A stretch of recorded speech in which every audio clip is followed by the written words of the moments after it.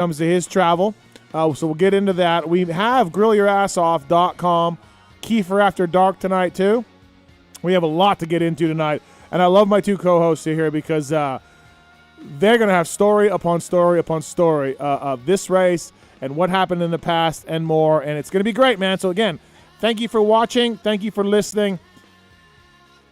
PulpMX Show, presented by Motorsport.com, Fly Racing, Decal Works, Race Tech Suspension and Engines, X-Brand Goggles, Renthal, Michelin Motorcycle Tires, Acerbis, Firepower Batteries and Chains, Maxima USA, Pro Filter, Scoche, ORW, OGO Power Sports, FMF, Guts Racing, Atlas Neck Brace, Works Connection, MotorcycleIndustryJobs.com, Get Data, WUSA, Ride Engineering, Intense Cycles, Suspension Direct, Manscaped, CTI, Wiseco, Pistons, all on board.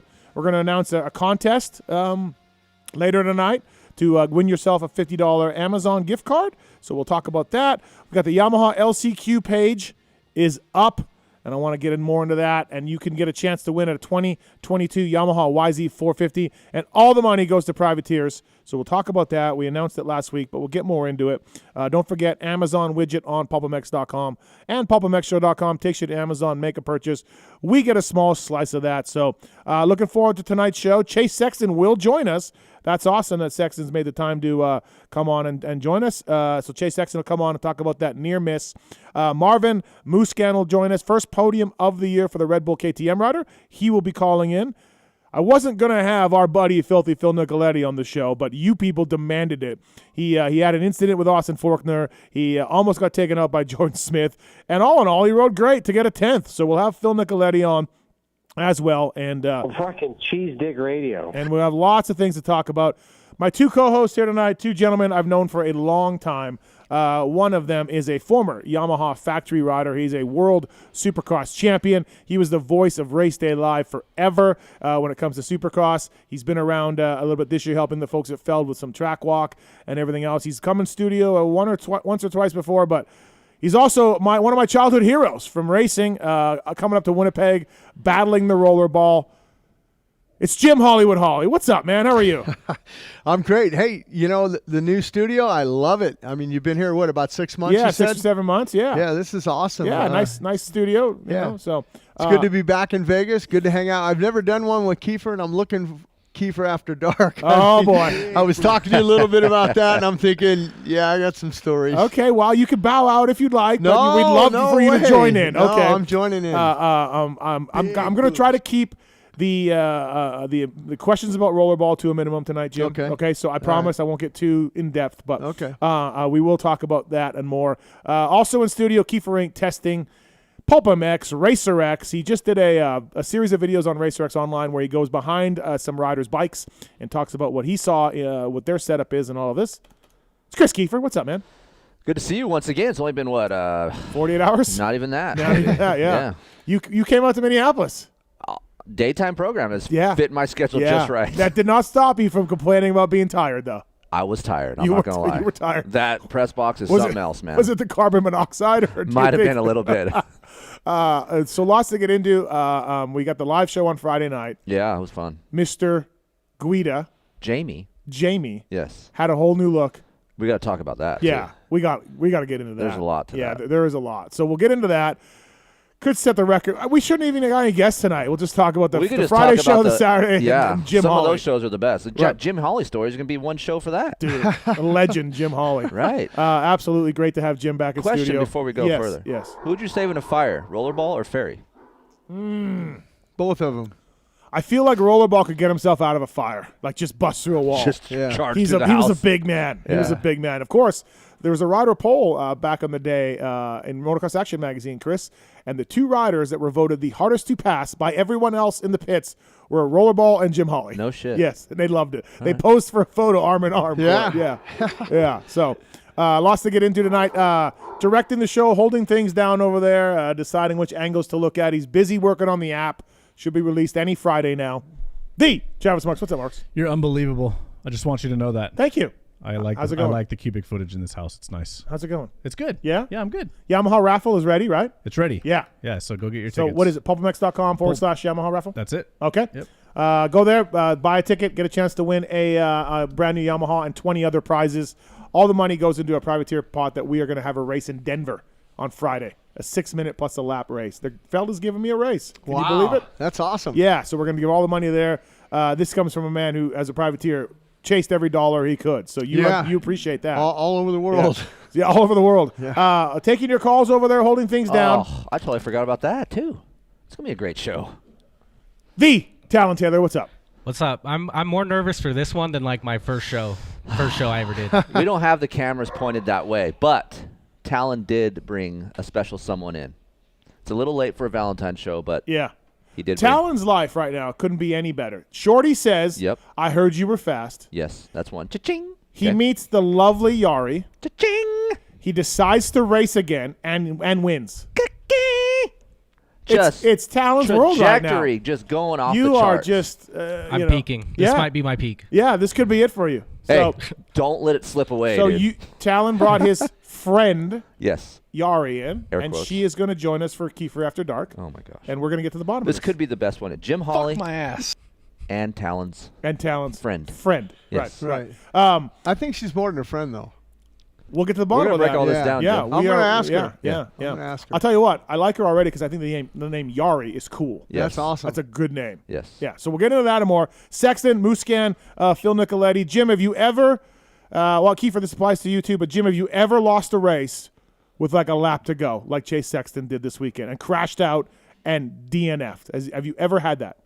Yeah, Mammoth, 500 class. Okay. I was ahead of Mike Fisher, had it in the bag and come into a lapped rider. And I'm watching the lapped rider, and I'm thinking, okay, I'm going to go to this side. He actually looked back, and he saw me, so he figured, okay, Jim's going to come on the left. But he went left as I'm going by and just clipped me and took me out. I ended up getting second, but I just went. But you did get up. Oh, I did get up. It wasn't a Sexton thing. Yeah, no, I felt so bad for Sexton. Yeah. I mean, it was almost like, you see it going away, and then, man, if he could have just pulled that bike down low-sided before he hit that jump. The suspension is so stiff nowadays that, I mean, you saw what it did to the front wheel. It just tacoed the thing. But, I mean, just like that, $100,000 gone out of his pocket, and thank you very much for Anderson, $100,000 in his pocket. Yeah, Anderson pulls within 3 points now of Eli Tomac. Yeah. Tomac goes down with Ferrandis early in the race. Yeah. That, I think, so the shot of Sexton's wheel, Yeah. that is from the crash, not from before. There's people talking about this on Twitter and such. Correct. Like, it was from the torque of the motorcycle hitting the face of the jump. But Jim brought up a good point, and this is what I was going to say, is like the suspension is so stiff. The fork is so stiff in Supercross.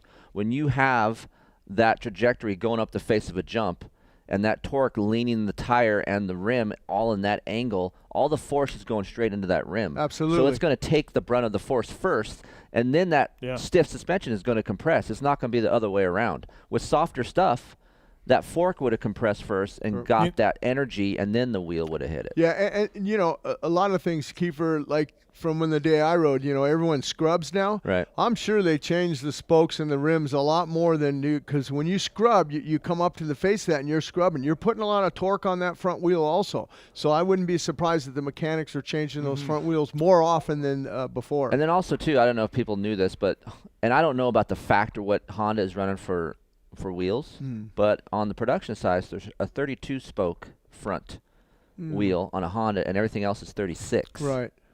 So I don't know what Honda's using, but there is some of that. you almost think it would be back to a 36 for Soupy. Right. Yeah. But yeah, absolutely. You know what? I think I was saying this to you when we left.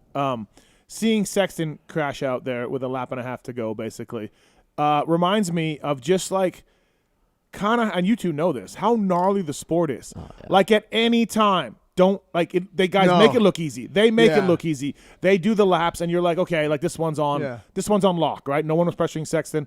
He was going to win, and then that happens. It just gives you an idea of how gnarly the sport is, in that shit can happen anytime. Well, you have to be focused for 20 minutes plus a lap. Yeah. If you lose that focus or anything happens, just a little thing like you saw it happen. Oh, he's going to lose it. But look what happened when he hit the face of the jump. I mean, even if he was able to pop back up, he wasn't going to finish with the wheel damage that he had. No. Yeah, it just makes you appreciate just how much you have to be on your game. No slacking, no mind wandering or anything. I will say this one thing. I don't know what they showed on the broadcast, but He tried to get up. Yeah. Very wobbly. Tried to get his leg over the bike. Couldn't do it. Well, before that, he fell down. Yes. Fell down. On, but after all this, the race was pretty much over. Yep. He literally tried to run away from the. That's what it looked like. He was literally running away, like or walking very briskly. Yes, like Ricky Bobby, like he was on fire. Like, I'm on fire. No, you're not, Rick. You're not on fire. You're fine. You know, like, and I'm on fire. I'm on fire. He wasn't like, he was a little bit out of sorts. Yeah. And I don't know. This is my speculation. With everyone not everyone, I should say, with some people getting sick with the carbon monoxide thing that's going on. I know RJ was sick. Starling was sick. Jamie had some eye issues up in the press box. I wonder if some of that, he's maybe started getting a headache and starting losing a little bit of focus. Yeah. I don't know. Yeah, I don't know. We'll talk to him. That's an interesting thing because I had a friend of mine. Her name is Jodie Foster, not the actress, but she was working selling alcohol. And after she'd been there 12 hours, and she got a migraine headache, and she goes, I was sick. The carbon monoxide. But I've never felt it because I don't know why I haven't. But you watched a with lot us of in the people, press box. You were with us in the press box. So, and I mean, I think that is a big issue. Yeah. It seems to be an issue from this weekend. Something with the building and the ventilation for sure is going on. There's no doubt. But yeah, what a race it was. And Sexton loses, like you said, $100,000 and a win. You think it's still $100,000 for a win? Yeah. Okay. Yeah. And Jason Anderson wins again. Yeah. Three wins now. Yeah. Crazy. That's 3 more than I thought Anderson would win before the year. Right. I got to agree with you. Yeah. I was thinking, I don't know if he's going to adapt, but, the Kawasaki team, those guys do a good job, and the bike's a great bike, and he's been putting in the time. Yeah. I've heard from people that he's staying late. He's putting in the work and everything, and, hey, he's got a wife now. He's got to make money. Yeah. I think it's wife. I think it's air quotes. Oh. I don't know if it's wife. Oh. I don't know if it's just calling her wife. All right. Well, this is going to lead into our question later on. Okay. Well, this only helps me then. I want to go back to that carbon monoxide thing for one thing because I did experience it. I threw up, and this was in Guthrie, Oklahoma, one of Mike Kidd's arena crosses, and it was so cold back there that the exhaust vents had frozen. So and this is back in the 2-stroke days, not the 4 strokes, oil and everything. So I did get sick, and I had to go outside and throw up before the race or whatever. But, exactly. I don't know with Minneapolis with U.S. Bank Stadium. I don't know if they had a problem. Maybe they were frozen shut. Who knows? Yeah. Anderson wins. Tomac obviously fights all the way back up after crashing. And Marvin gets his first podium. And Cooper Webb is on the box too. After 3 straight 8th places, Coop gets on the box. And, I get it. It's a second. And anybody, they'll take a second when they get it. But I'm still not convinced that he's fixed, quote unquote. I mean, he was leading, and he was in 5th. Yeah, and that second was handed to him by Sexton, or that would have been Sexton, a 3rd. Sexton and Mookie go down. Right. So I guess he was 4th. He did get freight trained a little bit. Yeah, that's what I mean. So I'm not we think he let Michael Byrne go. Yes. We don't think he's working with Michael Byrne anymore, so that's a change in his program. And great job for Coop for sure. I'm not sure what I saw was a vastly improved Coop. I think if we're going to see anything, Coop's fired up. He got second, got a little bit of taste of what the podium's like again, even though it's been, round 1? Yeah. Yeah, so, that's a long time dry spell for him. I don't think we're going to see the dominance that we did last year, but he's going to get a steamroll. He's going to win some. So you don't think, as if you're him, you're I got second, but I was not the second best guy here. Well, let's face it. Coop's honest with himself. We know this. He will say that, but he's like, hey, you got to be in it to win it, and he was. He didn't crash. He stayed up there. It doesn't matter what Roxon and Mookie did. They crashed. Well, Roxon he was ahead of, but Sexton and Mookie, But I'm just saying, all of these guys crashed, right? Right. And he didn't. Yeah. So people say, but he got so-and-so past. He got past. He was leading. The old Webb doesn't get past there. He just gets stronger as the race goes on. But how? I thought he got a little bit stronger as this race went on. Yeah, I kind of watched him the last couple. Yeah, he pulled away from Marv. Yeah, he did. So I was watching that because at one point I thought, well, Marv's going to come up and pass his teammate, but that didn't happen. Yep. And then when Mookie passed him, he did get back up to Mook. Right. So, So we'll talk about that and more tonight on the show. Jim Holley, Kris Keefer here. We got phone lines. People are already on the phone lines. Kenny wants to talk about Washougal 86, so we just got to go right to there, of course. Kenny Watson? Kenny, what's up, man? Hey, how you doing, Steve? Good. You want to talk to Jim?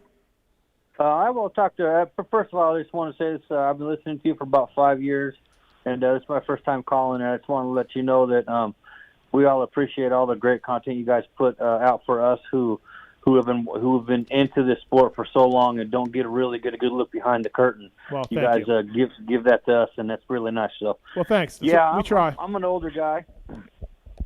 Okay, go ahead. Okay, I'm an older guy, so I was born and raised in the Tri-Cities, Washington State, High Des, Kefar, out like that. Yes, sir.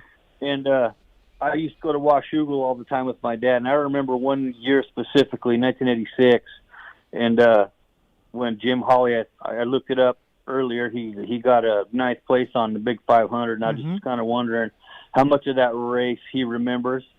I remember quite a bit. I remember standing on the downhill and getting mud splashed all over me from them guys, and I wouldn't let my mom wash my clothes for like a month. Yeah, I mean, Jim, do you remember Washougal '86? I mean, you've done a lot of races. Yeah, I mean, right? Those were, the 500 Yamaha at that time, actually the 490.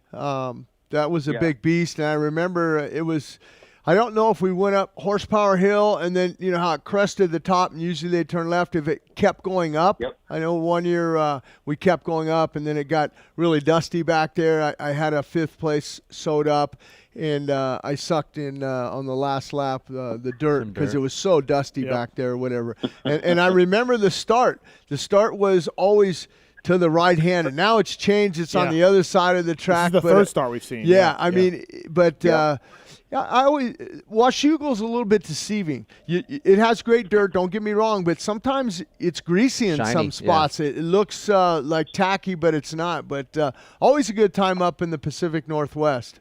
So Kenny, to make long story short, he doesn't remember, and Jim has done 600 races in his life. So Right. I mean, but. Right.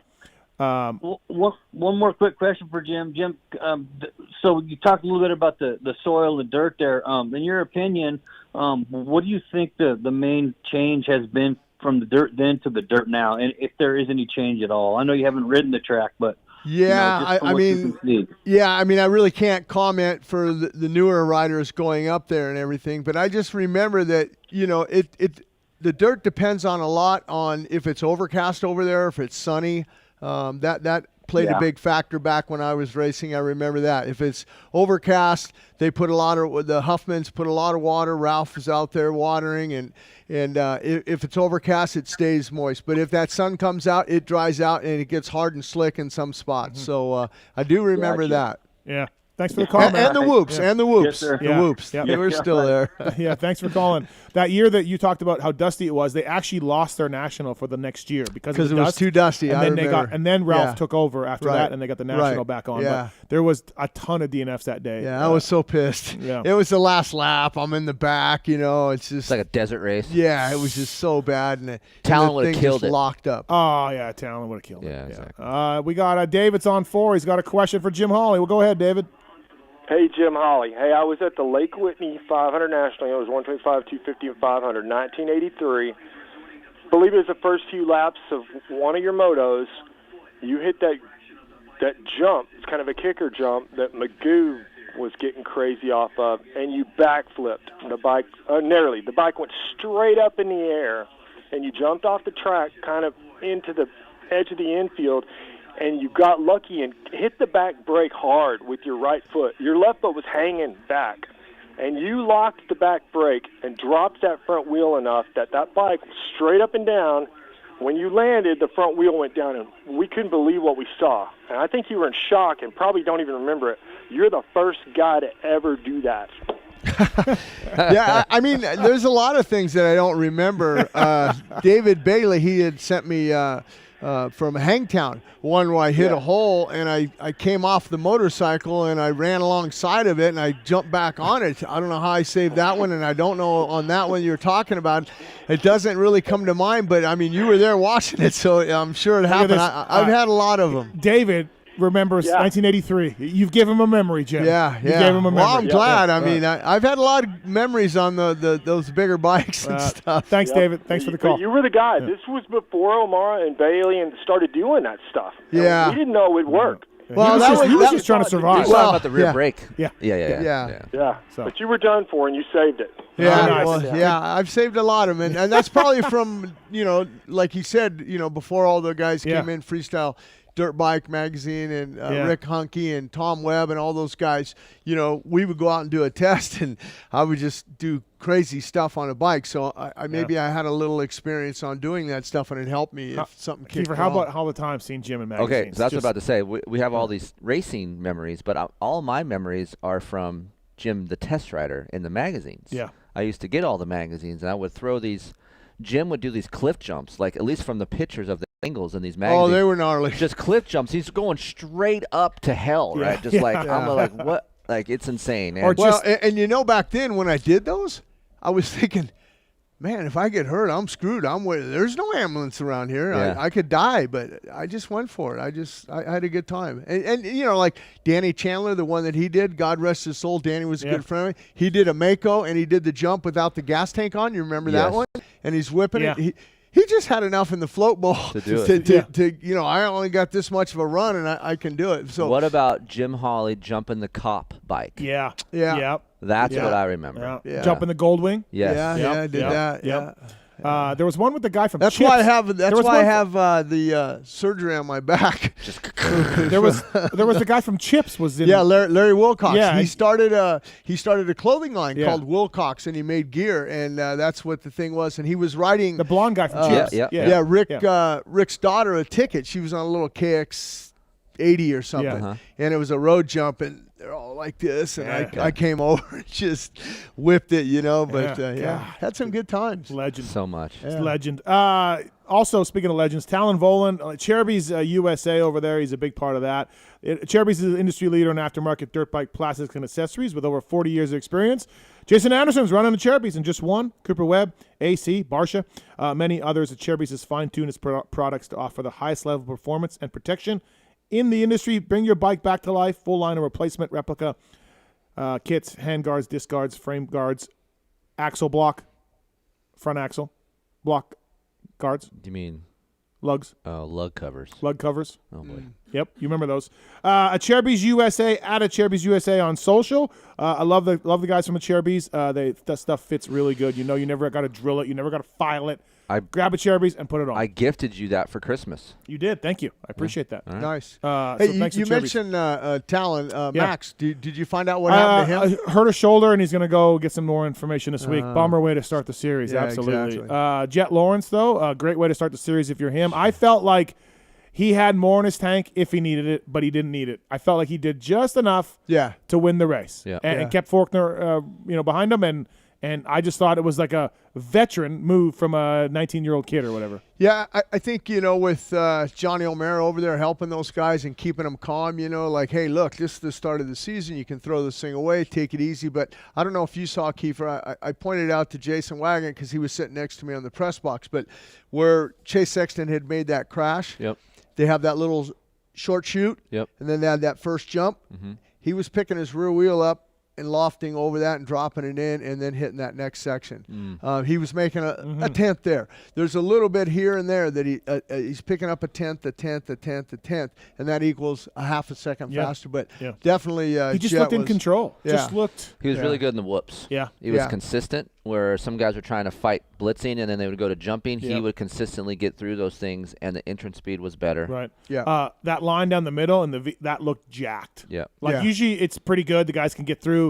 That one looked like it had developed some squares. And what happened on that is, like you said, normally you could just go through. It's like a rail. Yeah. But some guys would get outside, and then their side knobs would chunk that side out. The other side would be chunked out. And if you got into that, it was dancing. Maybe because it was so out of a turn, you're still turning. Yeah. So the guys couldn't. Because normally, you just go right through. Yeah, you got to get the bike straight up and down and go through. Right. But you're right, Keefer. Those things gave some guys problems. And we bitched about it earlier before the race started. We're like, oh, there's no whoops. But those whoops actually caused a lot of problems with them. No, they did. Races. Yeah. Did you see Tanner Ward, Canadian Tanner Ward? It's amazing. He's jump off of the triple. Show Jim if you can. Yeah, I'll show him. And did you see Troll Train jump in the other lane in front of Cade? Oh, I did see that. I think I did see it. He came on lucky nobody was going. Yes. So Troll got out of shape in the whoops and jumped into the other lane. Jim, you got to look at this. This is Tanner Ward in practice, a Canadian Kawasaki kid. He got square. He got cross-rutted off the triple, and he got up from that. He was fine. Lucky he hit that wood and slid. What about lucky the guy, Lesher, didn't get that guy's over. riding along with his GoPro, just getting off the track. Right. He's just riding. But in practice, the KTM rider we talked to, the Hunter or Minnesota kid, Henry Miller. Yep. Exited stage right on a pile of dirt. Tanner Ward went stage left. Yes. Yeah. And he literally landed on a pile of dirt that they were using to fix the track. Holes, yeah. Just landed right on it and soft and just cartwheeled. Yeah. Because and made the main, though. Henry made the main. Just like I said, the whoops were hooking people left or right because they're leaning back. Yep. And then right out. It was old school, Jim. Yeah. It was good. Remember the old school days when they had a set of whoops and a triple and people had to shift? Yeah. That's kind of what me and Nick Way we were talking on Track Walk. This reminds us of like old school triples. Yeah. I thought it was a good track. I thought it was a raceable track. I think it gave problems to a lot of guys. I like tracks that there was 6 or 7 guys were quadding on a step off, step on, step off. I love when we see an obstacle or two where the elite dudes can shine. I like that. I just want to see the best in the world show me that how badass they are. Right. So I thought that was pretty good. Before we get to Chase Sexton, let's go to Ash. Question for Keefer. Go ahead, Ash. Hey guys, Keefer. How you doing, mate? What's up, man? Hey, I got a bike question for you. I sent you an Instagram message, but this way you can't avoid me, so you have to answer. Okay, good. Cheers, mate. So I've been RM Army for about 10, 11 years now. I'm on my third RMZ 450, and I've always loved it. I know they're a bit behind and that sort of stuff, but they've served me well. That being said, just looking for something different. I think I want to go blue or green.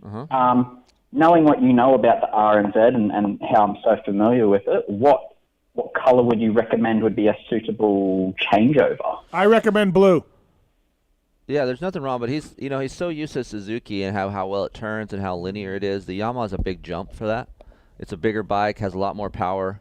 The Kawasaki is more of a manageable power like the one the Suzuki has, where your Suzuki, your Z, like you call it, that's what they say in Canada too, the Z part. Yeah. Is linear feel. It doesn't have a lot of RPM response, but there's a lot of torque. That's kind of how the Kawasaki fits, but the Kawasaki isn't as sharp turning as the RMZ. So you'll get a little bit more stability, a little less rigid feel with the Kawi. So coming from where you are, I would recommend a Kawasaki. I recommend a Yamaha, Ash. Okay. That's just me. And I recommend... You're biased as shit, Steve. And I recommend if you have a buddy that has a Yamaha and you have a buddy that rides a Kawasaki... Ride both. Ride both and see what fits you. Yeah. All right. Nice. Hey, Steve, I just want to pick your brain on one quick thing. I know you got guests coming up. How would Craig have done on the coast this weekend? I reckon he would have smoked him. I know Jet is amazing, and he was holding a bit in reserve. Yeah, that's tough. I feel like Jet had more in the tank, but I do feel like Craig beats Austin Faulkner and McAdoo and those guys. But I feel like Jet could take it to another level if he would have needed to. So I don't know. Yeah, good question. Yeah. Can't wait till Atlanta, East-West. See what happens. That'll be great. Thanks, Ash. I honestly hope there's a whoop section like Minneapolis at Atlanta. So it's not so long where Christian has a huge advantage. Right. It's just enough to get, there's 8 ready of those things this week? Yeah. So. Thank you to the folks at Renthal, the winning brand in manufacturing design for the last half-century. Renthal continues to lead the world at the very top level of sport, amassing more titles than all the other brands combined. Thanks to the hard work and dedication to detail, the Renthal factory has been helping world-class riders achieve their goals way back in 1969. Factory Honda has been using Renthal since 1986. Think about that. Renthal.com for more information. Grips, chains, sprockets, fat bar 36, twin wall, 7/8. Renthal.com. Speaking of Factory Honda, speaking of Renthal bars, let's bring our first guest in of the night. This man was the talk of the pits afterwards for the near win and the great riding that he had. It's Chase Sexton. What's up, Chase? How are you, man? Hey guys, how's it going? Thanks for calling. Appreciate it. I appreciate you after a crappy night like that, willing to come on the show, man. Thanks. Yeah, no problem. It's nice to be on after. It's always nice to be on the show because that's usually you did good the weekend before. But right. it's an honor to be on after I didn't win. Oh, man, I can't believe it. Just so close, so close. And watching the crash back, do you remember much of it? Do you remember everything that went on? Oh, yeah. I remember the whole thing. Okay. That's why where everyone's kind of like, I mean, everyone is kind of freaking out because I didn't stumble getting up. But it was almost like I was in shock because I was so, like, I don't know, I was just so, like, mind blown that it happened. Yeah. I remember the whole night. I passed, like, they took me to the health evaluation in the semi after in the A-Star semi, and I passed everything they tested me with. Right. Okay. But they ended up, the medics that came back that met me on the track are the ones that said that I had a concussion. But I think I was just so caught off guard, and I don't know, honestly, like, I remember everything. So, like, now I feel like perfectly fine. I don't feel like I have like any like symptoms of a concussion. I don't feel like I have anything really. So what people don't understand is he's raced for almost 20 minutes. His heart rate's 190. All right, and then you crash, it goes up even more. Yeah. I mean, you'd be a little stumbly too. It was a hard hit. Right. Yeah, for sure. It was tough. Yeah, dude. Yeah, the force and the torque of your wheel, of everything that went through the wheel, like that's gnarly. That's insane. So. Yeah, I'm not sure what happened with the wheel, the whole thing. I don't know if it was. I cased that table I cased that on-off when we were quadding. I cased it once behind Cooper, and I don't know if I loosened it up or something because I don't know. It's just weird. The wheel would have broke right there, but I don't know. It was. Well, I was talking to John. I was talking to John Anderson from W. And he had reminded me of Blake Baggett had the same thing happen to him at Anaheim a few years back. He was passing for the lead. He came in. He stuck in the split section. Yeah, he stuck the front end, and his wheel folded from the crash. Really? So I was like, oh yeah, something similar. Yeah, I remember that. So, and you know what sucks is like, okay, so mistakes happen, and like just if you just had pushed the front end and just dropped the bike, get back up, you're still probably leading. You know what I mean? It's one of those things. Yeah. You have a split second to decide. Front end's going. What do I do? Yeah, there was no say. I mean, by the time I knew the front end was going, I was already going off the jump. So there was no reaction to what was going to happen because it happened so fast, and I hadn't like I said, I was 20 laps in, 20 minutes into the race. I hadn't had that. It hadn't happened before that, so I wasn't expecting it. And it was. I wish honestly, if it would have just slid off the face, and like you said, I would have fell. Like obviously, I would have fell over, but I at least could have got to a podium or something. I mean, not pretty much a DNF. I mean, I did DNF, but I ended up 16th because it was that late in the race. But, right. It's just unfortunate because that was a big moment because I mean I lost a lot of points. And you lost a lot of money too. I know you lost a lot of money too. I mean, I don't even honestly at this point. I told people like the money does not bother me, but the win, like, I train my ass off to win races, and then you come one lap away from it, and it doesn't happen. I wanted to. There was some dark moments that night, man. I was very, very frustrated. I had to walk through the pits and then up and kind of into the crowd, and people were like asking me like what's going on, and like people are drinking in that point, so they're kind of loud, and I was just, dude, I was so mad that I'm like, just please get me out of this place. I was I was so fired up. I could have snapped at any moment. Like walking up the ramp, you mean, out there, like outside? Well, no, I went up the elevator, and then it like takes you basically to the main concourse trying to get out. Oh shit. Oh yeah, so, because like, right, yep. Yeah, not that it's their fault. I mean, I was in a bad mood because of what I did. So, it was, it was a dark night that night because, man, it was. I felt like I had a really good day overall. Like my riding practice. I mean, I only missed the first. Went pretty much fastest free practice, fastest first qualifying. I was second in the second qualifying, and I won my heat race. So it was pretty much almost a perfect night for me. And I don't know, because there wasn't really. I mean, I was so in a good flow and was actually having fun, and then that happened. But we're able to fight another day, and there's another race this weekend, so that's exciting. The Giselle is what I say. Oh, the Giselle. Giselle. Right. I was actually going to ask you, what does that mean? Okay. What does that mean? Okay, so I typed about this in my my column, which you probably don't read because you don't give a shit about it. But Gisele Bündchen is super hot, right? You're familiar with her? Yeah.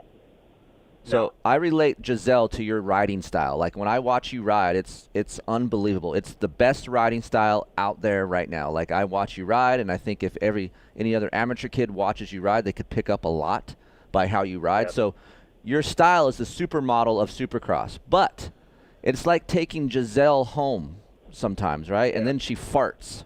And you're like, I cannot believe she just did that. She's so beautiful, right? It's like you when you crash.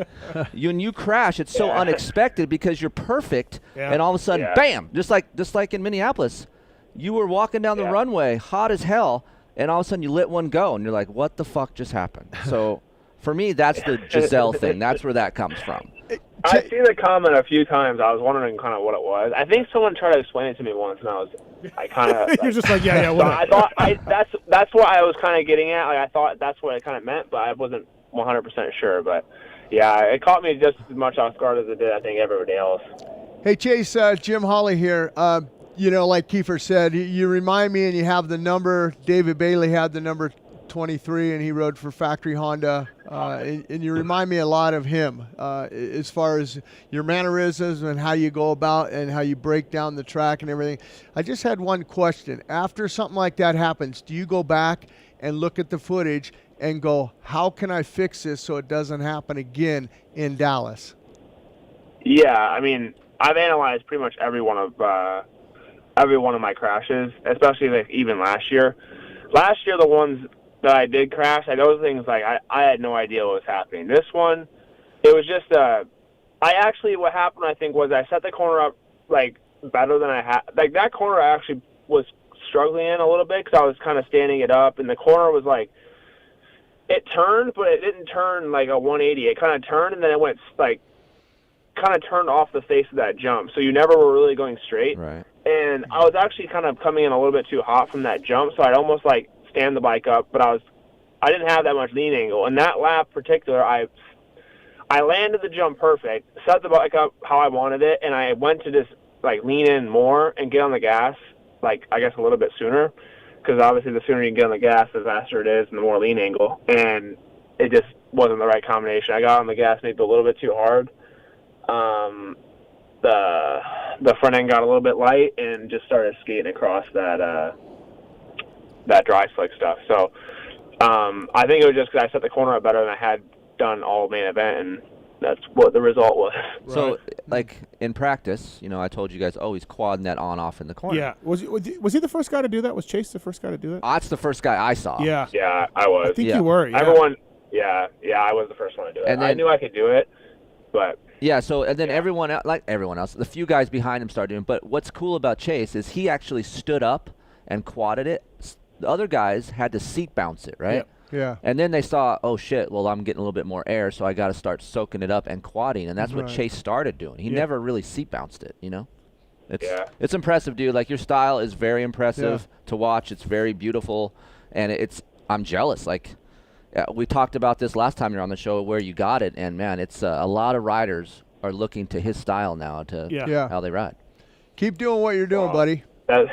Yeah, I'm definitely not going to, I mean, like that little mistake was, it wasn't great, but it was very minimal that I actually did wrong, and it ended up being a big crash, obviously, which is not good, but, I feel like my riding's in a good spot, and like I said, all day I felt good. I wanted to go into that corner. If the corner never really formed, I felt like that great, but I wanted to go into the corner, quad in, 180 and seat bounce quad again out. But I never thought the corner never really gave me the option because by the time we got out there, it was kind of already super rutted. But there was definitely more quads out there. There was a quad in the other rhythm section. So there's more out there. At what point in time do you decide, okay, this isn't a step on, step off anymore, I can actually quad it? Do you decide in track walk, or is it something that you feel when you're riding?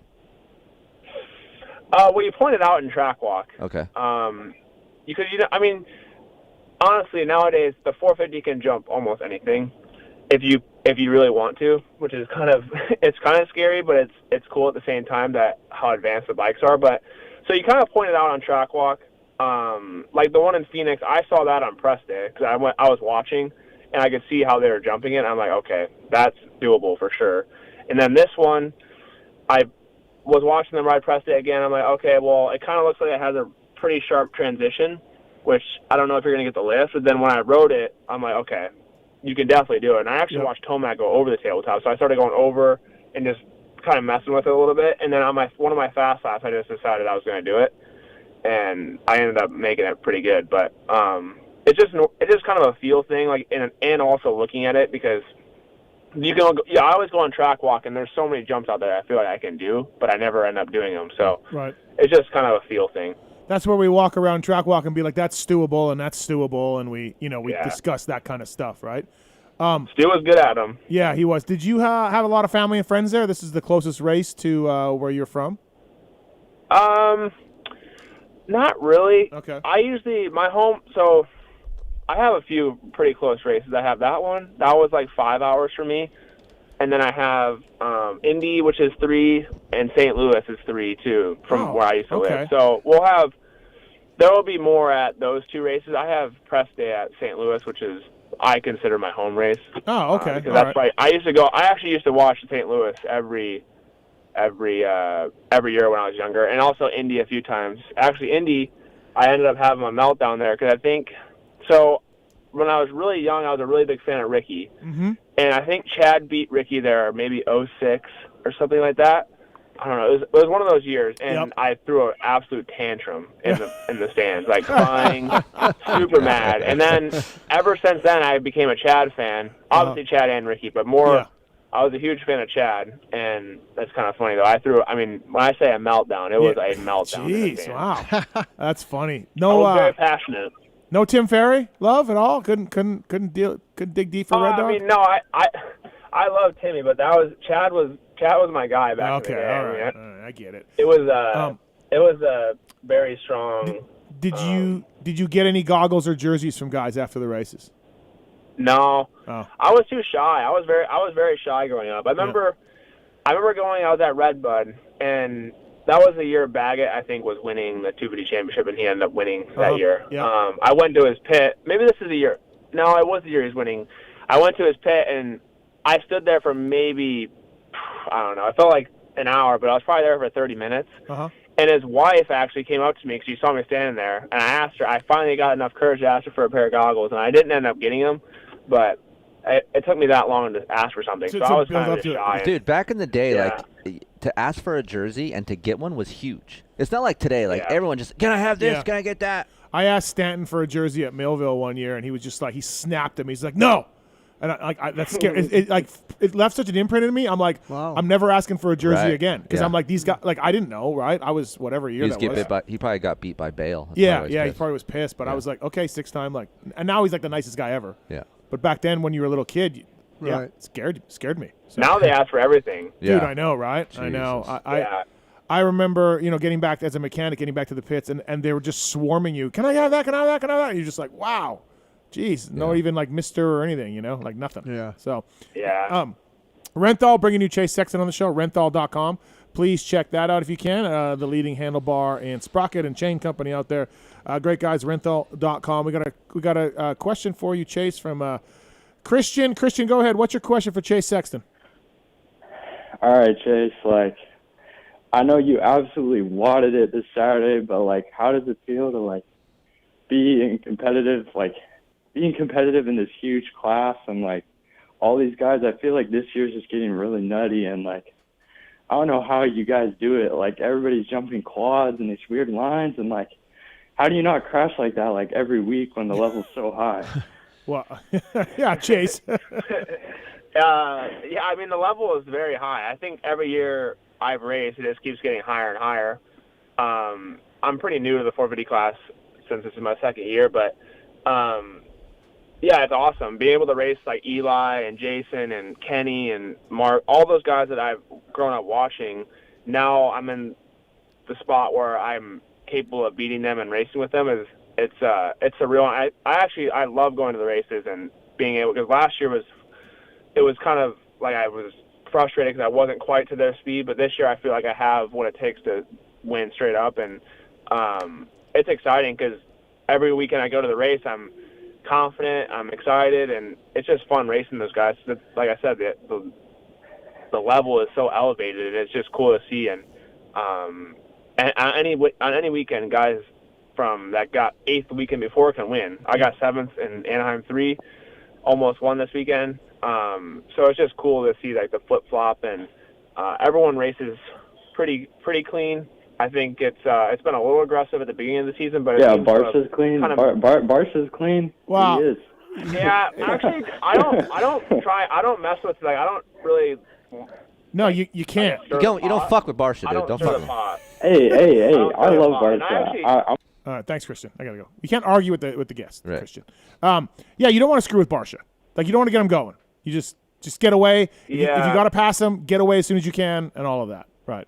Yeah, I actually don't have a problem with him. I try and race him clean, and I think when you race somebody with respect, they kind of give it back to you. So I just try and, like, I obviously race with respect. And Kenny and I think he tries the same thing too. And it's just Tomac. I actually really like racing him because I like racing all of them, but Tomac especially. Like, you know what you're going to get with him. Like, if he's faster than you, he's going around you. He's not going to ride you dirty. He can obviously run you high in a corner, but he's not going to put you on the ground. And it's just fun racing those guys. So to answer his question, it's cool to be a part of such a intense year of racing, I guess. I should say. You got the win, of course. You just talked about, you were almost fastest in every session in Minneapolis. You won your heat.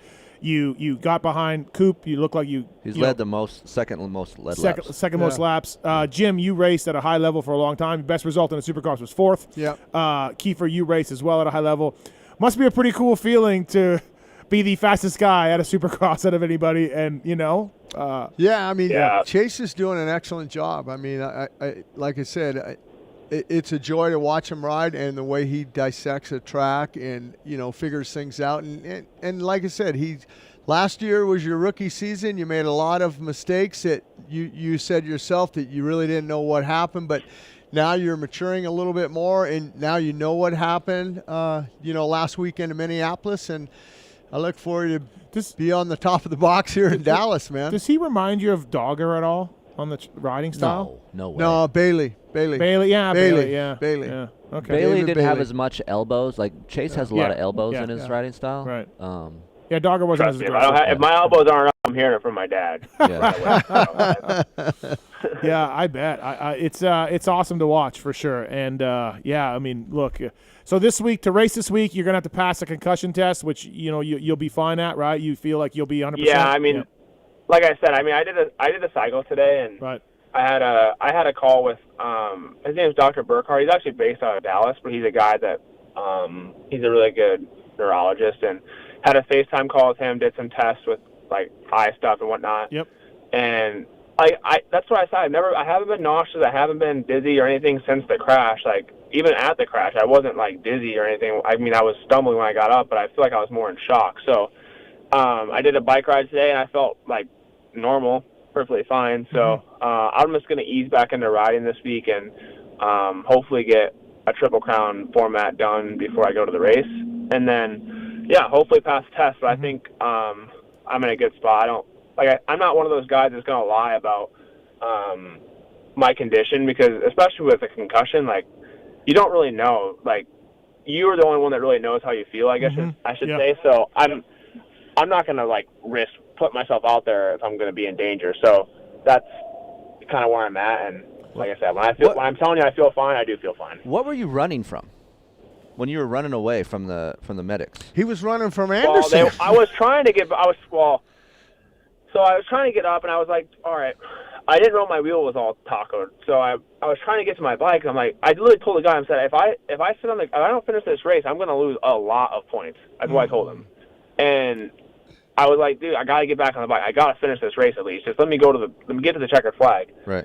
And they weren't letting me because they saw me stumble, and I wasn't really, I probably shouldn't have. I mean, I felt like I was fine, like I said, but the race was pretty much over, and at that point, my wheel was already done anyway. So they were trying to get me to not ride my bike, and then I was trying to get on the bike, and they weren't letting me, and then I was basically arguing with them, telling them that I'm fine. And they're like, no, you're not fine. But I was like, dude, I feel like I'm not lying to you. I feel fine. I can't, I got to finish the race. And obviously I didn't get to finish the race. Right. So that whole thing was I was kind of the same way last year in Houston. I was arguing with them like, no, like, I didn't hit. Like, I'm fine. Like my shoulder hurts, but I can walk off the track by myself. And they're just trying to do their job. And I was on to finish the race, obviously. So it was kind of a heated moment. But I said I was sorry after that and for acting like a jerk. You're back in Florida now. That's nice, right? You're going to enjoy that, but more than California, you told me.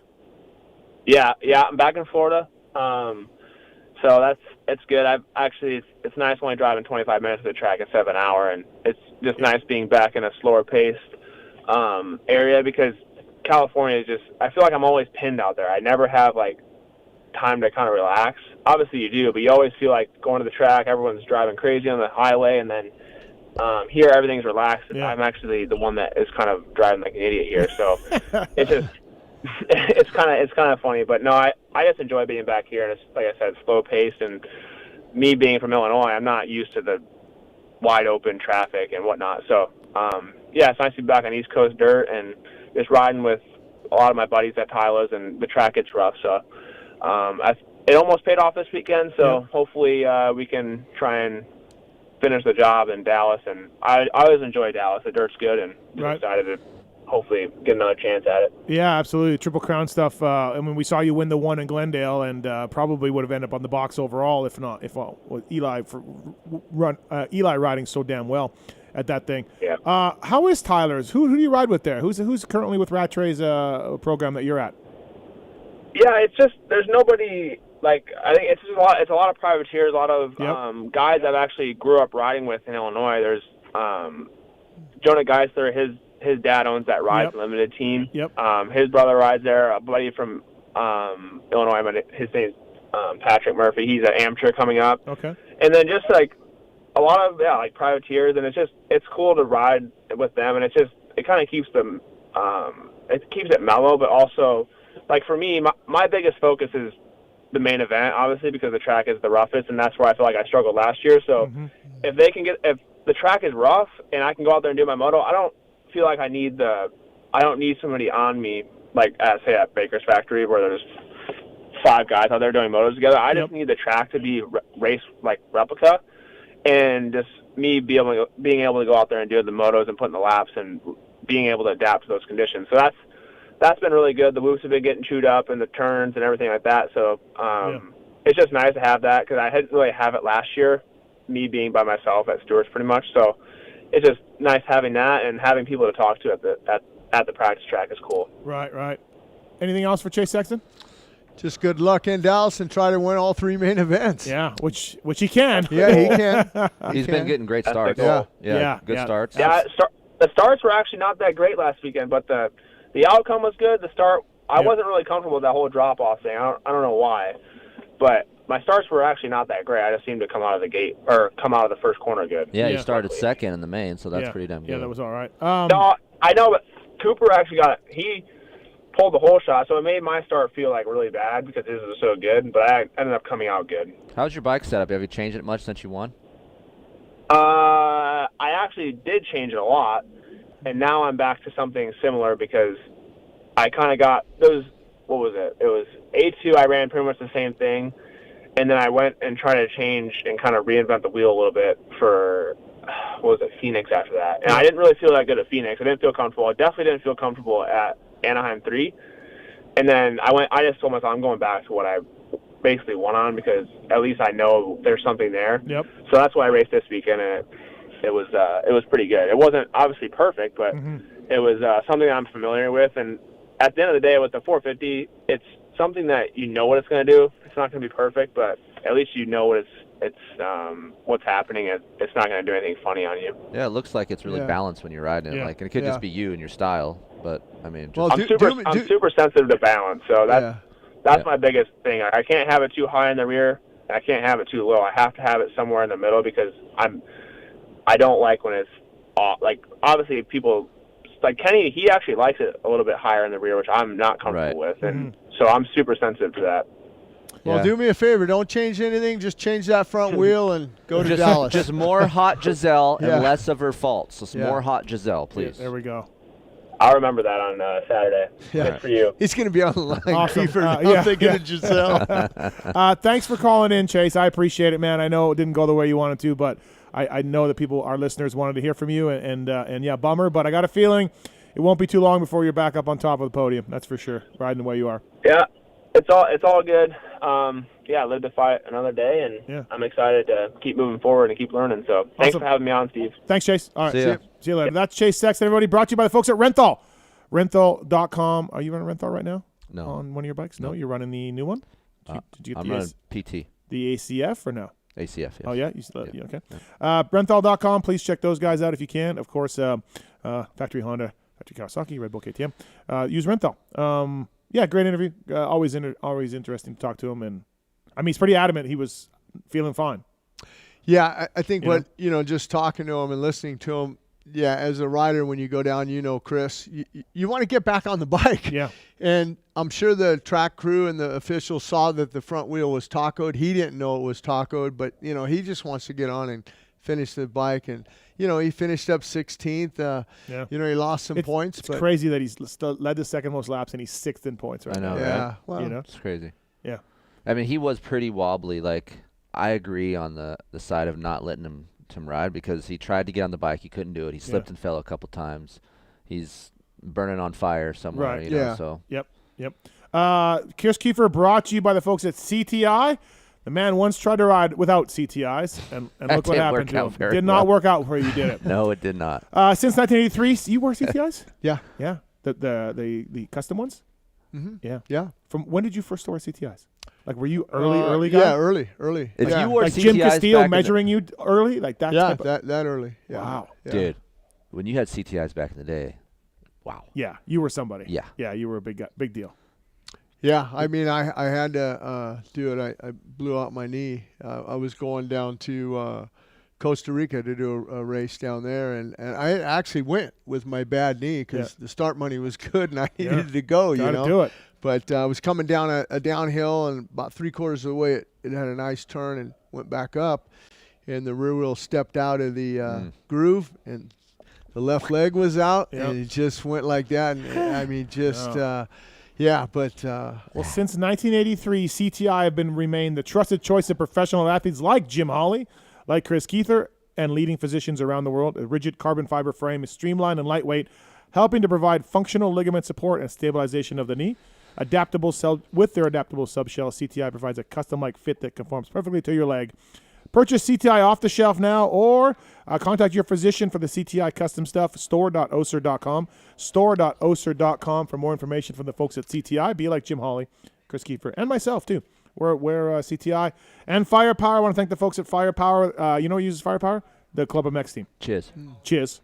Gopher Dunes Honda, Cade, A-Ray. Firepower batteries, Firepower chains. Chains are made in Japan, and the Firepower batteries are featherweight lithium batteries.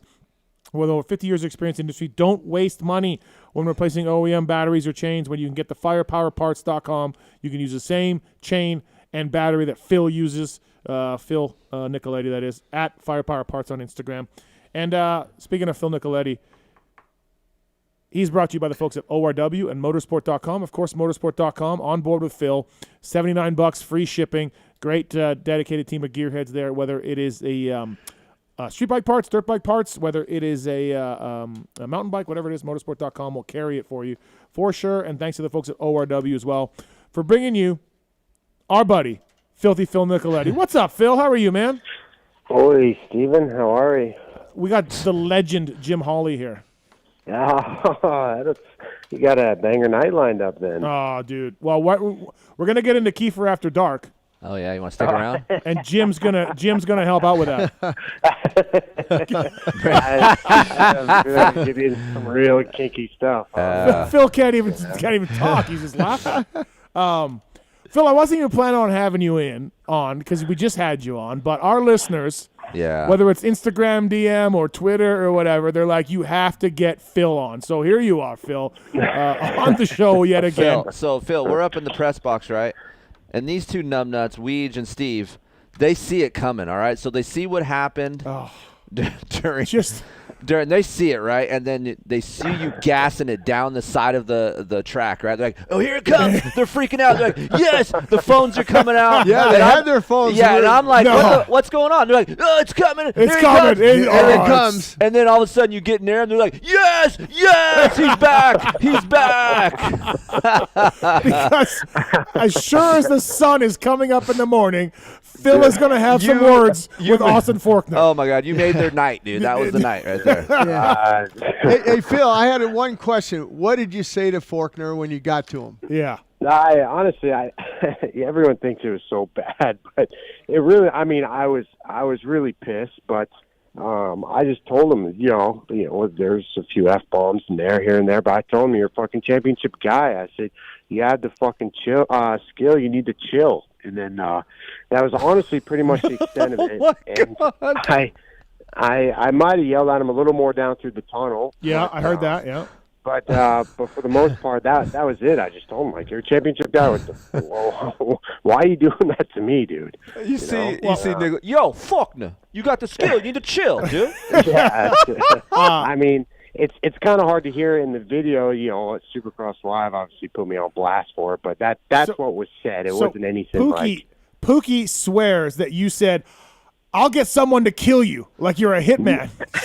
I said, no, baby. He said, you're going to get us killed. Not like I can get someone to kill you. She said, I listened back. It sounds like Phil's going to hire a hitman. No. I told him, I said, dude, yeah, you just need to chill. You have the skill, man. Like, what was cool? He was mad that Phil passed him straight up. That's why. Yeah. That's why he did. And honestly, if the only thing that really made me calm down is like he owned it. You know, he said he was sorry. You know, as soon as it happened, he said he was sorry, and you know, he didn't mean it. He said he was stupid. So I was like, that was fine. That's a tip for every fucking kid out there. Yeah. When you fuck up, own your shit. Yeah. That's it. That's all you got to do. And it diffuses everything right away. Made a mistake. Jim, I know you've been yelled at and have yelled at people after races. A few times. Is that what do you agree with that? Absolutely. Just like, hey, man, my bad. Like, if you hit somebody. Yeah. Right. Yeah. I mean, it wasn't bad. Like, I gave the kid a pat on the shoulder, and then that was it. You know, I mean, whatever. And it made it a little awkward. His pit was right next to mine, and the PC guys are pretty. I mean, Robbie Rayner was just sitting in his chair. No one was saying anything, and I heard Austin literally say, "He's like, you think I forgot, or you think I forgot how to ride that heat race or not?"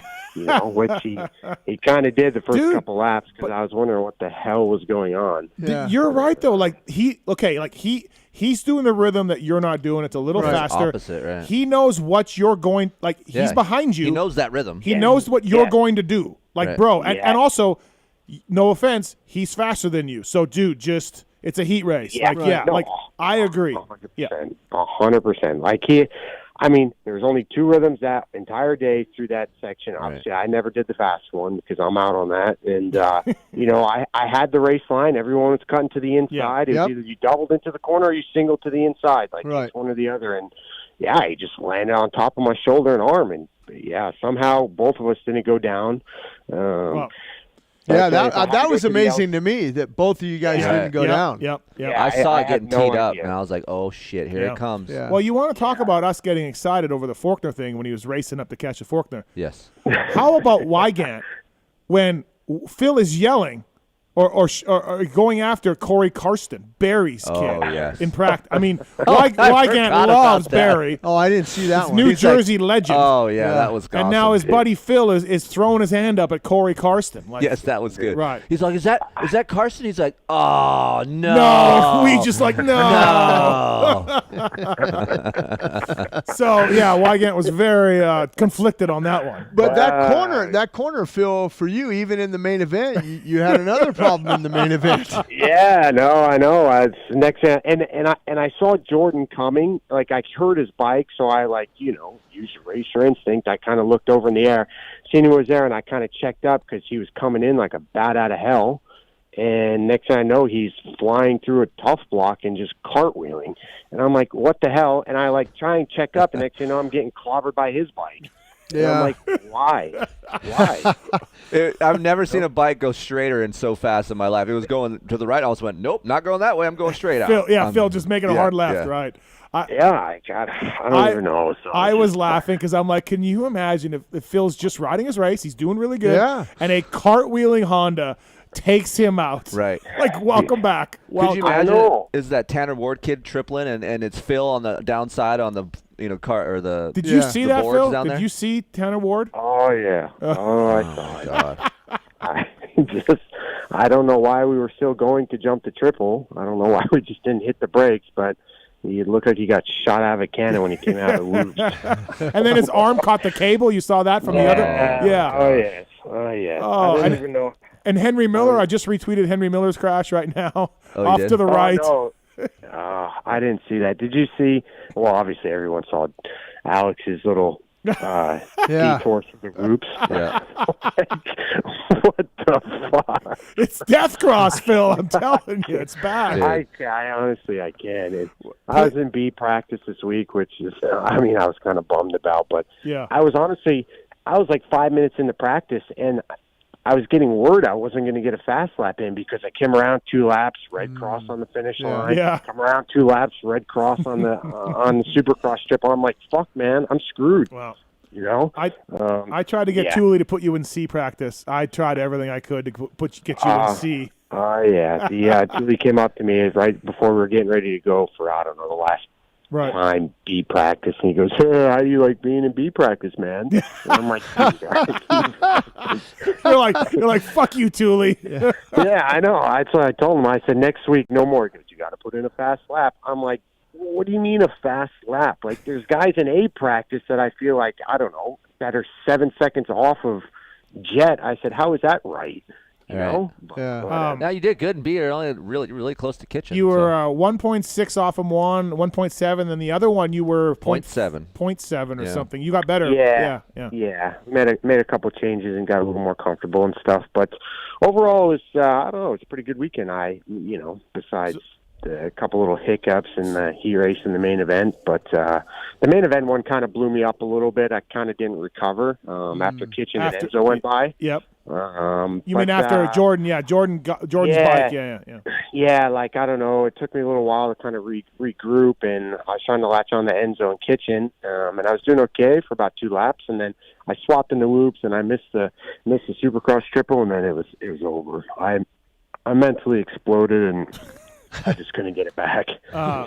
So you told us on this show that, you're not a cat. You don't have 9 lives. But we're not cats. We don't have 9 lives. I feel like you used two of them up in Minneapolis. Yes, I used 2 of them up. So how many roller races do I have left? Yeah. I think you have 8 races left, so 7 lives to go. Yeah, I'm going to have to start rationing them out here. And then you also said on the show that whoever builds the whoops, you'd like to duct tape their hand wide open to a 450 and send them through the whoops.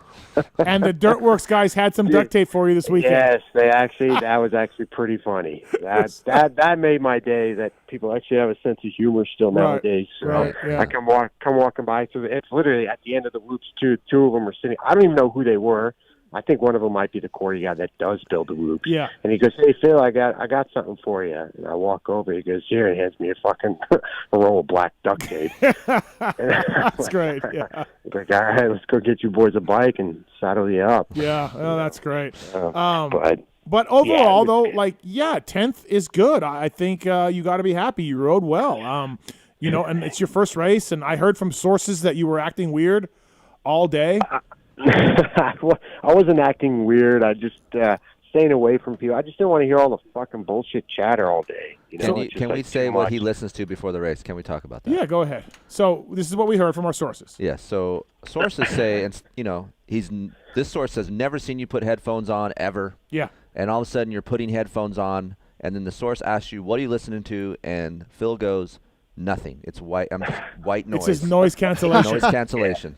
Yeah, just white noise and noise cancellation, so I don't have to hear people. I don't need music, and I just don't need to hear people fucking talking. And it helped a lot, actually. Wow. So I'm going to do it at Dallas as well. Our sources said it was a weird vibe from you all day. A little nervous, maybe. A little. I was a little nervous, but do you blame me? It's been 4 years since I've been surrounded by like tough blocks like that and stuff inside a dome, so it was a little nerve-wracking. But we survived, and, yeah, I mean, overall, joking aside, I felt okay. I was a little bit bummed in the main event that I lost the Kitchen Enzo gap there after everything kind of unraveled, but that's where I feel like I should be, right in there on that pace. So we'll get back to it this weekend. See how qualifying goes. I got to be top 18, but it should be okay. Have you ridden a Triple Crown before, Phil? Yeah. When did we? In 2018, I think they first started them. Yeah. I don't know where it was at, but yeah, I have done one. But they were like 6, 8, and 10 minuters, but now they're all 10. I think. Yeah, they're right? all 10. Yep. Yeah. They're all 10, Okay. So, how do you prepare for something like that? Like in your, training up to it? No, I mean, well, probably most likely tomorrow we'll do a Triple Crown simulation day. Right. But I mean, it's really not. I mean, 10 minutes really not that hard. The first two are kind of basic, but the third one I could see getting a little more physically demanding. But 10 minutes for us is really not that difficult, you know. So the first two are pretty basic. Pookie just clarified that she thought you said, "I'll have you killed." Right. Like a hitman. Like, yeah. I'll have you killed, man. Like, start your car and a car bomb will go off. Don't get in your rental car tonight. Yeah. No, pretty on the whole other opposite end of the spectrum. Right. So, what improvements do you feel like you need to do? What's your weaknesses right now? No, I mean, like I said, I mentally blew up, and that made me almost physically tired. But now that I'm thinking, I think I might have got physically tired because I had carbon monoxide poisoning. Because I was kind of struggling the last 4 laps. I'm like, what the hell is going on? It does seem to be a problem, right? It does. Like RJ Hampshire. Yeah, RJ's got struggling. sick. Yeah. Yeah, I don't know. And the whole next night, Saturday night, I didn't sleep. I had a massive headache. My eyes were all bloodshot. Like I just smoked pounds of weed, and I was all jacked up. So, it took me a long time to kind of recover on Sunday. It was definitely more demanding than what I thought it was. So I think that kind of played a little bit of a role. But now what I need to, I don't really need to change a whole lot. So I just need to stay away from the errors that happen and just stay in the hunt. So I mean, like I said, I was doing fine for 9-10 laps, clicking off laps, and then things just come unravel. I think it was also too is also funny, and we're getting so much enjoyment already. Phil's 1 round in, and we are getting so much enjoyment. But it was also funny to Enzo Lopes to say he was behind you with the Faulkner thing and behind you with the Jordan Smith thing. He's like, I almost saw Death Cross kill Phil. Fucker passed me twice in the same corner, and I'm like, are you kidding me? Yeah. It's actually kind of funny because in the heat race, like when I blew off the track when I came back on, I purposely, it's kind of jacked up, but I kind of like kicked the hay bale out for whoever was like right behind me. I didn't. So good. That's veteran shit right there. That's Jim Holley move. That's a Jim Holley move. Shit. Right. Yeah. Well, what was funny, it kind of sucks, but it was Jace Owen, my teammate. He goes, man, when you came back onto the track, he's like, your leg drug out a tough block. And I'm like, yeah, that wasn't on accident, man. It was funny, like you, Jace, and Enzo were in the heat close, were in the main close, in qualifying. Like you guys were so close. The 3 guys were all so close to each other. Yeah, like our heat race kind of, it sucks because, it was me, Enzo, Jace, and Marshall Well. And so it was all 4 of us who practice together all the time, and we're all in the same heat. We're just like, are you kidding me? Like we couldn't split it up a little bit. But we all lucked out, so it worked out good. Any changes to the bike going into Dallas? No, not really. No. My chassis worked really good. My engine was really good. So, I did a couple tire changes, from press day to the, to free practice on Saturday. Yeah. But that was really it. I honestly don't need to change a whole lot. So, are you a big fan of the early days? Like, I mean, the track walk was like you had to be there at 6:30 in the morning or 7 in the morning. I love it. That whole schedule's fucked. I don't like it. So good. And it just sucks because like you're in there all day. It feels like you're in a time warp, and you still leave the stadium, and it's 8:30 at night. 9 o'clock. That's what I was telling Pookie. I was like, by the time we got back to the hotel, it was the damn same thing. Like just a little bit earlier, a little bit. Yeah. yeah, like I didn't get back to the hotel or whatever till like 9:30. I'm like, Jesus, dude, like I'm smoked. I don't know how they can take something that's so much short, a day program, and it's just dragged out. Yeah. It's crazy. Well, and I know for Denver, they're going to have practice on Friday. Yeah. Yep. So they're kind of listening to you guys. Hey, let's get the practice out of the way. But then how are they going to do it? They're going to get one practice on Friday, on Saturday. They're going to have to have one. Yeah, one 10-minute on or something. Yeah. Okay, good. Phil, thanks for coming to the live show as well. Our fans loved it. That was great. So. That was actually amazing. I was pumped on how many people actually showed up for it on the freezing cold night. So that was cool. A lot of true fans. Did you stick around to the end, or did you see Jamie's new cut, or did you leave before then? No, I was in the back when you guys cut it. Oh, okay. And then he came back with his, ponytail like hanging or what, in his hand. And I'm like, dude, that's creepy. Fucking throw it out, dude. He's putting it in a fucking coffin case. Yeah, that's Keefer. It's on your mantle. It's Keefer, on my right? mantle right now. Right. Yeah. That is so weird, dude. Yeah, it's super weird, dude. So fucking weird. We have Phil Nicoletti in the show, brought to you by the folks at Motorsport, as well as Off-Road Warehouse. The PulpMX team is running the Off-Road Warehouse butt patch right now. They got stores in Temecula, San Diego, Corona, Vegas, Arizona, Georgia. Offroadwarehouse.com. Get your bike to the track with style and performance from Off-Road Warehouse. Stop in to check out the latest in truck, Jeep, Overland, UTV racing products for the industry's leading brands. They sell everything that you need for these. They install everything they sell as well. So please check that out. The best part is the code PulpMX saves you money at ORW, offroadwarehouse.com. So we did tell you earlier that we had a source, and we're going to bring that source in right now, actually, Phil. Alex Martin, welcome to the show.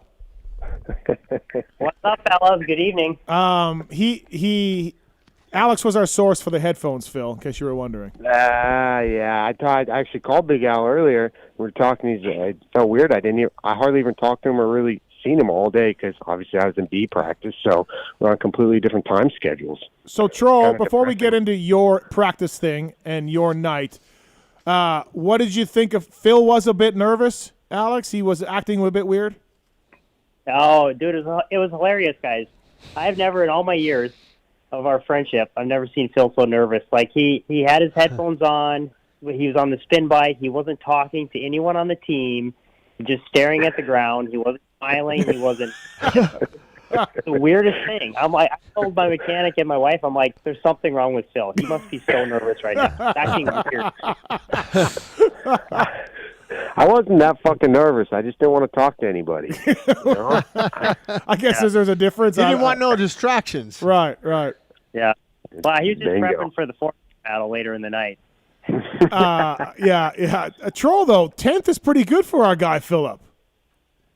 Yeah, actually, Phil surprised me. He's usually, over the years, he's always been good during the week in practice. So, and he was riding well coming into the season. So I was expecting, I had high hopes for him. I know you guys last week were saying like 13th, 14th on the show. Mm-hmm. But I figured he'd be in that range, and obviously he finished 10th. But I think he's got the speed to be a little bit closer to that top 5 range if he just needs to get a start. Yeah, well, that would definitely help. And qualifying in the top 18 this week with the Triple Crown has to happen also. Yeah, he qualified 12th. He's fine. Yeah, we're fine. Yeah. We're good. Yeah, that's what I mean. I should be okay. The speed was pretty good. I was actually pretty surprised. Like, he was in B practice this week because he's a 3-digit guy this year. Yeah. And before A practice went, he was P4, and I didn't realize that A hadn't went yet. And I'm like, are you kidding me right now? It's still really 4th overall. You're like, oh, shit. Like, wow. Shit, yeah. Troll, can we talk? Ain't that good. How much did Phil make fun of you for your practice jump into the other lane? No, to be honest with you, Steve, I didn't even want to see it during the day. They tried to show it to me, and I'm like, I don't even want to see it. I don't want that fucking negativity in my mind. I still got a race out there, Yeah. Troll, that was gnarly. Yeah, we actually got it. It's in the Troll Train vlog that just launched tonight. So We actually, because my buddy Breyer, the filmer, he didn't actually get it, but someone else got it, so we airdropped it, and it's in the vlog. But it was definitely a very, very sketchy moment. I have to say that I had 0% control of my motorcycle at that time. I must have missed this because it was in the whoops and he jumped on their side. Yeah, it's on Cade's Instagram. Okay. No, yeah, go to Cade's Instagram right now, Keefer. All right, I'm watching it. Because remember, Cade took out Alex, right, at Anaheim 1, so Cade is claiming that Alex was going for him to get revenge. Which chances that Cade happens to be there, you know? Yeah, no, that's what's funny is that it's actually Cade right there. That's sketchy. Dude, Big Al's had a couple close ones in the week this year. Yeah, we're definitely not for lack of trying. We're sending it, boys. We're sending it, boys. Dude, for the love of God, put your finger on the clutch, dude. So when something goes south, you can hit the brake. Absolutely. Hey, people talk shit on that tabletop. That actually saved Amart right there. The tabletop did, yeah, because it was a double. Yeah, yes. It was a double. He's right into the face of it. Yes. Right. Into the backside of it. Troll, how was your race? Were you happy? Yeah, honestly, it wasn't too bad. Granted, my start from basically starting dead last to get up to 14th. Obviously, I got gifted a position with Chase crashing. But for me, yeah, P14. That's the best main I've had so far. Especially coming from the back and just going forward the whole time. I feel like I could be closer to that kind of Dean Wilson Hartranft pack. Not to say that they're there every weekend, but I feel like I'm kind of getting closer to the top 10, which is where I would like to be and where I think I belong. But yeah, we definitely got to get the starts figured out. But at least the speed was there this weekend, and honestly, I was just happy that I was able to race because last week with the finger, I mean, right. I know it's just a finger, but it's kind of a pain in the butt, and I wasn't sure if I was going to be able to grip the handlebar, so I was just happy to be out there, I guess. I think it. The fingers looks gross. By the way, I know Phil's probably making fun of you because it's just a finger, but it does look gross. It does look hard. No, it looks nasty. I don't like it. Right. Amar and Kyle going at it in the main, dude. It was like literally you guys were getting blue flags, and it would be up to who would charge back up to the other guy the most. Yeah, they were way too nice. Both of them were way too nice getting lapped. I was actually genuinely enjoying that battle with Chiz in the main because, it's really, you don't realize till you're out there in this 450 class, if you're not in that top 10, you're for sure getting lapped in the main. Yeah. It's going to happen between 12 and 16 minutes in. And if you're battling with someone, like I was battling with Bogle and then I was battling with Chiz, it really is like a game of chess. If I can get to this spot, then I can pull over and I only lose a couple tenths, but then Chiz will gap me 5 seconds, but then he has to pull over. So it's like a yo-yo kind of thing going on. I was watching this whole thing go down. Actually. It's exactly how he said it. It was the immovable object versus the irresistible force. Yeah. Chiz and Troll just going at it. You see him look back. Okay, there they are. They'll time it just right, and then right as soon as they pass, they haul ass and try to get as close as that leader as possible. And then Chiz would have to look back, and then Amart would be right there, and then Chiz would be like, oh, shit. And then just Please tell me, Phil, we have a caller wanting to ask you about this, but I'll just throw it out there because it's in my notes. Please tell me, Phil, you saw Michael Lessie's Instagram comment that you are the most unprofessional rider in the sport. Troll, where was this? Troll, did you see it? Where was this at? The Supercross Live Instagram when they had Phil talking to Faulkner. Mike chimed in with the most unprofessional rider in the sport. # throat slit gesture. # something else. Oh, that's hilarious. That would happen to Phil, of course. This is the very first race, and we're already talking about throat slit gestures. Oh, we're already, it's great. He's yelling at Corey Karsten and Faulkner. It's a tradition already. But okay, look, I like Mike, but he might want to sit this one out when it comes to professionalism. His brother shined a light in Ryder's eyes, and Mike stood on a bike to not let another guy get up. He T-boned Brock Tickle. Hey, Mike, just sit this one out. That's all. That's all I'm saying. I don't even have to say anything, man. I think people were seeing. I think enough people lit the poor guy up. So. Did they do it on Instagram? Did people light him up on Instagram for that? Yeah, I'm pretty sure they did. I haven't even seen this. I didn't look at it. So. Yeah. I like Mike. That's not the one, Mike. Yeah. No. Take a nap. I personally think Phil was just living up to his reputation. Like, that was just perfect. Yeah. Yeah, but the problem is nothing bad was even said. Right. You know what I mean? Right, like, right. Dude, you have no idea what was going on. I just feel like Phil should be in Pulp Fantasy somehow. Like, and you, it's like a wild card. Like, pick a rider that Phil may yell at, and if you choose the correct one, you get an extra point or something. Yeah, maybe. I saw the mic thing, and I'm like, oh my god, I love it. I don't even have to comment on that, Steve. Honestly, people did the work for me. Thank you. That's so low level. I don't even have to go that low. Holy smokes! The most unprofessional rider in the sport, or something. Phil Nicoletti. For sure, dude. I don't know. You should get that on the back of your pants. Unprofessional.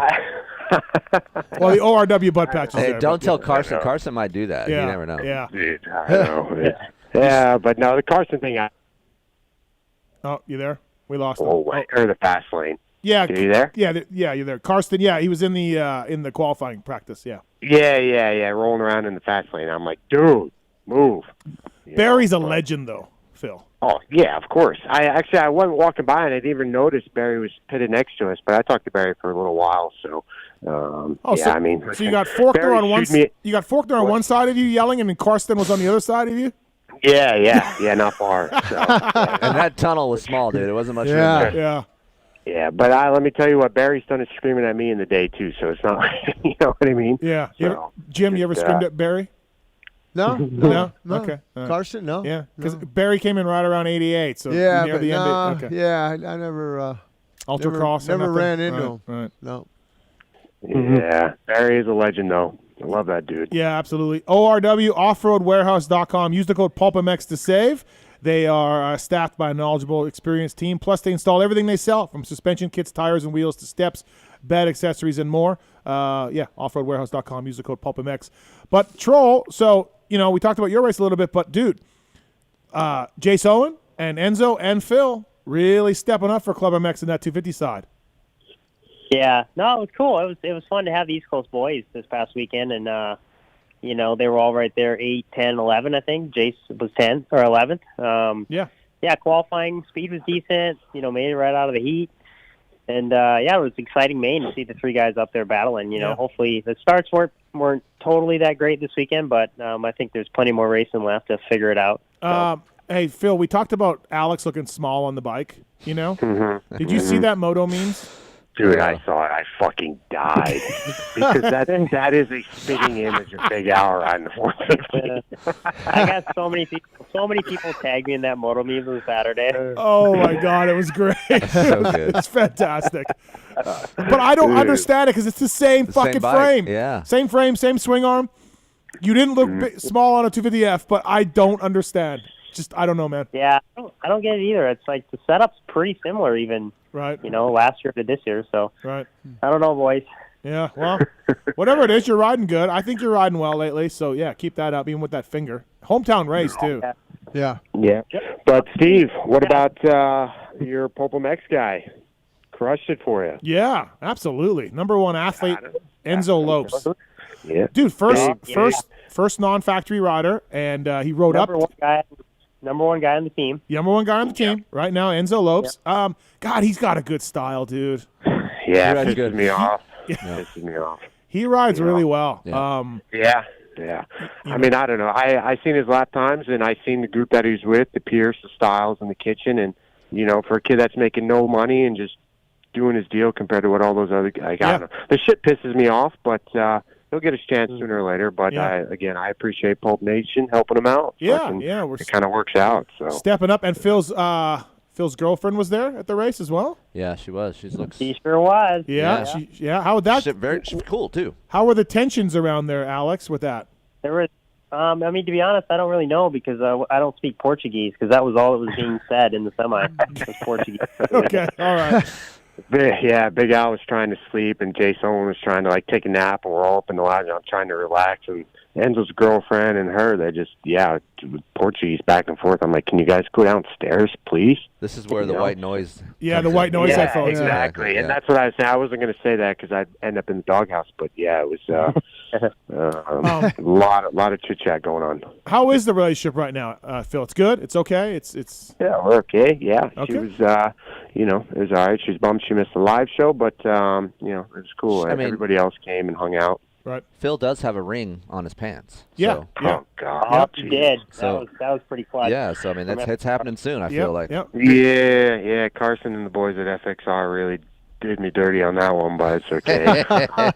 I got thick skin. And, hey, I don't even think she knew about it until we were all bullshitting. Yeah, we right made there. sure. Yeah. And she's like, what is this? You guys, I made it all day without her knowing until you guys threw me under the bus. Right on the on his Jim on his zipper on the inside of his flap on the zipper. Right. The FXR guys put a diamond ring there for Phil's girlfriend. Yeah. It's over now, Phil. Yep. It was a dirty move. Lock it up, and you'll probably get top 5. Honestly. Well, that's it. The only thing is, if it really does ever get to that point, later down the road, I'll just cut those pants out, and then I can give her that. Save money. Yeah, save money on the ring. Tape it on her hand. Yeah, right. Exactly. Of course, it's a win-win, actually. Go ahead, Alex. I said, of course, Phil would say something like that. Yeah, absolutely. Does Kelsey, your wife, Alex, what does she think of Phil's relationship? What is her opinion on this and everything that's been going on?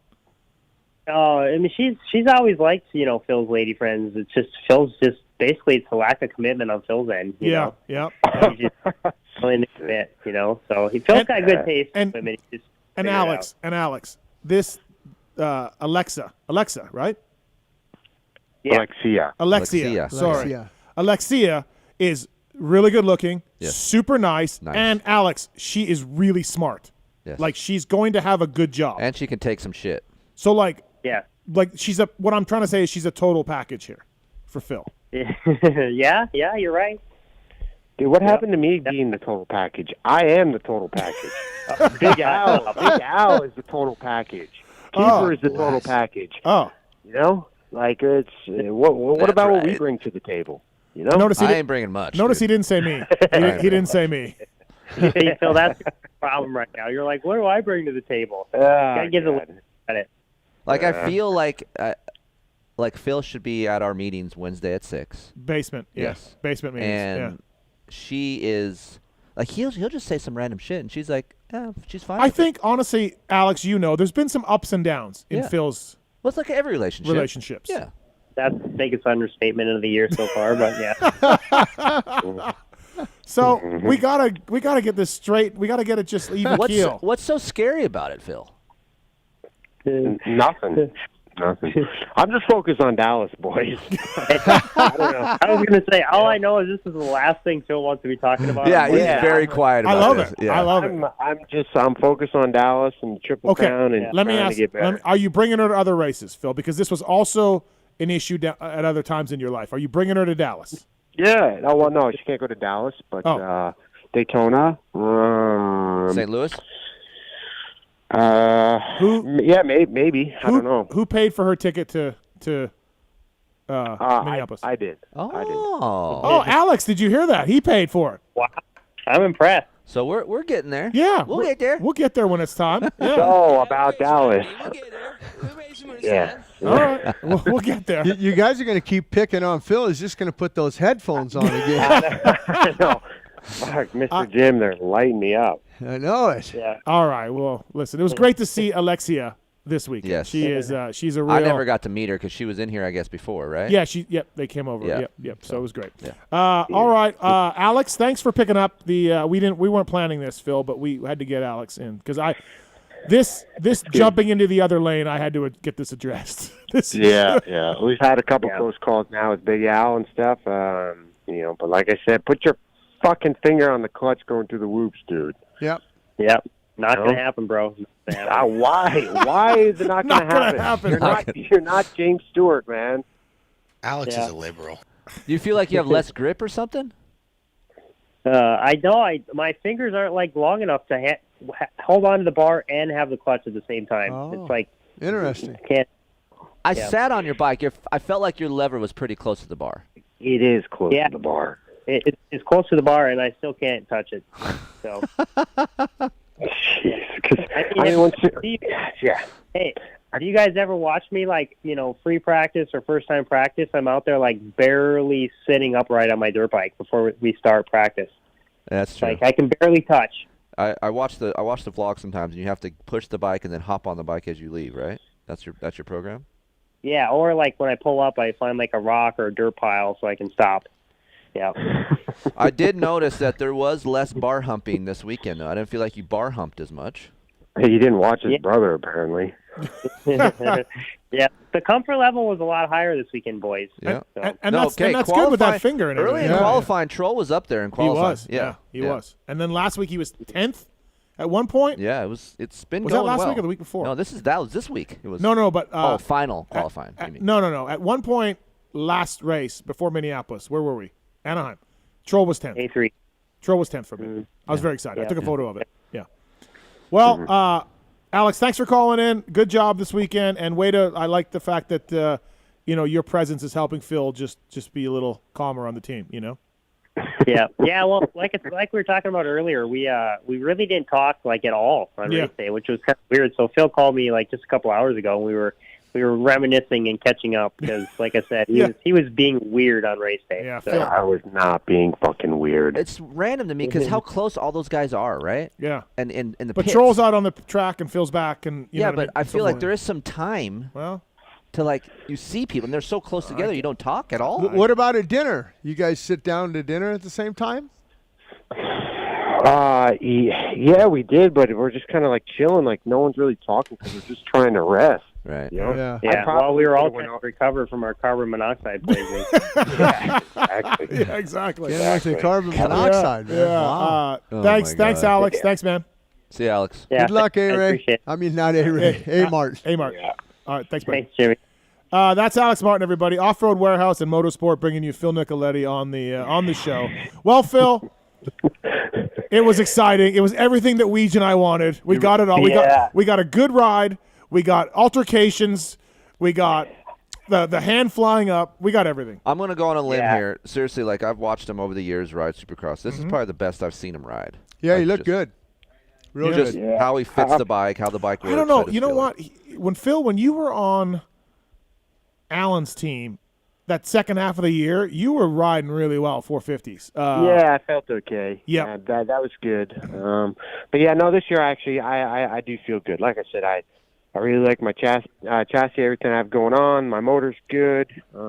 Making, like I said, I got a good mechanic. He can kind of see what I want and what I'm doing. And yeah, I don't know, the mojo feels okay, Like, nice. I don't know how to explain it. So I feel good, even when, I might not be as fast as some of the other kids and stuff, but my comfort-wise, I feel okay. So, good. Yeah, Dallas will be better as soon as, I just had to blow off the cobwebs, kind of see how the system worked in Minneapolis, and it was okay. And Keefer, the bike looks good, Jamie. Twisted, doing a good job. The bike sound. You can tell really he good. has some good power because he doesn't have to seat bounce a lot of shit. Right. He can stand up, so it's good. Yep. Yeah, my motor is actually fantastic. So, I can't. It's honestly the best 250F I've ever ridden. So, I've never really. I've raced some good ones, but this is by far the best one. So, package is good. So that's all I need.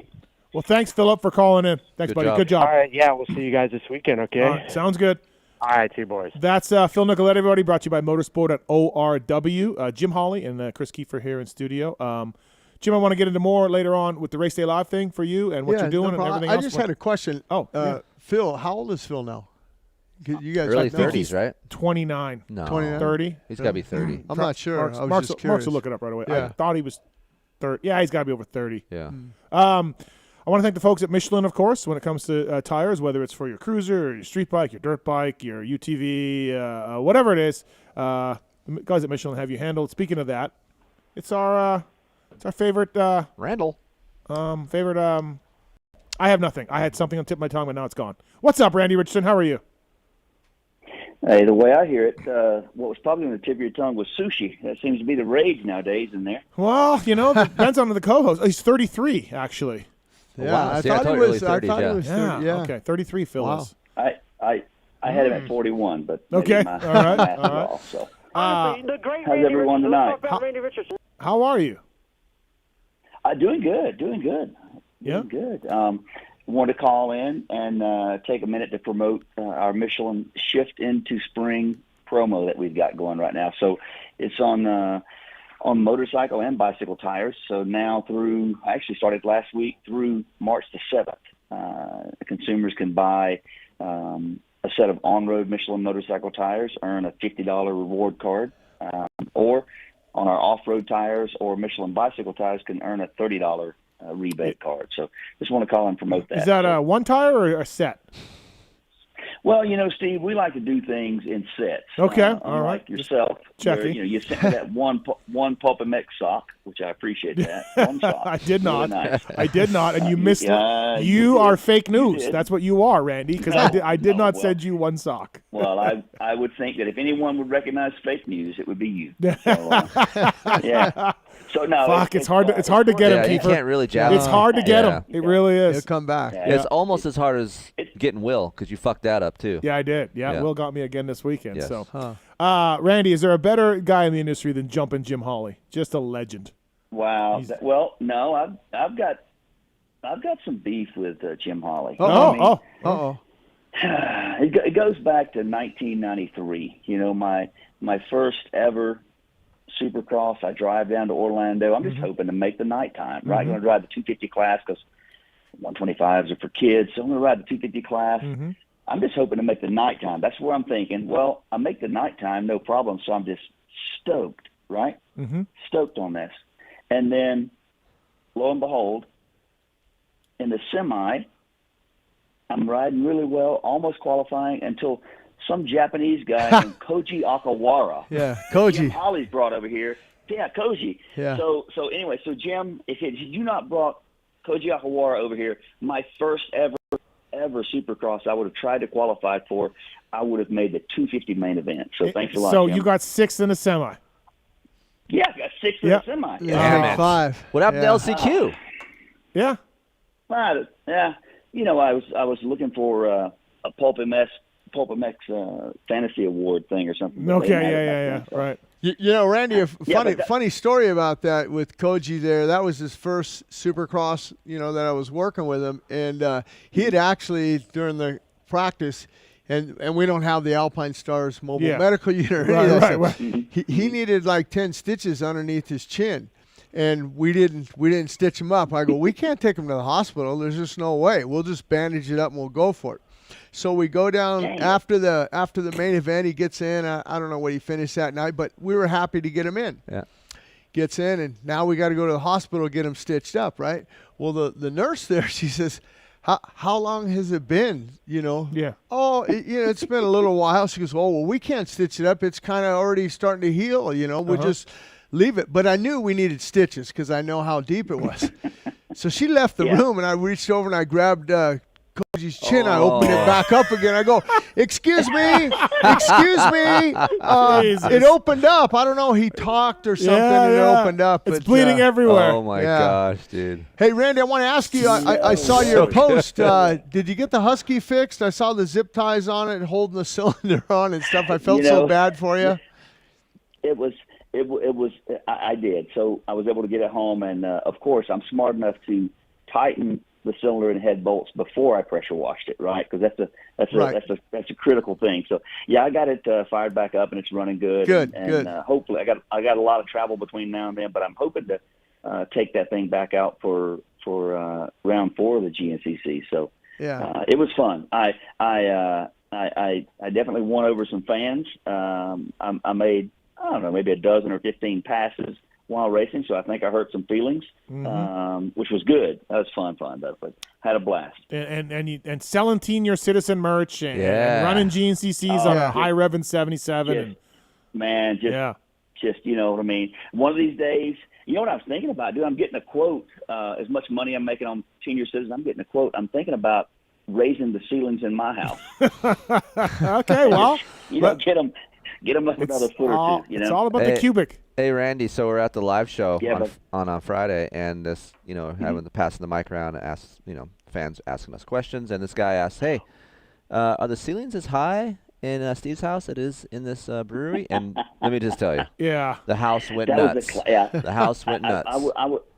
I was definitely watching live, and that is phenomenal. That was a really shitty thing you guys did there to put that gentleman up to that. Yeah, I'm sure someone fed him that comment. Oh yeah, you know it was for sure. Randy Richardson here about Michelin. Randy, how can people redeem this offer? Oh, it's simple. So now between March 7th, purchase a set that's one front and one rear. Purchase a set of Michelin motorcycle or bicycle tires, and you can do that, through your online retailer like PulpMX show sponsored Motorsport, or your local dealer like I bought my tires at Foothills Motorsports before the GNCC. Mm-hmm. So smashed I'm the counter. $200, but yep. I smashed the counter, demanded some Fly apparel, and got some Fly the knee brace socks, which those things are good. Nice. I've never used those, so they're great. So do that anytime make the purchase between now and March 7th. And then go to the Michelin website and fill out the paperwork, redeem that, and get your $50 or $30 reward card back. Nice. Well, that's awesome. Pretty cool. Yep, that's great. Well, thanks, Randy. Thanks for calling in. You're going to be in studio here a month or so, right? A couple months, maybe? I don't know. Yeah. Should be. Yeah. So still working to finalize all the details around that, but absolutely cannot wait. Hey, Randy, I still keep in touch with Koji. Would you like an autographed picture to Randy? Man, great racing with you in Orlando. And some stitches. I can make that happen. Yeah. Honestly, Jim, I'd like to punch you in the chin and give you a cut chin. Yeah, no, I've had a few of them. Trust me. Yeah, wow. No, but it's so funny. Yeah, it's like, for me, honestly, Koji making that main instead of me probably saved someone's life, because I certainly did not have 20 laps in me. And just think about going to my first ever race and just trying to. My hope and aspirations, again, was just to make a night show. I was working at Michelin in an engineering role, take my vacation days and go race. And I'm like, man, if I make the night show, I'll be crazy pumped. And then I did, and just missed the main by one spot. So honestly, I would have been let's just put it this way. Had I made that main event, I was glad there wouldn't have been like Vital or these message boards or social media for sure. Right, I'd have got bashed for probably taking out Bradshaw and Stanton or someone like that. So So it actually was a good thing in the end. I like that. Yeah, heck yeah. It's all good. It's all good. So. Well, thanks for calling in, Randy, and appreciate it. And please check that out, everybody. The new Michelin special. Get a rebate card back buying a set of Michelin tires, and you can get Michelins for just about anything for two-wheel. So. Absolutely. All right. Thanks, Steve. All right. Thanks, Randy. See ya. And Chris, take care. Later, guys. Bye. See ya. That's Randy Richardson, everybody. We're going to go to commercial break. We still have Marvin Musquin coming up. Got his first podium of the year. We have a Race Tech rant about Keefer's travel. Oh, boy. X-Brand Goggle Tear-Offs coming up. Keefer After Dark. Jason Thomas is going to call in. We'll break down Minneapolis some more. So please stick around. Be right back after this, everybody. Lipstick on your dipstick?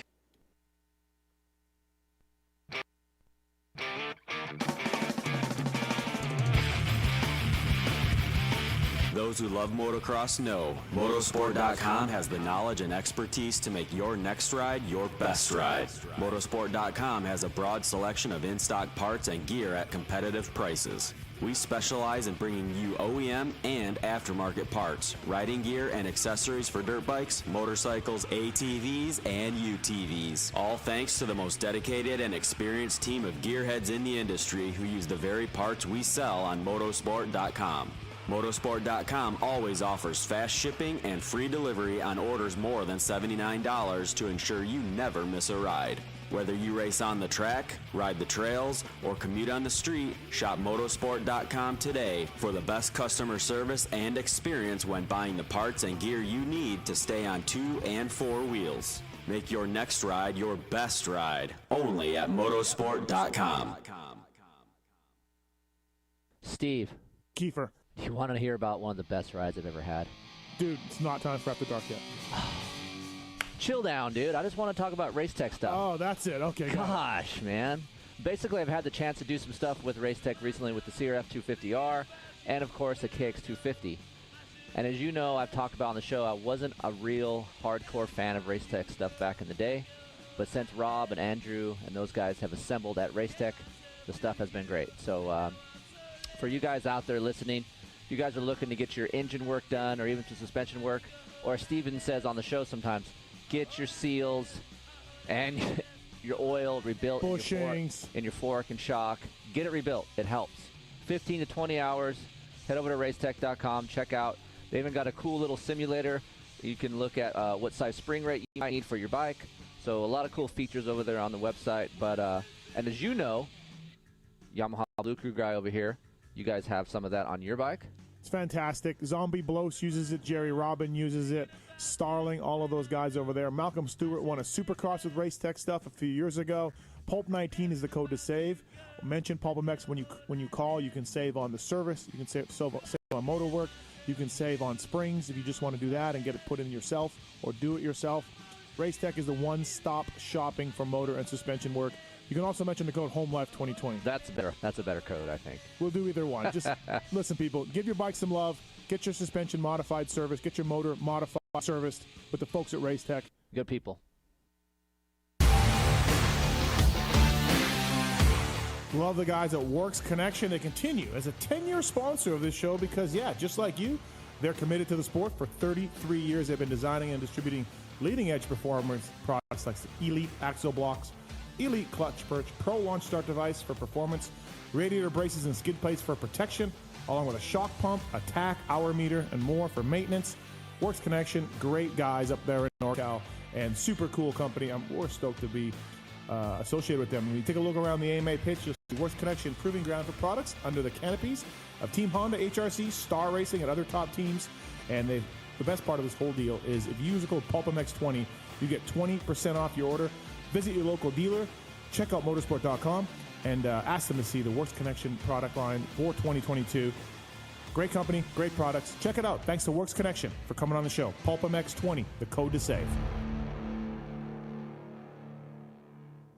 Maxima Racing Oils was created for world-class racers who challenge the limits of possibility. Their demands on equipment drive us to look beyond conventional ideas and to exceed industry standards. It's in our DNA to identify problems, formulate solutions, and execute at the highest levels of competition.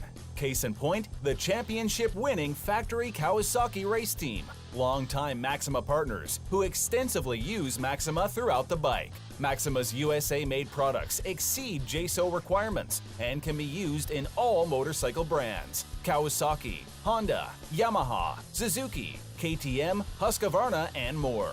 Maxima Racing Oils. Experience the difference. Visit MaximaUSA.com for more information.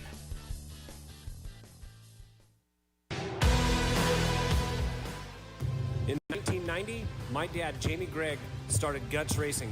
Guts stands for Gregg's Ultra Trick Seats, because I was just a little kid that wanted a trick seat. And if you're out there looking for a trick seat, go to gutsracing.com, your local dealer, or Motosport, and place your order.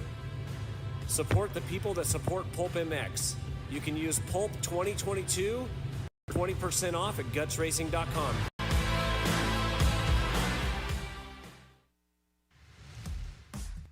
FMF Racing is proud to celebrate over 45 years of fun, building every FMF exhaust right here in the USA. Owner and founder Don Emler may have started FMF Racing in his garage 45 years ago, but Don is still hands-on in our 100,000 square foot state-of-the-art manufacturing facility in Southern California. FMF's goal? Design and manufacture the world's best performance exhausts 100% in the USA under one roof. FMF is a proud sponsor of the Lucas Oil Pro Motocross Championship for over 25 years.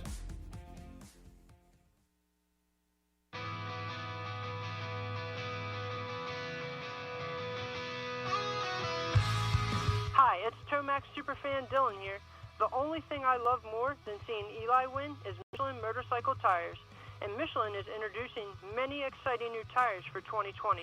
For V-twin riders, the Michelin Commander 3 Cruiser and the Michelin Commander 3 Touring tires offer improved wet grip and enhanced tread life. For sport bike and track day riders, the Michelin Power 5 tire and the Michelin Power GP tires feature the same architecture and profile for effortless sport bike setup from street to track. If you'd like to have the same tire that won the 2019 Red Bull Ayersburg Rodeo, the Michelin Enduro Extreme tire is the tire for you. And the Michelin Starcross 5 tire range is now available for young motocross and off-road riders in sizes for 50cc bikes and up. To learn more about these and all other Michelin two-wheel products, check out www.motorcycle.michelinman.com. Visit your local dealer or online retailer and follow at Michelin Motorcycle on Instagram and Facebook. Hey guys, it's Mathis. Look, if you're still not wearing a neck brace in 2020, it's time to go get one or at least think seriously about it. It's been over 15 years since the neck braces first came out. They're not the clunky, oversized devices they used to be. Atlas came in and changed the way all neck braces were designed by introducing flexible technology to the world and proving that neck braces can be something you can actually ride in while performing at the highest level. Look at Jason Anderson winning Supercross championships, or look at Martin Davalos or anybody else. Don't take my word for it just because I have 2 Manitoba championships to my name. Wait, I have 4. Just look at how many other brace designs look like the Atlas one. Atlas pioneered all the modern neck brace features and have been refining them ever since then, while the competition has been trying to catch up. Grab the brace that's been leading the pack. Check out atlasbrace.com. Get yours today. There is a Pulp discount if you check out sponsordeals.com on PulpMXshow.com. So be like Chase Sexton, Martin Davalos, and many other guys and wear the Atlas brace. atlasbrace.com. For over 30 years, DecalWorks has led the industry in quality and customer service by offering the best custom motocross graphics, plastics, seat covers, and rider ID products. DecalWorks is officially licensed with Honda, Kawasaki, Yamaha, Suzuki, KTM, Husqvarna, and GasGas. Their expert staff will go above and beyond to make sure your questions are answered. DecalWorks is a proud sponsor of Red Bull KTM Factory Racing and the Rockstar Energy Husqvarna Factory Off-Road Team. Visit decalmx.com and be sure to use promo code PulpMX at checkout. Quality, service, and knowledge is what makes DecalWorks stand out. DecalWorks, #1 for many reasons.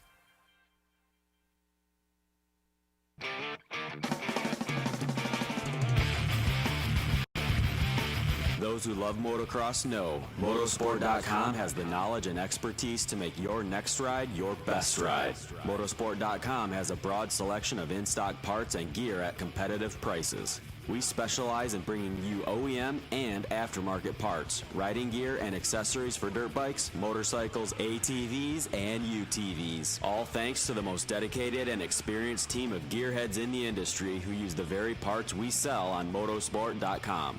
Motorsport.com always offers fast shipping and free delivery on orders more than $79 to ensure you never miss a ride. Whether you race on the track, ride the trails, or commute on the street, shop Motorsport.com today for the best customer service and experience when buying the parts and gear you need to stay on 2 and 4 wheels. Make your next ride your best ride, only at Motorsport.com. Maxima Racing Oils was created for world-class racers who challenge the limits of possibility. Their demands on equipment drive us to look beyond conventional ideas and to exceed industry standards. It's in our DNA to identify problems, formulate solutions, and execute at the highest levels of competition. Case in point, the championship-winning factory Kawasaki race team, longtime Maxima partners who extensively use Maxima throughout the bike. Maxima's USA-made products exceed JSO requirements and can be used in all motorcycle brands: Kawasaki, Honda, Yamaha, Suzuki, KTM, Husqvarna, and more. Maxima Racing Oils. Experience the difference. Visit MaximaUSA.com for more information.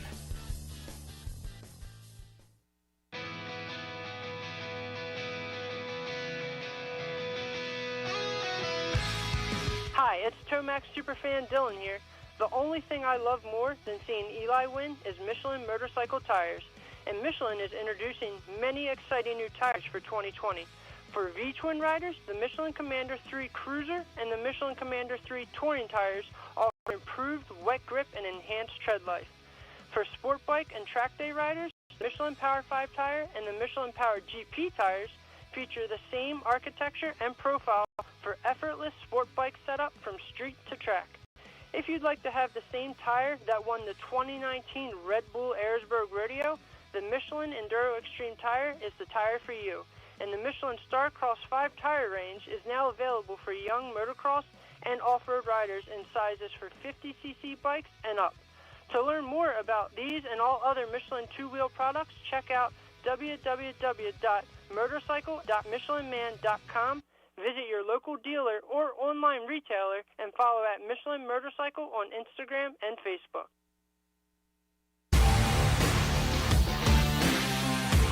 Love the guys at Works Connection. They continue as a 10-year sponsor of this show because, just like you, they're committed to the sport. For 33 years, they've been designing and distributing leading-edge performance products like Elite Axle Blocks, Elite Clutch Perch, Pro Launch Start Device for performance, radiator braces and skid plates for protection, along with a shock pump, a tack, hour meter, and more for maintenance. Works Connection, great guys up there in NorCal, and super cool company. We're stoked to be associated with them. When you take a look around the AMA pitch, you'll see Works Connection proving ground for products under the canopies of Team Honda, HRC, Star Racing, and other top teams. And the best part of this whole deal is if you use the code PulpMX20, you get 20% off your order. Visit your local dealer, check out motorsport.com, and ask them to see the Works Connection product line for 2022. Great company, great products. Check it out. Thanks to Works Connection for coming on the show. PulpMX20, the code to save.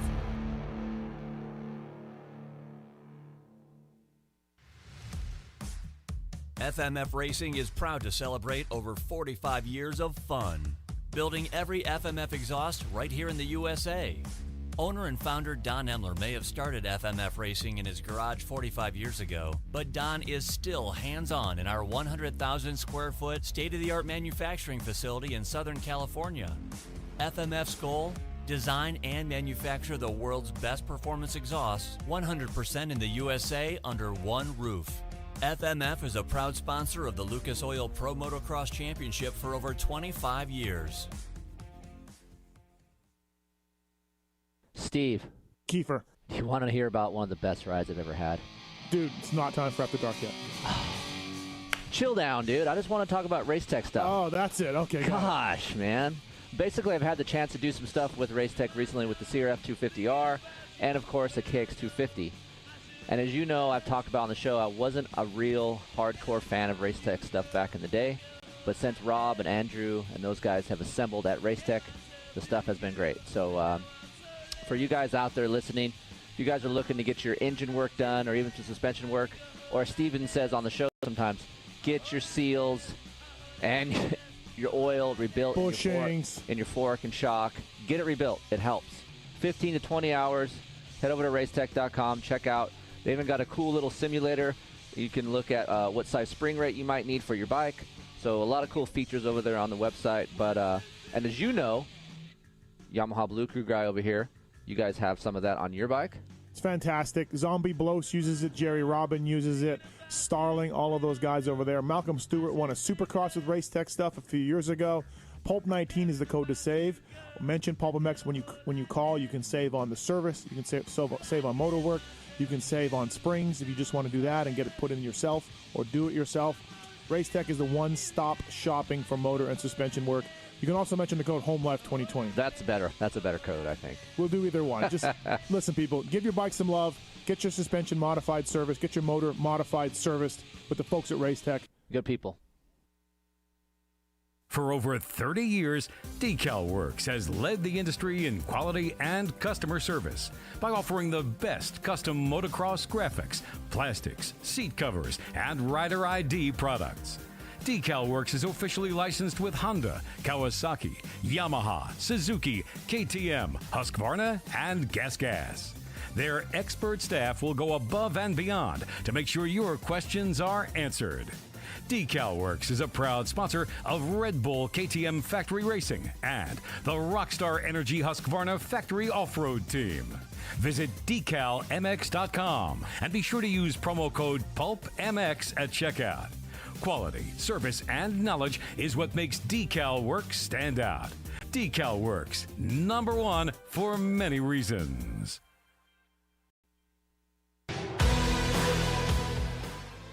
In 1990, my dad, Jamie Gregg, started Guts Racing. Guts stands for Greg's Ultra Trick Seats, because I was just a little kid that wanted a trick seat. And if you're out there looking for a trick seat, go to gutsracing.com, your local dealer, or Motorsport and place your order. Support the people that support PulpMX. You can use Pulp 2022 for 20% off at gutsracing.com.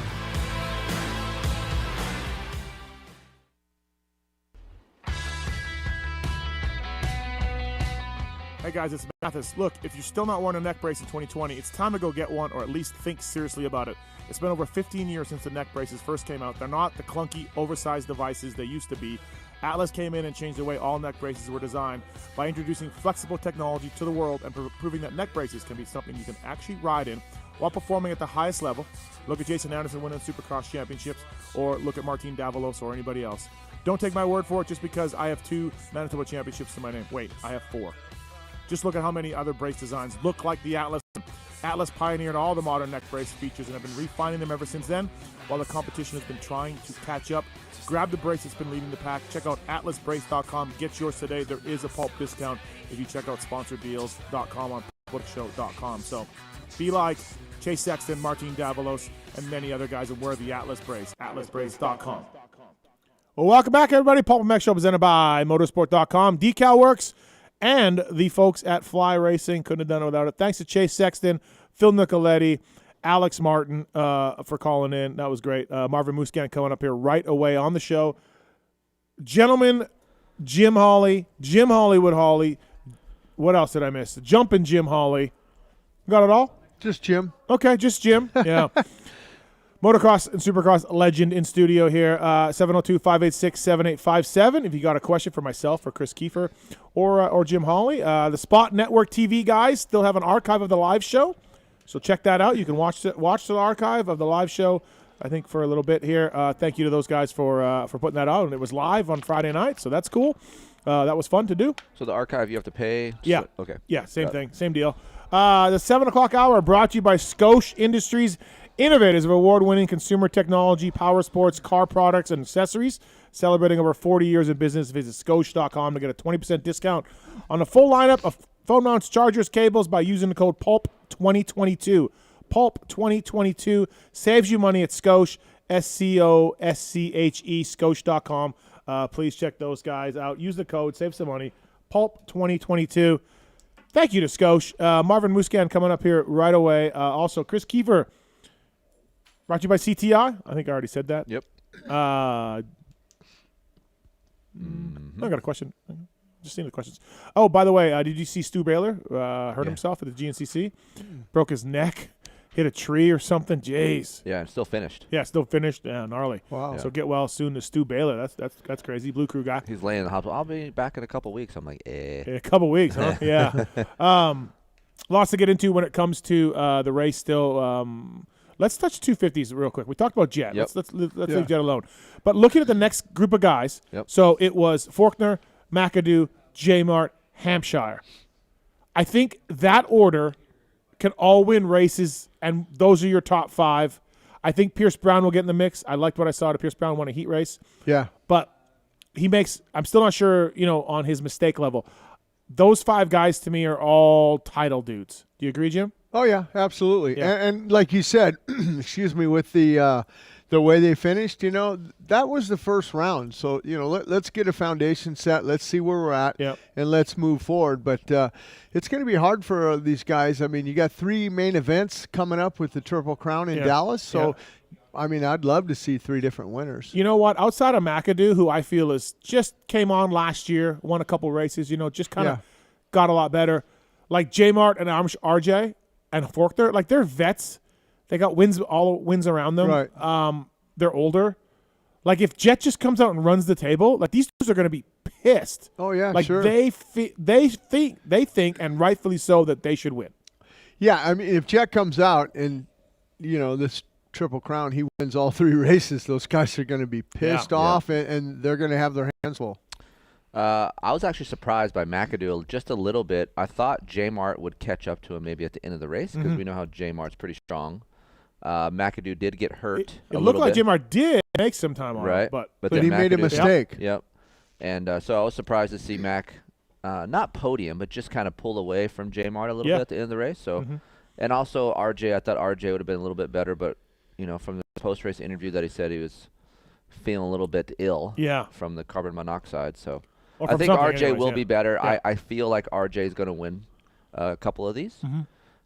He makes press day, he goes down and he hits the tough blocks and goes down and press day. Then he tries that 3 in the rhythm and he crashes. Like his desire is so high that I think his technique doesn't catch up to his desire.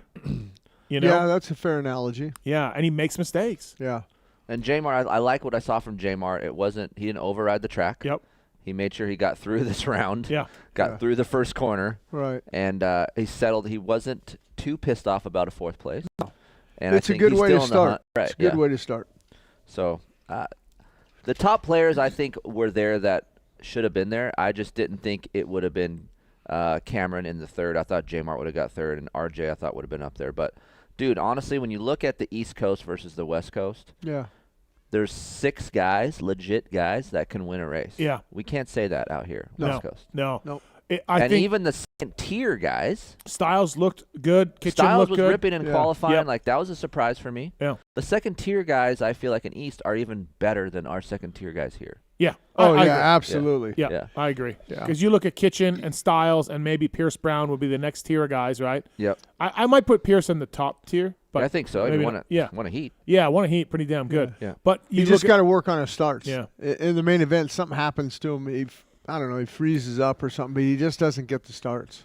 Kitchen was second fastest overall. Yeah. So he's got speed. You know it'll get better. I talked to him a little bit after the race. He told me it just was a weird night. First race, just nerves or whatever. Yeah, just wanted to get through it. Yeah, just wanted to get through it, right? Yeah, so. 9th is pretty good for your first race, to get through that. Right. I think you probably would have wanted to at least beat Enzo.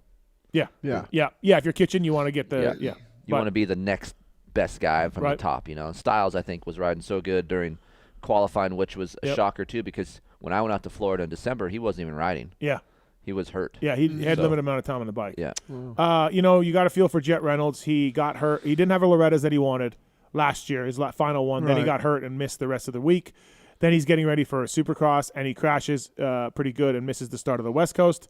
Comes back, press day, like 2 laps in. Yeah. Breaks a wrist or hurts his wrist. And, like, That's dude, insane. if you're Jet Reynolds is one of the all-time hyped kids, right? Yeah. So. Well, which is kind of uncalled for. I mean, it's your first race. The nerves are up. You're high. It's press day. Just kind of ease into this thing. And I wasn't there, but from what people have told me is that, he's trying to do too much too soon. Right. Let's just learn. Let's get started. Let's go into this. And I feel bad for the kid. Hopefully he'll be okay for the outdoors. You hope, man. Jet Reynolds, the last year and a half of Jet Reynolds has not been good, right? And if you're him, you feel the pressure of the pro circuit ride. The legacy that team has. Sure. You got to perform. Tough spot to be in for a kid. It's probably tough for Mitch too, honestly. Derek Drake did well. Derek Drake has had a couple heart surgeries now and hasn't had many results in the last little while. He had a couple? Yeah, he's had 2. Oh, wow. Yeah. And what do you get, 13th or something? Which, 12th. 12th. And that's not eye-opener, but just the fact that he came from the back and he has no physical issues that it looks like, so that I know of. So good for Derek Drake. Who I thought looked pretty good in the heat race was Jordan Smith. Yep. But then he crashes. He's still got that crashing going on. There's a few of those guys in the class that are like that. Very fast but crash a lot. Yeah. Max is another disappointment. It's hard to see Max go out so early, and hopefully his shoulder's better. But I thought he would have been in that top tier kind of. He wasn't in qualifying. No, he wasn't. wasn't. He was way down. It didn't help he was in qualifying. 13th in qualifying. Way down. So. Yeah, so that's not great for him. I just hope that his shoulder's okay and it's not causing him to come back. Well, I got to ride, because this is his second year. He's got to perform this year, either Supercross or outdoor, or maybe he's looking for a ride. I think he's got a 3-year deal. Oh, he does. Yeah, it's a 3-year deal, which they knew going in. Like, hey, this kid needs some experience, Yeah. So, hey, I want to thank the folks at motorcycleindustryjobs.com. Upload your resume for free. If you're a company out there and you're looking to get some people, and I know in these times it's not easy to hire people because of the COVID stuff and everything else, but so if you need some people, you can get them on motorcycleindustryjobs.com. And if you're a kid or a younger person, you want to get started in the industry, it's a great place to go and put your resume up. And these companies are looking for people like you. Well, we posted some really good jobs. Honda was looking for a motor guy. KTM was looking for a marketing guy, et cetera, et cetera. And that's where you kind of start. And the job of the week this week, motorcycleindustryjobs.com. Motorsport, our buddies over at motorsport.com, they are looking for a retention marketing manager in the Portland office. They're responsible for driving the retention strategy, planning, execution, process at motorsport.com. I hope that includes retaining PulpMX show. We hope. This role will support the marketing strategy as a whole by driving repeat purchases and overall customer loyalty. And also, they are looking for a motorcycle tech in Roanoke, Virginia, at the store Motorsport Roanoke. Roanoke, Virginia. Roanoke, Yeah. The technician is responsible for the performing inspections, diagnosis, repairs, maintenance, and installations efficiently and according to the dealership's quality, safety, and time standards. Thank you to those guys for coming on board, motorcycleindustryjobs.com. Also, Kris Keefer got hooked up with the folks at Decal Works a little while ago. Yeah. How's that going? It's great. I got pre-prints on my bikes now. Yeah. So that's finally got numbers. Way different than I've ever had it, and I got plenty of graphics. That's great to hear. Code PulpMX saves you 20% at decalmx.com. They're a proud sponsor of Red Bull KTM team, so you'll see the stickers on Cooper Webb, Aaron Plessinger's, and our next guest's bike as well. Over 30 years of experience, Decal has led the industry in quality and customer service. Let's get right to our guest, the first podium of the year, Marvin Musquin. What's up, Marv? How are you, man? I'm good. How are you guys doing? We're good. Thanks for coming on. Appreciate it. I say first podium of the year, and it is, but it feels like you should have had a few more along the way, right? Yeah. I mean, for the Triple Crown in what's it called? Phoenix, I was virtually third before the last main event, and then I was in a good position in that third moto, and I threw it away. Went down, so that cost me a lot. Obviously, on the Triple Crown, those ones, you have to be consistent. And then A3, as you know, I was running third and doing pretty good, and unfortunately, I also went down. So that feels good. But to be honest, it's just it would have felt a lot better to get a third place at A3 than I did in Indy. I was running fifth. I was running fifth, and then obviously Mookie went down, and then Sexton went down. So that gave me third. Yeah, damn Cade Clayson. He's a friend of the show, so we were yelling at him about that. Don't worry. But you didn't even really blame him. You were, you know what I mean? It's a lapper. It sucks. It wasn't, Cade didn't do it on purpose and all of that. But no, and then especially that was obviously a thin section. And what I say all the time is when you're behind someone, it's so easy to blame the guy in front of you, but you're behind him, so you have to also be aware of what the guy in front of you is going to do. You know what I mean? So I should have done it differently, or went outside, and obviously made a mistake. So you also got to be aware of that. Absolutely. Hey, you were catching Cooper, your teammate, a little bit there. Probably about 3/4 of the way through the main. You look like you made a little bit of a move on him, not too much. And then I thought you were going to get him, to be honest. And then I looked away, watched some other guys. I came back, and you had lost some time. So I don't know if he hit the afterburners, or did you make a mistake somewhere? Yeah, to be honest, I should have passed Cooper at least, once, maybe twice. I had like two opportunities, but and after that, I kind of lost rhythm, and I feel like he also got better in the second half of the main event, and I start doing some mistakes, especially on that 3N on the big rhythm. Yep. So losing a little bit of ground, and then I was a little bit by myself. A little bit disappointed about it. So. Right.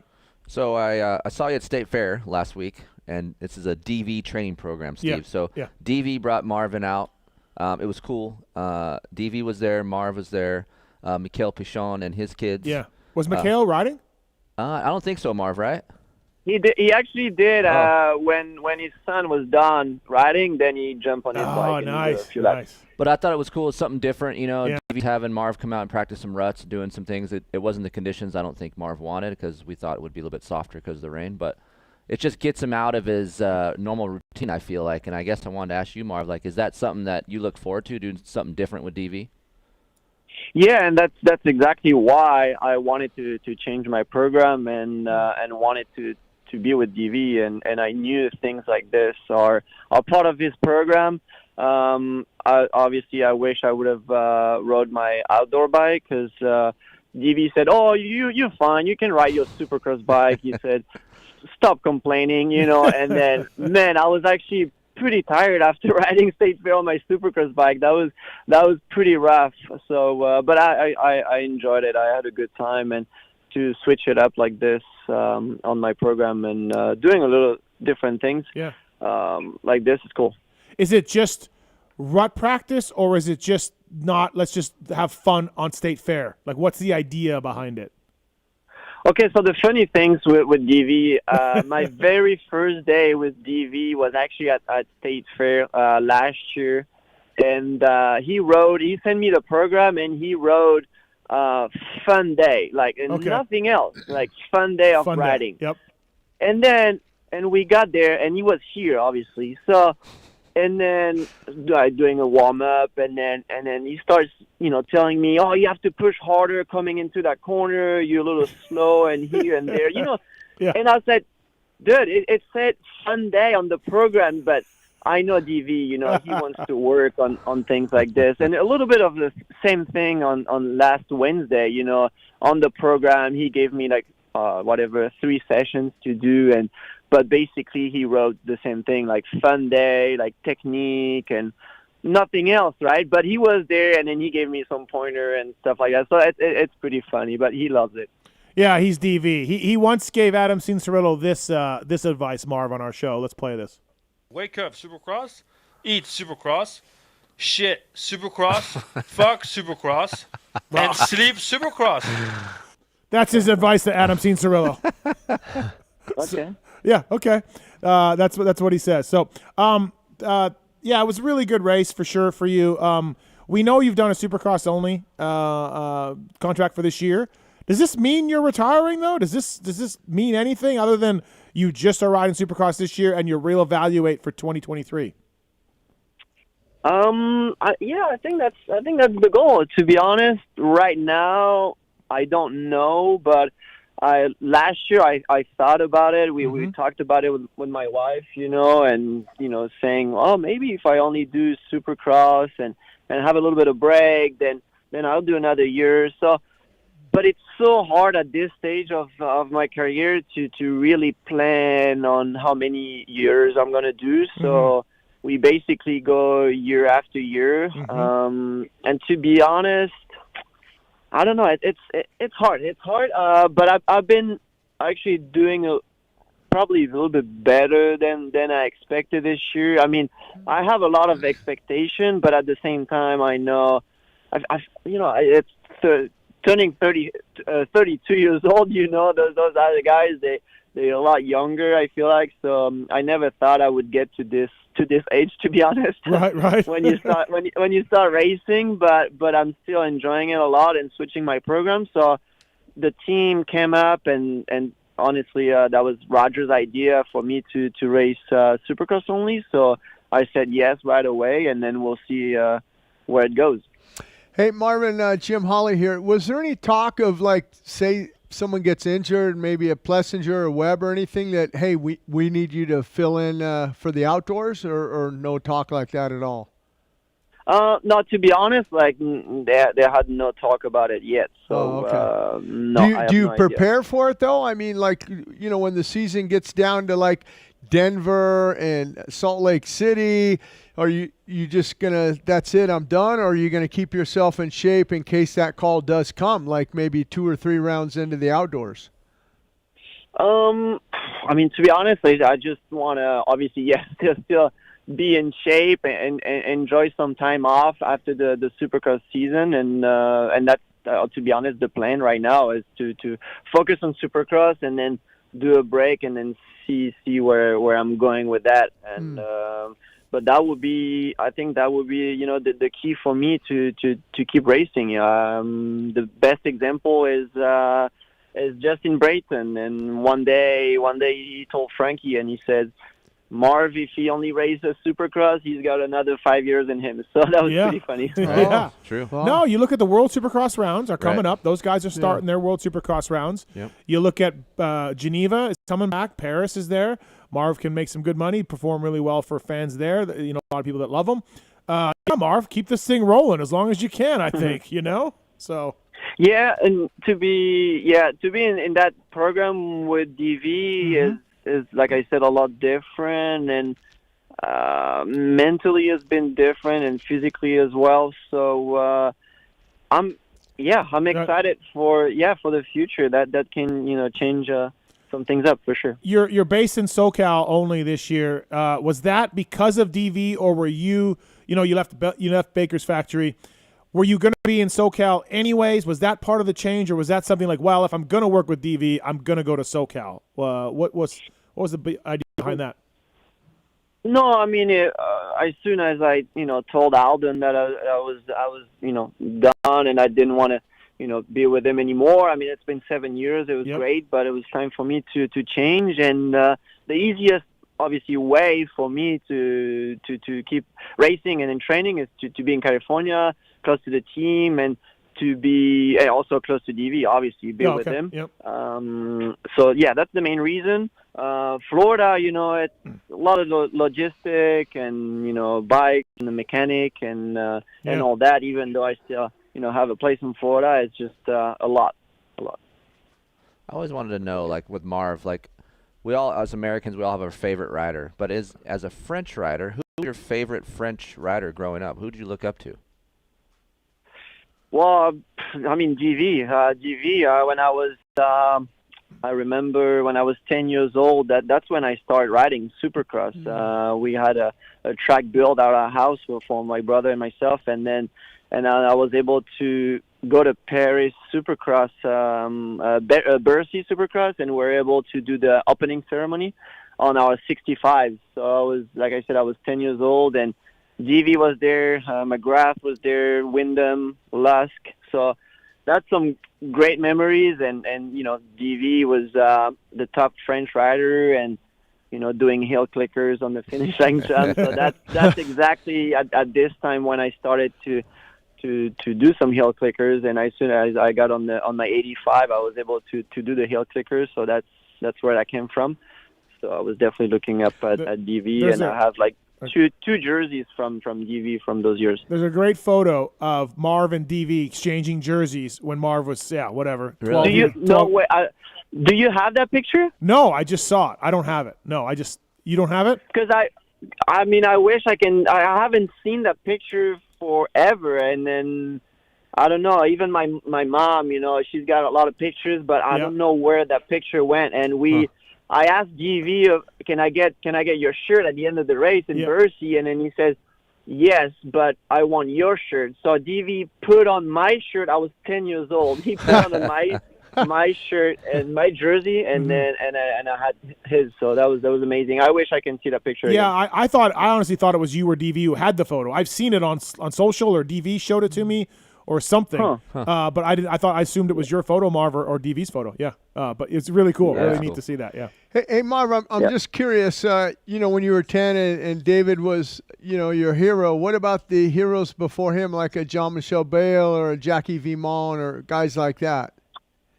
Yeah, I mean, when you're 10 years old, it's what I mean is, it's a little different. GMB was 89, 90, 91. So and I'm born in 89. So you know what I mean. I've watched a little bit of some videos, but when you get to 10, 11, 12 years old, then you realize more and more. And then, like I said, I was going to Bercy Supercross, and then you meet those riders. So before that was too early for me, I would say. I went to Bercy when DV in 2002. I was Nick's mechanic, and DV won every race every night. I think it was 3 nights. People going crazy. People losing their fucking minds, Keefer. Really? And Bercy, if you've ever been to Bercy, it's a small arena, and that place was going nuts. And DV worked Jeremy. Like he was just unbelievable that weekend. Really? Heel clickers everywhere, fans freaking out. DV swept every main event. He was the man. Yeah. Yeah. I remember, the best part of Bercy Supercross is when they were going into the tunnel, and then the fans, they were waiting for DV to get out of the tunnel and then enter the stadium every lap, and like you said, the crowd was going crazy. And I remember some good years, too, with Sebastian Totelli when he was racing the 250, the Red Bull KTM 250, and he was also fast. And I do remember the crowd just going wide every time he was exiting and then entering the stadium. That was amazing. Yep. Marv, how's the new bike? A lot of talk about it, a lot of issues with it from Webb's point of view. And, he was on the show a few weeks ago talking about how they weren't there yet for him and all of that. But yourself and Mookie, how's the new bike? How's the settings? How do you feel about it? Well, to be honest, the real test was to race it. I've had a great off season on it and great practices. But I always say that test tracks and race tracks are pretty different, especially the way they get rough. So I really feel like we need to get really rough tracks. And we said it in the press conference after this weekend, and we had the question that, how to duplicate the racetracks at the practice track, and it's basically impossible. Yep. But we need to get closer and closer to that to have a better feeling. And like I said, the real test was the racing, and we had some good motos or good main events and other bad. So we definitely learning the bike, and it's exciting to have a new bike, but you have to learn it and do things different than the whole bike, I guess. I've been, like I said, really happy in the off season and on racetracks. Obviously, not completely happy, but I raced really well in A1 and other tracks that I was struggling a little bit. So, but I feel like I'm pretty close to where I'm really, really happy. So, and I've done pretty well. So I've been happy, but I'm sure we can improve. Yeah, the team internally was really high on Marv before the season started. They're like, hey, if you could pick someone right now, who's the best one? And Marv was always on the top of the list. Yeah. No, Roger was. I think Roger got really excited that one day I was probably I don't know. Frankie had your back too, Marv. Frankie had your back. I know, but I remember that was in December where every single person was saying, hey, Roger said you're flying. And I'm like, well, I mean, yes, I'm riding good, but come on, you can't really say that. And I feel like everybody was telling me about it. So everybody just ran with it. Yeah. Yeah, right. And I don't like that. You ever wonder? It's cool, but you ever wonder why the teams, and maybe you can answer this, Steve, why don't teams invest in like tough blocks? Because I hear riders like, hey, once you get on the track is narrower, maybe not specifically, but with the tough blocks in place, the track acts like it's narrower. Why don't teams build that stuff on their own tracks? Why don't they put that kind of thing? Not a bad idea. Yeah, I think that's a great point. And especially when, you're right. Like narrowing the track, that's for sure. But also like cutting some edges or on the side, or hitting the triple on the side so you go lower. Yeah. And it's actually maybe a little bit more dangerous to do that, to hit the side. But anyway, that's a great point, and that would be actually pretty cool to see that on the practice track. I always thought that what would be good is the factories got lights and had night practice because, they did that. Honda did that. Yeah, the moisture comes up at night. You're there during the day, 2, 3 in the afternoon. It's a whole different surface than when you get to Anaheim. And, even all your qualifying, it's a different track in that main event when that moisture starts to come up. Absolutely, yeah. Yeah, I know Honda used to do that. Yeah. They would rent the lights and do the whole Supercross night program, So that's interesting. Hey, Marv, when you go back to Minneapolis, you finished up third, and the last time they were at Minneapolis, you also had a third there. Do you like it when you go back to a stadium where you've had a podium before and you kind of get a feeling like, hey, this is going to be a good weekend? I mean, you do think. I to be honest, I didn't think about it this weekend, but there's one stadium that I've done really well on 250 and also in 450 is the Lucas Oil Stadium. Yeah, in Indy. Yeah. So I won in 250 maybe twice, and I won, I don't know, once or twice on the 450. Not sure, but yeah, great memories there. So, but even that, I mean, even if you won a few times, like, you do think about it, but it's going to be always different. All the track build is always different.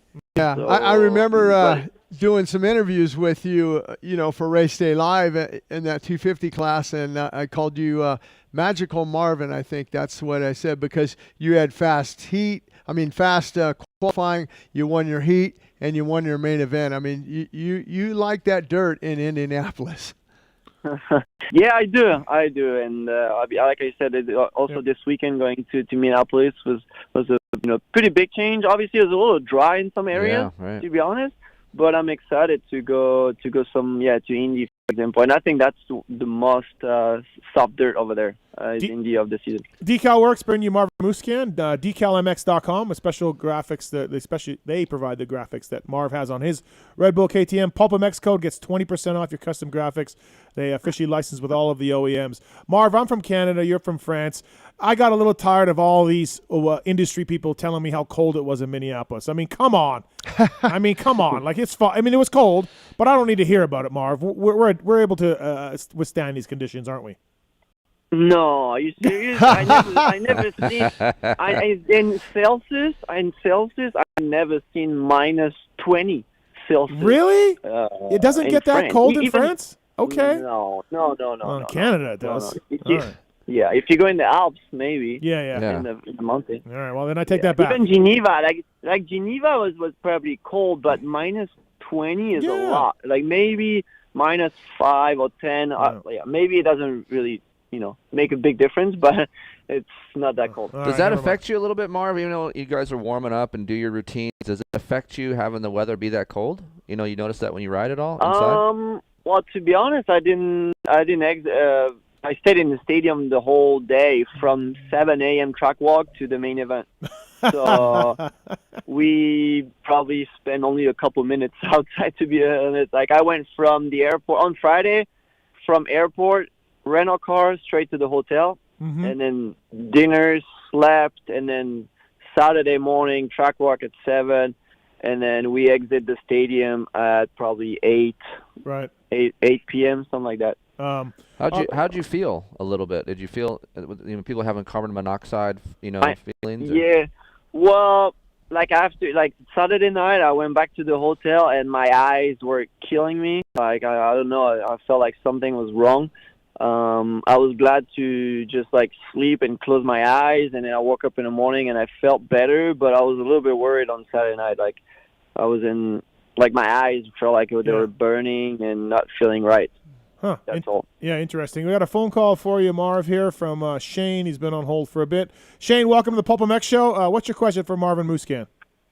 Hey, Marvin. I was just kind of curious on what you thought about that drop right after the starting gate this weekend. It seemed to work pretty good for you. Would you like to see more of them? Yeah, that's something that we only saw, I would say, that we only see maybe once or twice a year. We've had that in Salt Lake City last year. So, I mean, it's cool when you're able to get a great start and in front of everybody, but when you're banging bars and then hitting that drop-off, sometimes it cannot be fun. But it's cool to see that, like I said, once or twice a year, and it's something different. There you go, Shane. Well, we were definitely cheering for you. Me and my kids are huge Marvin fans. We got home from the race on Saturday night, and my 4-year-old was crying. We asked him what was wrong, and he said he wanted to say hi to Marvin and Cooper. So I was wondering if it'd be okay if he says hi to you really quick here. Of course, yeah. I mean, hello, how you doing, buddy? He's a huge Cooper Webb fan and Marvin Musquin fan. So yeah, did you guys have a good time at the race? Yeah, we did. So hopefully I'll meet you one day. Yeah, we were really hoping to this weekend, but didn't quite happen. So, but thanks, Marvin, for your time. Cool. Thanks, Shane. Thanks, buddy. Thanks, guys. Good call, Shane. Nick's on 4. Nick, what's your question for Marvin Musquin? Hey, guys. Hey, Marvin, my question is, when you go from a year model KTM that you knew and was working well, and then they give you a new bike, new setup, what's the biggest change for you trying to figure that bike out? Well, yeah, that's a great question. To be honest, I was super excited, and when I jumped on it, it felt so different and in a good way. And like I said, I had a great off season on it. And I feel actually better through the whoops, and I've done also some work technically. So, but the main thing is to understand what they've changed on it, especially with the frame geometry and the suspensions. When you change so much on the frame, I think you have to adapt the suspension, and that's what we are working on with the team. Yeah, you just can't slap on last year's stuff and call it a day. No way. So yeah, exactly. Thanks for the call, Nick. Thank you. Keefer, for you, what's the biggest difference between the models for you as on a production level? You've ridden them both. So engine for me is close to the same feeling, and this is production, obviously. Yeah. Chassis is a little bit firmer, so I get a little bit of a heavier or vague feeling in my front end on like middle part of the corner. Yeah. So it's not quite as good as old bike, but doesn't turn as good. Right. Yep. But for me, like lean angle, straight line, stability is better. And I felt like the old bike was a little bit, wallowy and soft in that area. So, so me, the chassis is a little bit more noticeable than the engine feel. That's something that I noticed with Cooper. In the years past, he could turn on a dime. Yeah. You see him go in, just turn. Yep. Now you see him try that, and it looks like he's struggling still. Well, it's a longer frame, right? Yeah. It's a longer frame. A lot of things are a little, obviously the drivetrain is lower. There's a lot of effects that could, cause that, And the rigidity of the frame stiffer? Yes. They're trying to more get it like an aluminum, more Correct. Stiff? Yes. Yeah. Interesting. And if you look at I thought Marvin the and Flex was great. I mean, watching those last things. year, Marvin Coop's bike had that brace in the front. Yep. Try to help that along. Right. Right. Huh. Interesting. Yeah, and people talk about like, hey, why don't they put them on last year's bikes? They can't do that. No, they're trying to sell these bikes, right? Yeah, they're trying to sell the bikes, Marv. So I don't know if you've asked the guys to. Oh, this is a good one. So Okay. Marv pulled up to State Fair, right, Marv? Yeah. And you had the old bike, and the new bike in there in Frankie's truck. Oh. And people were coming up to me freaking out, dude. Marv's going to try the old bike today. And I'm like, look, Marv is not here to ride that old bike. Let me tell you something.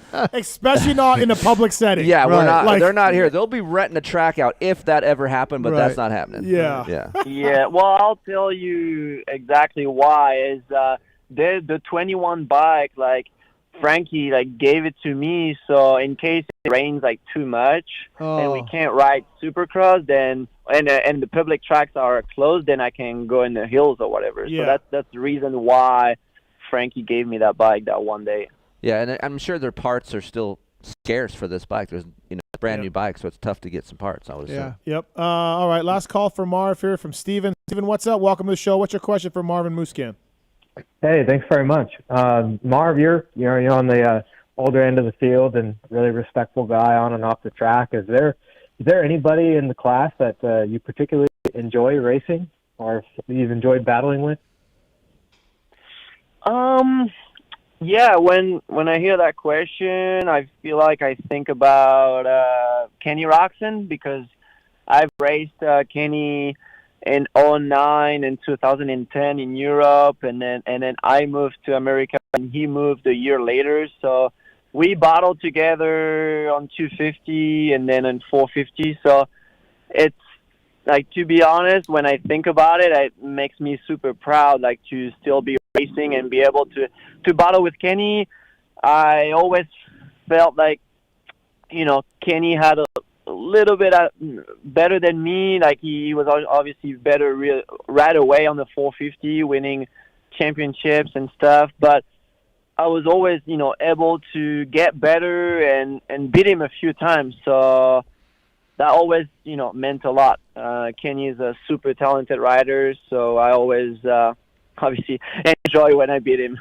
There you go. It's funny, I was watching. Thanks, Steven. Thanks for the call. Yeah, watching old GP videos of Marv maybe a few weeks ago. Yeah, it's pretty cool. And Thank you. I watch how your style has evolved. It's evolved a little. It's he was so. He's still a smooth French rider. Right? A lot of these French riders are really smooth, but Marv has gained aggression over his time in America. Would you feel that's a safe statement, Marv? Yeah, of course. That question or that sentence always come up. I feel like in Europe I was able to be a little smoother and get away with it, to be honest. And then here in America, when I show up here and then race my first outdoor, everybody was so aggressive, and I had no choice to be more aggressive. And I felt like the the level compared to back in the day when I was in GPs was different. So I had no choice if I wanted to do good here. Yeah. I went to Teufelstal when Marv went 2-2 and Kenny won a moto, I think, on a Suzuki, and it was Kenny's first moto win. I think that's what happened. MX2, obviously. Yeah, right? MX2. Yeah. 09? Dude, I can't even remember. Was that when it was? Yeah, that long ago? I think it was 09. And was this when you switched to KTM, I think? Were you missed Yes. the race? Yes, you were. Yes. You were riding for a Honda team, and then you switched to KTM, but you had to sit out a race because of somebody was figuring something out. And then, you go – did Kenny win that day? I don't even – maybe not. I don't know. Yeah, I think so. Yeah. I thought Marv won a moto, though. No, because I crashed first moto, I think. I went 6-1, I think. Yeah, I thought you won a moto. Yeah. But Kenny won, Yes. But Kenny won the overall, which was massively – and anyways, it was just – for me, a guy from Canada following the GPs, it was just cool to see the place lose their mind over Kenny winning. And then I was like, and I didn't know anything about Marvin Musquin other than I'm like, oh, this guy's pretty good too, like on a KTM. Like I was like, oh boy. So so that was a cool little thing to be at, a race to be at, kind of a little moment in GP history. Next week it starts, Marv. You got some picks? MXGP, yeah. I mean, man, it's good. I love following MXGP. It's a stacked field too, especially on MXGP class. 250 is good too, but MXGP is cool, and obviously always behind the Red Bull KTM guys. Hurling's I don't even know when he's gonna be back racing. I don't know how many GP he's gonna miss, but that's a bummer.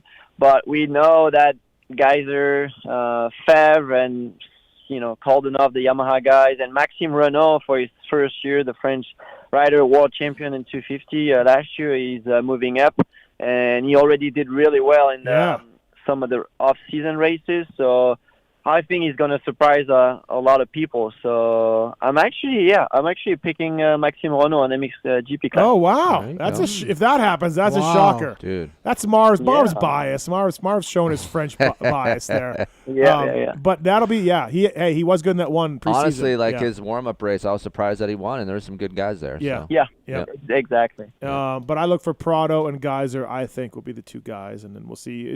How long till Romain is in? You think? How many is he going to miss? Yeah, that too. I don't know actually. Yeah. Okay. All right. Yeah. He'll be. Hopefully, he gets up to speed too. They actually gain 1 week with this weekend being postponed with the weather. All right, Marv. Well, hey man, thanks for calling in. Congrats on the podium. Yep. You got a Triple Crown coming up, which you were pretty good at last one. So, thank you for calling in, man. Appreciate it. No problem. Thanks, guys. Have a good night. All right. See you. That's Marvin Musquin, everybody. Red Bull KTM brought to you by DecalMX.com. Jim Holley, Kris Keefer, myself. Let's do the X-Brand Goggle tear-off, shall we? Let's go. Let's go. It's the X-Brand tear-off segment. 15-second rapid-fire Q&A. Rapid fire. X-Brand Goggles, a choice of champions everywhere like Kyle Chisholm and Ryan Brees and Freddie Norn. Fast privateers wearing X-Brand Goggles. Rich Taylor, who that. Certainly Rich is. Thank you to that. Josh Strang, second place at the opening GNCC with X-Brand Goggles on. EKS goggles.com. PulpMX.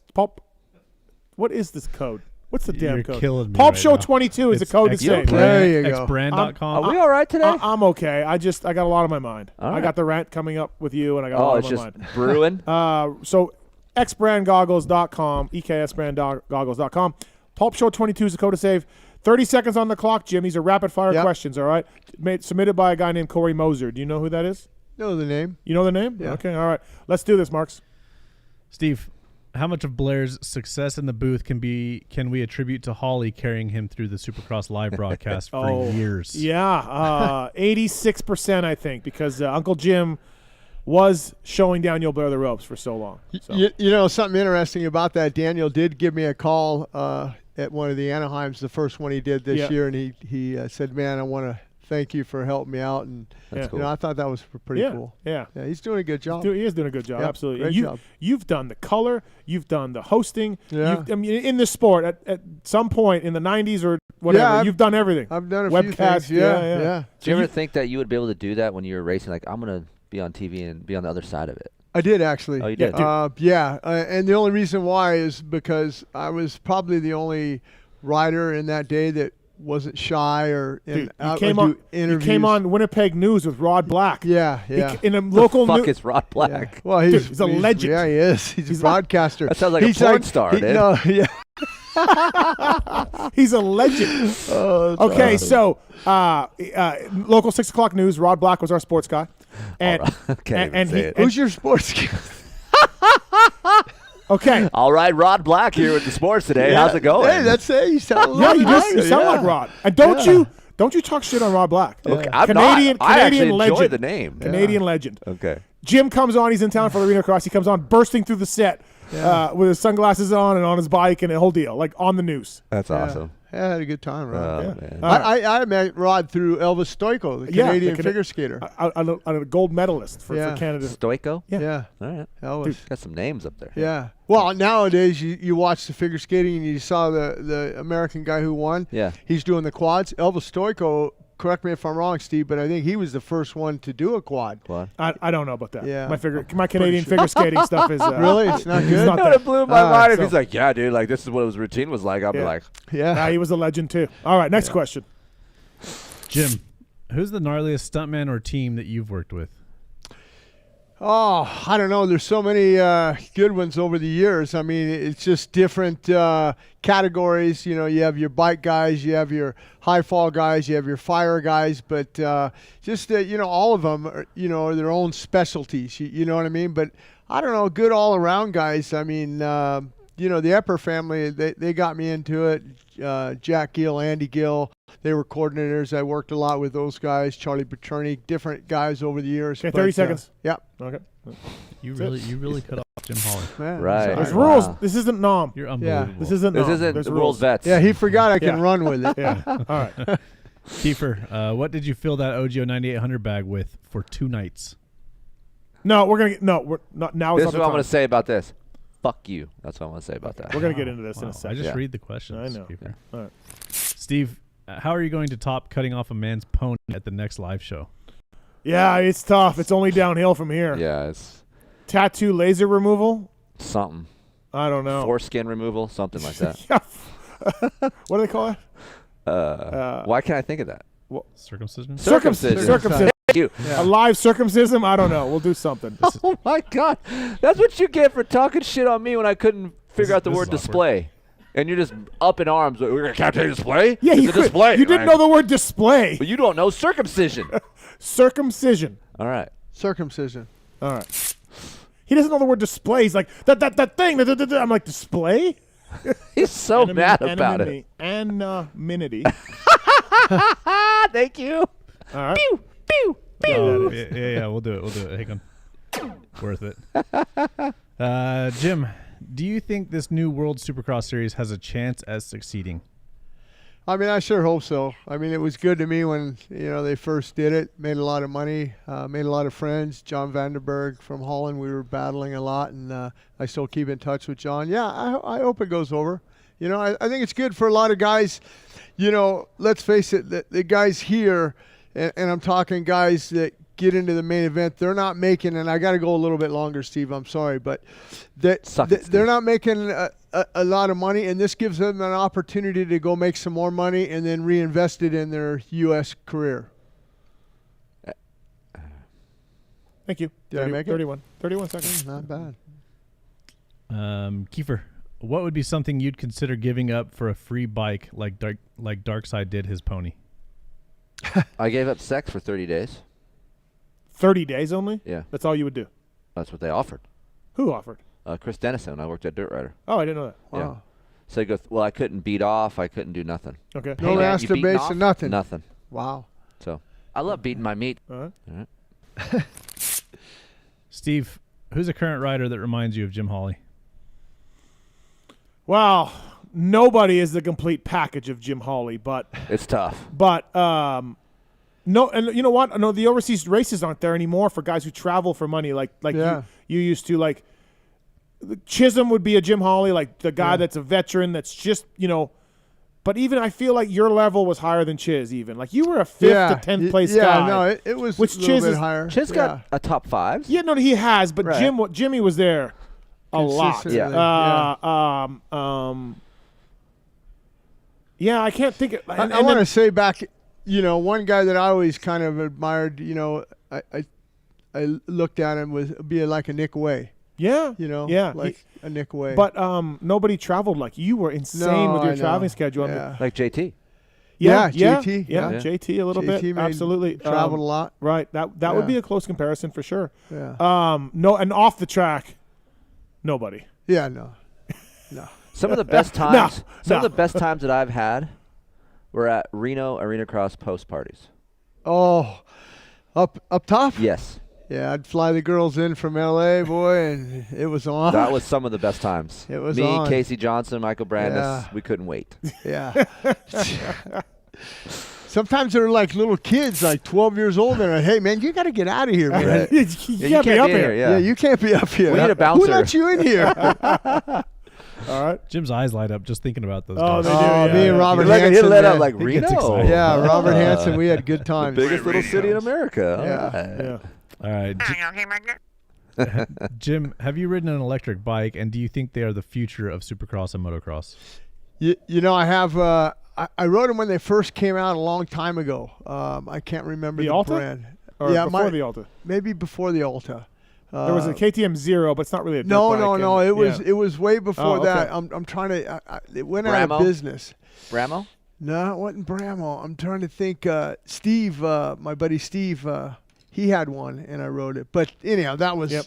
But to be honest, the future, I think, maybe not in my lifetime. I mean, I'm getting to be 61 years old, but I think in my grandson's lifetime, because he's got a Strider and he's got electric bikes and all that stuff, Stasics. So I think that era, and you're seeing the KTM Junior Supercross Challenge, those are all electric. So, I mean, maybe 20 years, 30 years. I don't know. There's no way it's going to be the future of a Supercross and motocross. It's the future of selling more motorcycles to other kinds of people. That's what I think. Yeah. Well, no one asked I mean, I hope they don't get rid of the combustion engine. Right. I don't so. hope they. I don't want. Correct. I don't wish that. Right. All right, last one. Kiefer, who's faster, Craig or Jet? Oh, God, this is going to get me in trouble. Depends on the track. Right. Wow. Look, I give Jet a hard time because he gets a lot. I mean, he is a great rider, great kid, great person, but the media hypes him up a lot, so I get sick of him a little bit. Because I'm going to suck Jet off. Christian, I just feel raw speed. Christian is a little bit better than Jet. But, man, it's close, dude, because Jet is a smooth rider as well. Like, it's insane. But look at the age difference. Right. That's what why I'm saying. Kristen is Yes. got that raw speed now. Yes. All right. That's been the X-Brand Goggle Teros. Choice of privateer warriors everywhere like Kyle Chisholm and Josh Strang and Ryan Brees and Freddie Noren and more. EKSbrand.com as well. So thanks to those guys for everything they do. Fly Racing. Jim, have you been to a motorcycle dealer yet in the last little while? Yeah, I go in them. Yeah. Have you ever gone up to the parts counter and smashed the parts counter and demanded to see the latest Fly Racing catalog?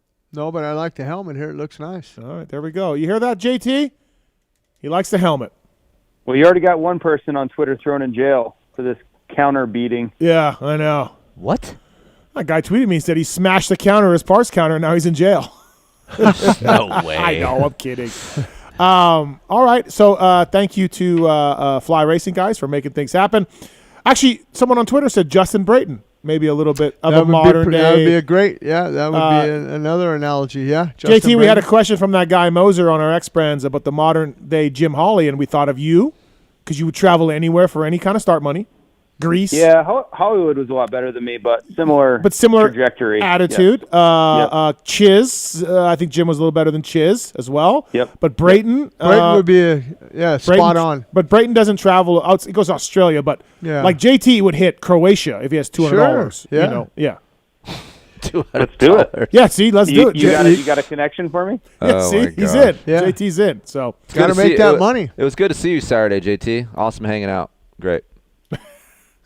Well, I was a little busy. Like I'm working over there. Mm-hmm. I know you were just thrilled to be there on Saturday. That was fine. I see JT when I do the track walk. Yeah, the track walk. Yeah. I retired from broadcasting from Race Day Live. It just got too much. COVID hit and everything, and I said, "Look, I'm done. 16 years old. I traveled, raced factory rider, this, that. Yep. Ran the team for Yamaha Japan. Got into the broadcasting for 20 years. I said, look, I'm just done." So Feld called me, and Mike Muley says, "Hey, can you fill in for Steven Scott Lurch? He does these VIP track walks, and you got to do 5 rounds," and he named him off. But every time I'm battling with JT, he's got his group, I got my group. Man, we're throwing elbows when we're going down the tunnel and stuff. I would never get into an elbow throwing contest with Hollywood. I know that's a losing. Yeah, absolutely. engagement. Hey, but JT, you do the fly track walk and everything. I mean, the thing that I hear is everybody is so amazed on, how deep the ruts are, how deep the whoops are, how the face of the triple is just straight up and down. You don't get that perspective when you're up in the stands. It looks like, I could go around that track. And I hear, I don't even go up the finish line anymore. I let the people go up and I go around. I said, I'll see you in the next corner. Right. Yeah, I mean, the perspective is really hard to replace. There's just nothing like it. And even people that are sitting like in the lower bowl of the stadium, it's still different. Like they get down there, and like every single time they stand on the triple face, and they're like, "How do they possibly do this?" Yeah. And for us, all of us, it's we get kind of numb to it, and we get jaded by how many times we've seen it and watched it and done it. But these guys, man, you can see it in their face. You can see just the amazement and awe of the fact that this is like normal for normal day life. And these guys are like, I couldn't even imagine rolling over some of these jumps, let alone, doing 20 minutes plus a lap.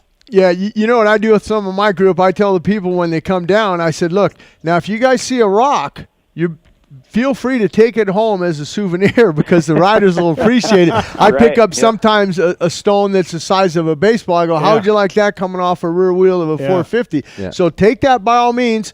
Take a Sharpie and put Minnesota track walk in the data where take that stuff away. But one guy came up to me, JT, he says, I was up there watching the whole practice and everything. Now I came from my truck. I didn't know it dropped down off the start, foot or whatever. Yeah. Because you really don't. You can't see it. Yeah. We were debating. Nick Way and A-Ray told me that I could hit that tabletop before the finish. Yeah, you could. I had that covered. Yep. And then they were both telling me, Mathis, if you clear the table, the finish is, No.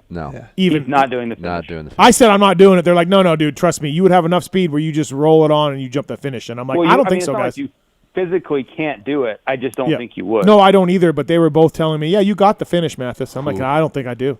I don't think. But I got that table. I'm picturing it in my mind right now. Right. I don't know if you guys ever saw, but I did the Supercross Futures, and it's on a YouTube clip. Okay. In Glendale a few years ago. Oh, I saw that. Yeah. Yeah, and I wasn't. Oh, that's right. I do remember this. Yeah, I was just doing a double, and this guy kept coming on. I forget his name, but he was on the counter. He was tripling. I'd pass him back. I said, man, this is for the podium. And I'm 60 years old, man. I'm not, or no, I was 58 or 9 or whatever it was. But I had to ride the 40 class because they didn't have a 50 class. So I said, there is no way that this cat is going to beat me to the finish. I'm going to pull the trigger, and I just over-jumped that triple, and I gathered it up, and I went off the finish, but I got third. You got the podium. I got there the podium. I got the podium. All right, JT. So a couple things. Let's start off right off the bat. Jet or Christian? Who you got right now? Who's better? I think Christian. I like what Keefer said about raw speed. I think racecraft and just kind of a natural sense of how to control a race. I think Jet is pretty amazing to me, and we have to remember these are two different maturity levels. Jet's 18 and Christian's 31. Yep. So for them to be very similar of how they're managing races at their different ages is pretty amazing, right? You almost expect it for Christian. He's been there and done that. But for Jet, he looks like a seasoned veteran in how he approaches not only Supercross races, but also, like you mentioned earlier or yesterday, Steve, Lucas Oil Pro Motocross races. He doesn't make big mistakes. He doesn't do dumb things. He doesn't throw races away. And that's not common. That's really something we don't see very often, especially from kids that are only 18. Forget even 22. Look at Chase Sexton this weekend. I get it, a different class, but those are the types of things we really haven't seen from Jet Lawrence, other than the one time at A1 when he was 16. Yeah. Hey, or A2, I guess. JT, I want to ask you, when do you think we would see a guy like Jet Lawrence move into the 450 class? Like what age? Like he's 18 now, like 20, 21, 22? Yeah, I think he would follow the same trajectory as Chase Sexton. Yeah. If he wins a title, he could go defend it next year, and then in the 24 season move up, which I think he's 20 years old. It makes sense. He's been racing pro for 4 years at that point, and he's so far ahead of the game already. I wouldn't be scared of it being too much for him at that time. God, man, if he rides as well as he does on a 250 and he brings that to the 450, it's similar to Chase. Chase was really like that in the 250, but I feel like even more so with Jet, like the speed is even better. Yeah, he's going to be dangerous. There's so much bike skill there. Yeah, it's pretty amazing. JT, so RJ Hampshire talked about how he was not feeling well from the race, and then so Justin Starling is, and our buddy Jamie, his eyes. Marv wasn't feeling good. Marv said he wasn't feeling good. There definitely appears to be a little bit of an issue going on Saturday night. I don't know what. Yeah, it's going around. I don't really know. I'm not a doctor, and I don't have any expertise in the field, but I'm certainly hearing the same things that you guys are. Yeah, it's interesting. I'm sure Feld guys are getting phone calls and trying to figure it out, right? Yeah. So, you wonder how much it affected racers out there, though. RJ was rattled after the race. Keefer, you were talking to him right there. Yeah, and he just said, I'm not used to getting that, winded, or I couldn't breathe. And he's like, what was up? So. And Starling said he was sick all day. But then other guys were in the pits all day, no problem. They had Chase no even said that, too. Like, he was wondering why he was getting a little bit of, Yeah. Well, and I think you could headache. see it in, Adam Cincerillo's eyes were pretty bloodshot there at the end of the night. Yep. There were a lot of people being affected by something. But I think weren't they having the guys go outside and warm the bikes up and stuff too to try to help out, keep the that I don't know personally, but I do down. know there was some bikes getting warmed up in the tunnel. Yeah, whether or not that was legal or not. Yeah, but that happens at other races. I got to think Yeah. it's something else going on. You know what I mean? Yeah. I don't know. We'll see what happens in the coming days. I will say this, man. What? That ETS fuel, Yep. it's gnarly. Yeah. Like the KTM team runs it, and every time I walked by anyone running that fuel, it was pungent. Yeah. Like it is gnarly stuff. Is that something new? No, it's been around. Oh, okay. So they just made a new one called K21, and they had a K18 fuel. Wasn't as gnarly, but this new stuff, it literally smells like cat piss. Like I brought it in at home in my garage, a 5-gallon can, opened up once, and it just went through my house. So I had to stick it outside in my shed, and even when you walk by my shed, you smell it. Right. Wow. Well, interesting. Fly Racing, flyracing.com. Please check them out at your local dealer if you can, and demand to see the latest and greatest from Fly Racing. Just don't even smash your counter. Just mention it, maybe. Just ask. So you got a fly catalog? Yeah, you got a fly catalog? Yeah. JT, so I feel like the top 5 from the 250 class this weekend, we were talking about this earlier, are going to be the guys, but I would put Pierce Brown in there. I think he won the heat. Really? He rode really well. Yeah, if he can, this is his third year. This is Pierce's third year. I think that's the kind when when you can get going. Well, he was certainly impressive. I did not have him winning that heat race, especially when you look at the field he beat in that heat race. So I don't know if I'm there quite yet. Yeah. But I do have to give him a lot of credit because he looked the part on Saturday night. Yeah, he qualified first. Yeah, he qualified. Yep, exactly. Yeah. So, he makes a lot of mistakes. He's RJ Hampshire light. The last couple of years, I don't think he's finished the whole series yet either due to injury. So, he's got to get over that first. But I have a question. What do you chalk a lot of this up to? Like it's Jordan Smith and RJ and Pierce Brown, and there's a lot of kids that are like this. I would say Forkner has been that a little bit too, even though he has 11 wins. I mean, he has had a tendency to crash. There's no question about that. On top of, in spite of the 11 wins, is that just these guys pushing the limit so much? Because I don't necessarily think it has to be that way. You watch a guy like Jet, he doesn't look like he's on the limit at all, and he's not crashing, and he's not, I think these other guys are pushing the envelope all the time. We saw how many crashes there were in qualifying practice alone. and that carries into the races. And I just don't know if that from these guys doing so many, hot laps and heaters at the practice track and constantly pushing the edge. I was never that guy. I never rode really like that, so I don't really understand it. Like they crash so much. Like you would just think they would think I have to back it down a little bit. Do you think though? So you look at those guys you talked about, right? Yeah. Older guys, Jordan and RJ, and even Faulkner a little bit now. He's been in the class for a little bit. McAdoo, you have to put McAdoo in there too. But maybe, they're not 450 guys because they can't stay upright, right? They're missing series. They're missing races with injuries. Mm-hmm.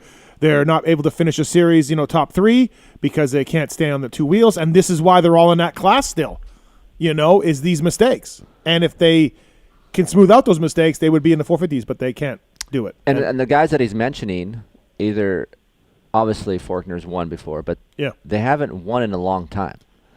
And they're probably under a little bit of pressure for themselves. Yeah. I want to do this to get the confidence back. But, what's a huge advantage in the 250 class? A factory bike and being older. Yeah. That's a huge advantage. You're smarter. You're more mature. Yep. Theoretically, you know how races are going to play out. You have experience. Whether it's AP or Osborne or whoever throughout the years, the factory bikes, older guys is a deadly combination. Outside of your Ferrandis, you're lining up against a guy Cirillo. You're lining up against a guy like Jet, who's a 17, 18, right, and making mistakes or whatever. Christian Craig, right? Although that might be, because just last year he kind of threw it away. Like he was neck and neck with Nichols and then he threw it away. So I'm not sure Christian is a great example, but this year he is. But anyways, that's a huge advantage, factory bike and being older. And some of these dudes have that advantage, and it doesn't work. And you would see a lot of those guys kind of grow out of that, but some of these guys haven't grown out of that, I guess is more my question. Like they're still doing the same thing that they've been doing for 5 years. Right. Well, and case in point would be a guy like Adam Cianciarillo. He's moved up to that 450 class, hasn't got a 450 win, but he's still crashing. Yeah. Yeah. He said that in the live show when we were there on Friday night. He's like, someone asked him, like, hey, what's your plan? He's like, hey, man, I like to go more than 4 rounds without Exactly. He was a great guest. Yeah, it was great. He was really great. Yeah. Well, and I thought he was pretty transparent in saying, like, I'm a guy that gets hurt a lot. You know, and that can't be a fun thing to label yourself as. No. Even though we know it's true, it's nice to hear it from the actual guy. Sure. I don't know if it's nice to hear it or not. I almost feel bad for him, but I can't argue his point. That's you watch guys crash a lot, and some guys can crash a bunch of times and not get hurt. Adam can't. If Adam crashes several times, he's going to get hurt in one of those several times. That's just how it's played out for him, unfortunately. Yeah. Hey, getting back to 250s real quick, too. A couple things. Oldenburg. God, I got a feel for Oldenburg. Like, if it's any other start straight, he probably can start on the outside and get a start, right? Because he has time to get out there. This is the shortest start of the year. Last gate pick, you're fucked. He really got a bad jump, too. Yeah, he did. Cartwright was ahead, half a bike length ahead of him going around that first turn. I was pretty high on him, too. I was, too, yeah. What was that, the carbon monoxide? You were high before going in? I was high before. Okay, yeah. I think it might have been better for him just to let those guys get the jump, 45-degree angle, go to that inside, hug it nice and tight, and I think he would have came out better than going around the outside and getting pushed out. I think, when you have a bike like his, XPR does the motor, it's a good bike, it's a fast bike, you think like, okay, I can pull a start from out here because my bike is good. If you get the jump. Yes. If you don't get the jump, turn the throttle off, go to 45-degree angle. Oh, you're saying after. I thought you meant off the gate. No. Yeah. If he comes Once off you don't get the jump. If he's got the jump and he looks over, I got this. Go. Start moving over. But if you don't. Or take about 7 dudes with you in the first corner and tell them to get down.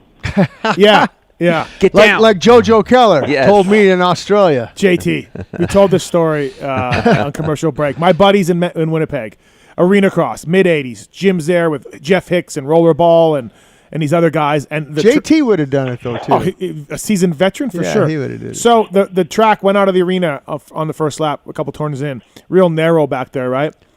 Big pile up. My buddies are trying to get up. Jim's laying there saying, stay the fuck down! Stay down! Stay down! They'll throw the red flag.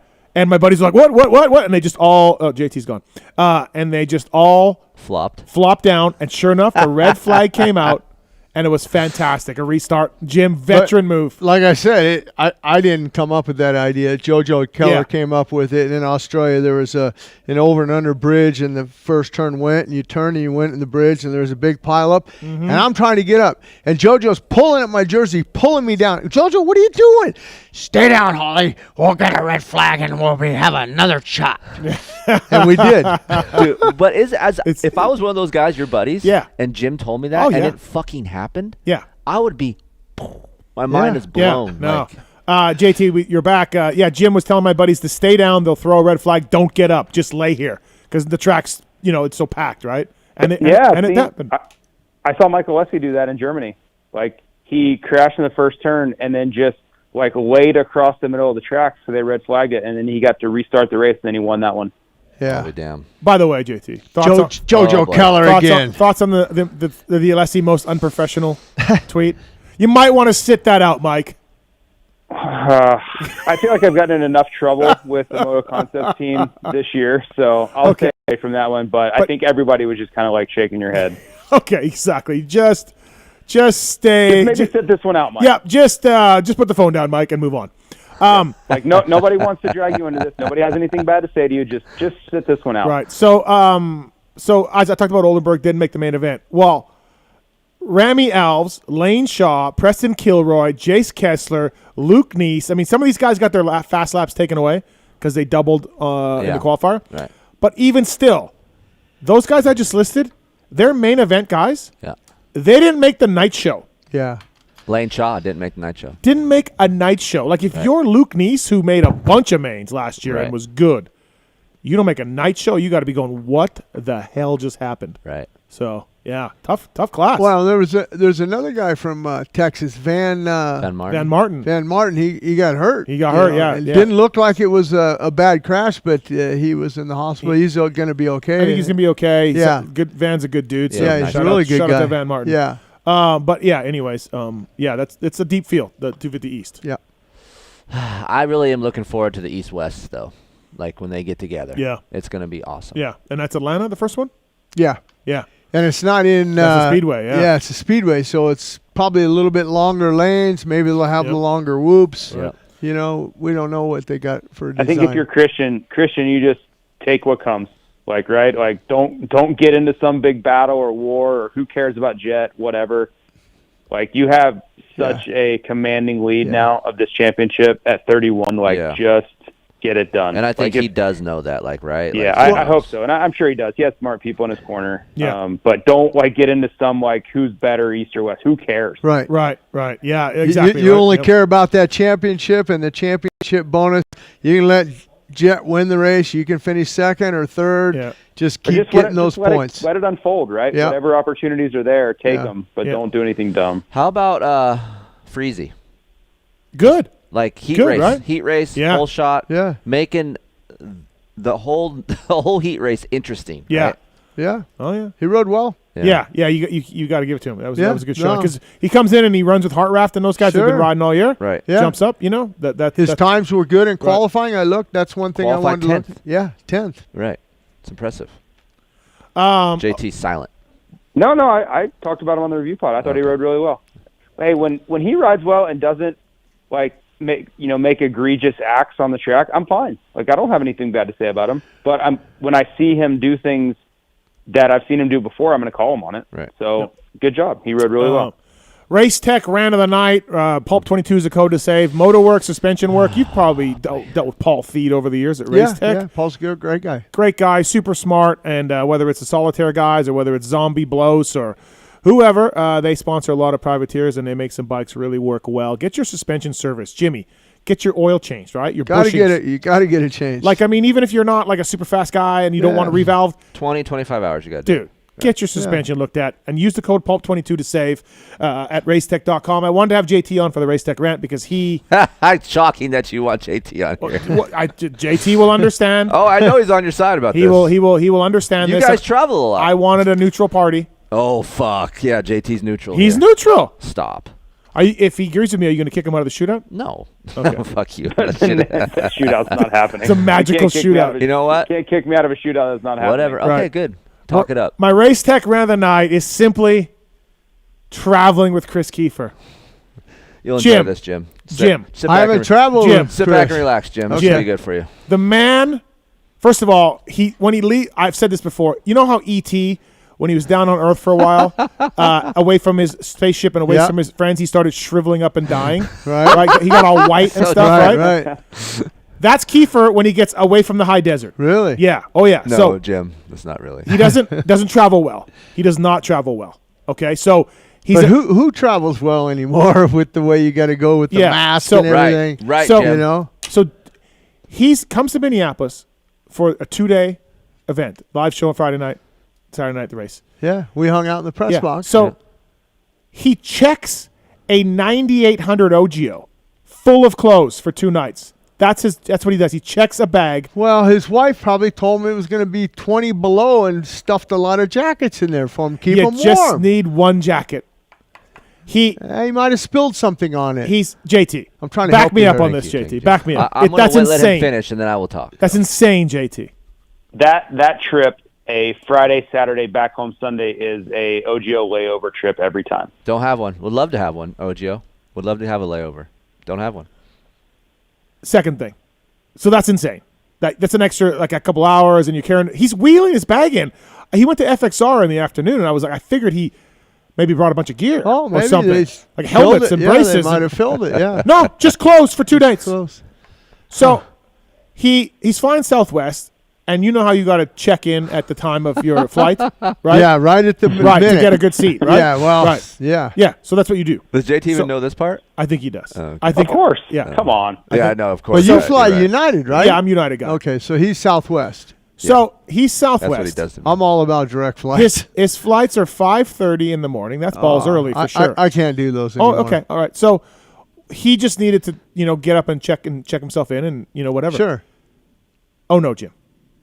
He gets his wife to wake up at 3:30 in the morning and check his him ass in. Oh, jeez. That's a pretty good deal, though, right? Well, yeah. I Dude, mean, no, because you you better just taking care of her when you got home. JT Yeah, I did. again. Actually got it. Good. Hey Heather, wake up I at don't 3. understand why you couldn't do this, let alone it's 2 hours earlier for her. Well, wait a minute. Now, if you're on Southwest, you can pay a little bit extra, and they'll check you in.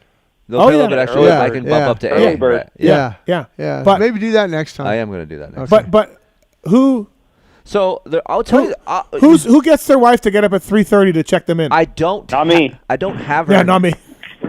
JT, don't even say anything right now because I have a good comeback and I'm not going to say anything. I didn't ask her. She volunteers herself. You still say no, honey. Why do you say if Pookie offered? No, I am saying I am a Bullshit. grown man, and I will check in when I need to We on know my you're a own. grown man. I will not make you get up at 3:30 in the morning and check me in. I and then got- she sends a screenshot of his boarding pass. So little Chris has his boarding pass right there, ready to go for him. With his 9800 for 2 nights. The only thing I got to say for that is to how to fix it. What's that? Just do like I do. What's that? Take a noon flight. Oh, yeah. I take noon flights. I can't I do like it getting anymore. home early. Yeah, I like I'm getting home with- I'm early. with you. I have nothing to get home early too. All my kids are grown up and gone. I don't care. It sucks to get up, but it's nice to be home early. Yeah. I'm But a home early too. If guy. I do not, and I wish if Heather, you listen, you need to call in. This is bullshit. Because Yeah, you like that? if I don't involve her in something, like I say, hey, I got it. She gets all, why? What? How come I can't help you? I don't need help. I'm fine. No, I'll do it. Don't worry about it. And she just gets pissy. So I've learned over the years, fuck it.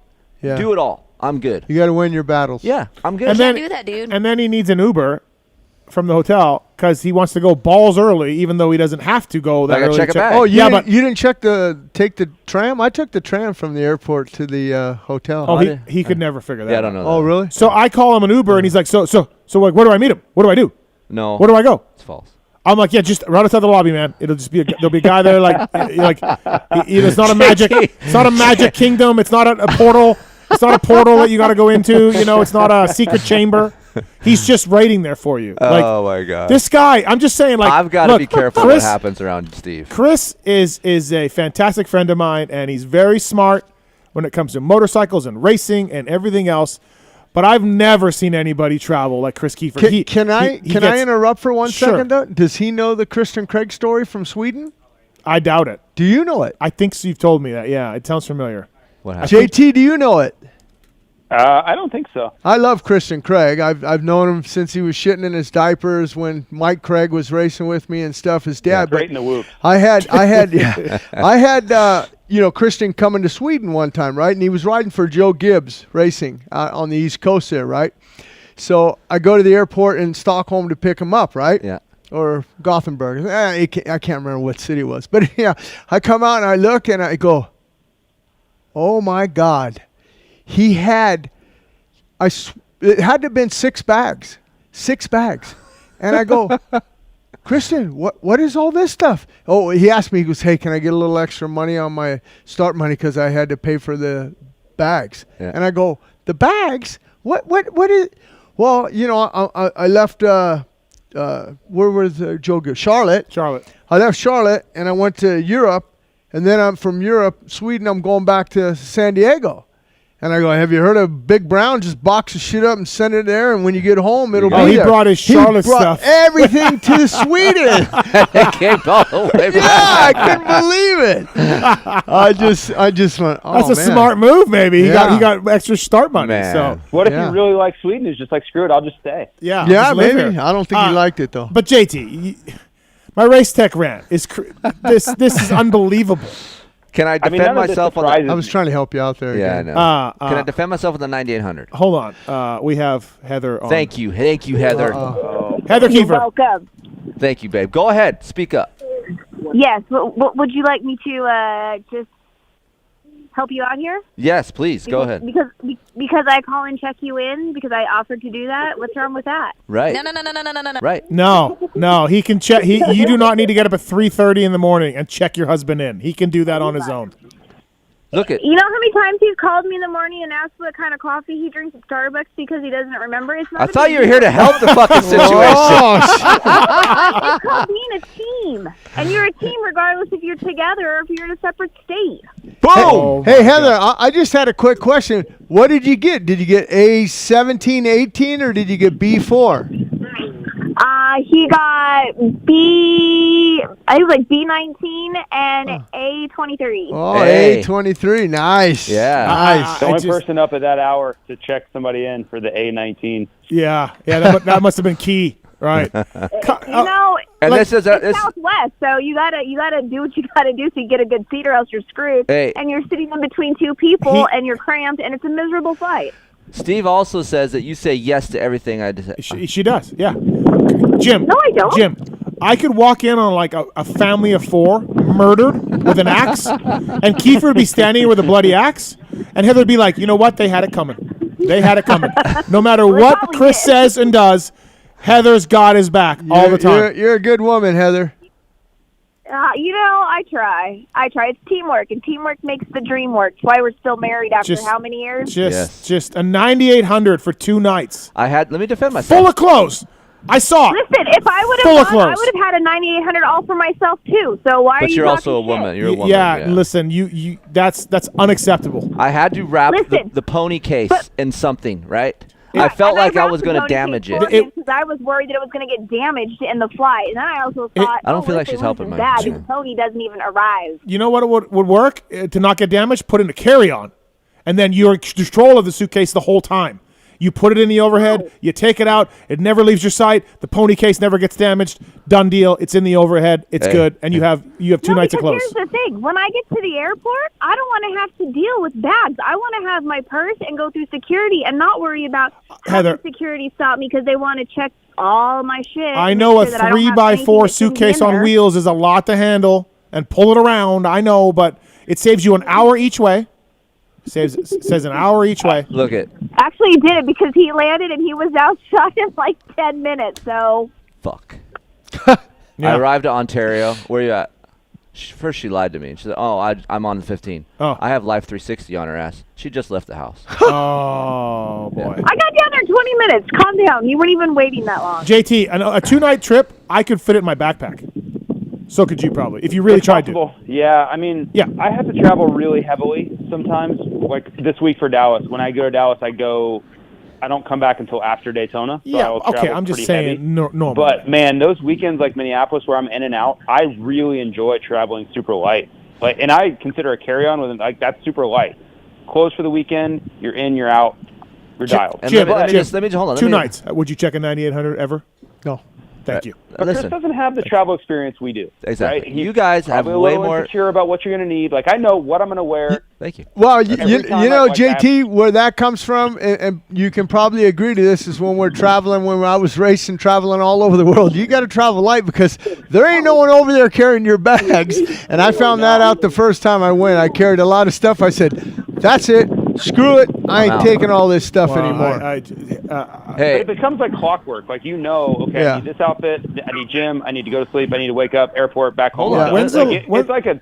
It's like a 5 minute or less. Hey, you know, JT, I take whatever airline goes direct, and I have a lot of miles on them all. But you know, I know like Steve has a lot of. He gets to board first on the airplane or whatever, right? But you know, I get to go first on any airplane I go, and you know how I do that?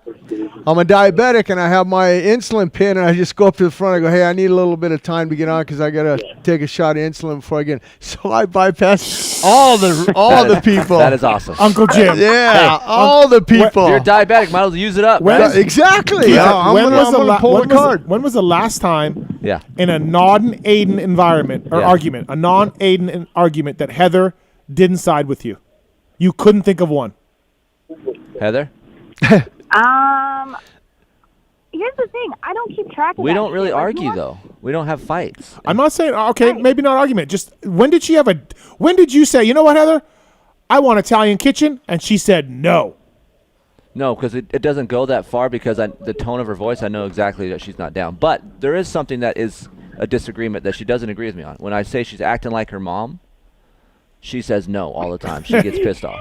Well, I think that's a universal. Yeah. Any wife would cringe at that one. But for the people at home and want to know what it's like to travel with Steve, just to let you know, Steve is like a fucking recording machine. Anything that you do, say, act.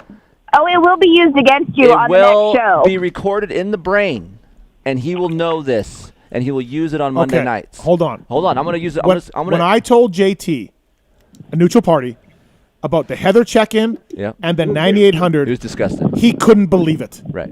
He also, in my shoes, would be bringing that up. I don't like to overreact maybe as much as you do. I think the check-in, like, Chris, come on, bro. We're in our 40s. Like, you can check in. Yeah, it's 5:30. Absolutely. I'm not disagreeing with that. But the packing thing, I chalk that more up to inexperience with traveling. That's all. Heather, when I start doing stuff by myself and I don't include you, what happens? I get butthurt. Thank you. I mean, you got to know the situation. Like, it's situational awareness. Nothing says Just like in racing. spousal love than checking somebody in, for sure. That's a great bonding spousing moment. I will say, hold on one thing. So, just so you know, like, Heather. like But it's not about bonding, Steve. It's just about helping out your significant other. And I don't care. I'm probably getting up to go pee anyways at 3 o'clock, so I'll take 2 minutes, I'll check him in, and go right back to sleep, which is exactly what I did. Hater. It's riveting. Hater. Heather, do you leave notes in there too, like "I love you"? Because I went to Europe with my buddy Hochi from Guatemala, and he opened up a suitcase. Every day, his wife had everything packed for him. His clothes for Monday, Tuesday, Wednesday, and each day had a different note. You've just given Heather an idea, because that'll happen. That'll happen. No, I mean, That'll happen. Chris and I in the past have left each other notes when we leave, but I didn't do it this time. No. Like, And Heather gets, I leave for 2 those days. 2 nights, good God, yeah. How would you ever live without them for 2 nights? When Chris flies to another race in 2024, yep, this will happen. So, real quick. He's like E.T. He You dries want to out. know why I know Steve is disgusted? Because I was on the phone with you, Heather, and I was talking about my AirPods. And I did not know that the case charged the AirPods. Oh, yeah, that's another one. Steve oh is my literally God. laying in bed, like just going to throw up on himself. Like he can't believe it. He's like, "What? How's it? They're dead. You mean the case charges them? What do you mean? How's the case charge them?" Dude, JT. What did you think they charged? I didn't know. I thought you had to charge the whole case, like plug it in. Yeah. You do have to do that sometimes as well. Yes. I can't, There's just some things I don't know. You got to deal with that. Steve, you want him to travel to the races more. You're not helping your cause at all. I'm trying to get him to be a professional traveler, and it's You can get. We are amateur hours Thank over you. here when it comes to Exactly. travel. I guess it's amazing. It's amazing. So, all right. Well, that's my race tech round of the night. Traveling with Christopher Keefer. I didn't complain about being there, though, did I? You said you were tired. Yes, but you were too. You said it was a long You day. were yawning way more than I was. I'm always tired, so I'm guilty of that. Yes. It was the carbon monoxide. Was the carbon monoxide. No comment. Yeah, it was. Thanks, Heather. Thank you for calling in. And next time, Heather, I need to check in early. I'm going to call you. No, you fought United. You don't got to do that shit. So. Okay. All right. I mean, if it happens to happen when life swap happens, if that ever happens, I will gladly check you in at 3:30 in the Oh, morning. thank you. I will take advantage of that, and you will also pack my 9800 for me. For sure, absolutely. You can't and I'll wait. tell you what coffee to get too, in case you forget. Hey, Pookie's fucked when you come back. Yeah, maybe. You're gonna be- Maybe. Thanks, I Heather. will fucking kill you. Thank you. You're welcome. All Have right. a good night, boys. All right, see ya. See you later. That's my race tech round of the night. Is packing a 9800 for 2 nights and having his wife check him in. It's amazing. Oh yeah, I didn't ever. I didn't know weekend. about it, but yeah. Yeah. So I'm with you on the AirPods. I don't even have them, but Yeah. me and technology, they're we so don't get. good. One time, Steve, he had to help me with my iPhone. I had the Bluetooth on or something. Yeah. I didn't know I had it on, and it takes battery. I'm not. I haven't had AirPods, but I got it for Christmas, and I only use them a couple times. So I don't know. yeah. I feel like AirPods are one of my only ever wins with Steve, where like I have things that I like try to get Steve to do that I really like and I think he would enjoy, and he's usually like, no, I'm out. Never, no. And AirPods, I finally got him to try them, and he really likes them. Like that's one of the only things I can cling on to. So I'm like, see, I told you, not everything I tell you to do is wrong. For me, it's a game changer on the plane. I don't have to listen to anybody. Should kind of like Phil. Like I put those in, and I don't hear the kids crying. I don't But hear they're not shit. even noise canceling, though. No, but I have the music on, so I know, it drowns but everything you out. should try actual noise The canceling. Pro ones, the Pro ones are next level. I've only had the Pro ones for like 2 months. Yeah. I got them for Christmas, and they're like a whole nother level up from where I was. And They're they have pretty noise incredible. canceling in them? Yes. Okay. All right, JT, anything else? Nope. You guys enjoy it. You're doing a Re-Raceables podcast tomorrow with Jim Holley, I hear. That should be interesting. Yes. Check that out. That'll be fun. Daytona 86. Oh, nice. 4th place in the main event. Yeah. Nice. Keefer, I look forward to not doing the shootout. That's fine. I'm With not going to you. invite you now. You're clipped. Oh, J- wow. JT, I'll it's see almost you. March. JT, I'll see you in. I think I got 3 more to do, and I think it's Seattle, St. Louis, and Denver. And remember, Denver's an early one again. I hear 1 o'clock I look start forward time. to that elbow right in my side as we're walking out onto the track. All right, buddy. All right. Thanks, JT. See you, JT. All right, see you guys. Fly Racing, Later. flyracing.com. Please check them out on the web. Thank you to that. Hey, a contest time for PulpMX show listeners. So we got a $50 Amazon card up for grabs. The sponsors this week that we're going to do, Guts Racing, Get Data, and Atlas Neck Brace. We want you to make a purchase from Guts Racing, Get Data, or Atlas Brace using the PulpMX codes. In Get's case, you have to email us to get the code. We'll send it to the guys at Get, and they'll dial you in. But the code for Guts, the code for Atlas are on the website. DM us at PulpMX Show, Instagram. DM us a picture of the product and the receipt, and we will pick a random person who bought a Guts or a Get or an Atlas brace. Give them a $50 Amazon card. So thank you to those people for doing that. Guts, Get, Atlas are the sponsors this week. $50 Amazon card. Show us your receipt. Show us a photo of the product. Butter us up wherever you can. We're going to award a random person the $50 Amazon card. And Guts is the seat covers, correct? Yeah, Guts Racing up in NorCal. Yeah, no, what's the owner's name? Andy Gregg. Yeah, Andy, yeah. Good guy. Yeah. Well, I know my buddy Kurt Binky. He needs a seat cover. Okay. You listening, Kurt? You better call in, man. He's in Tucson, Arizona. You can save money using the pulp code, and then maybe you get the $50 Amazon card, and you're ahead of the game. Wow. So, Pro Filter. There's a real option for riders to avoid cleaning an air filter ever again. Pro Filter has been active in the industry for the last decade and manufactures top-quality air and oil filters for dirt bike, street bikes, side-by-sides, and everything in between. Please check out profilter.com. Pulp20 is the code to save. Just grab your dirty filter, take it out of your Blue Crew, throw it away, put the new one in. It's fantastic. They make it for more than just dirt bikes. Also, Maxima Oil.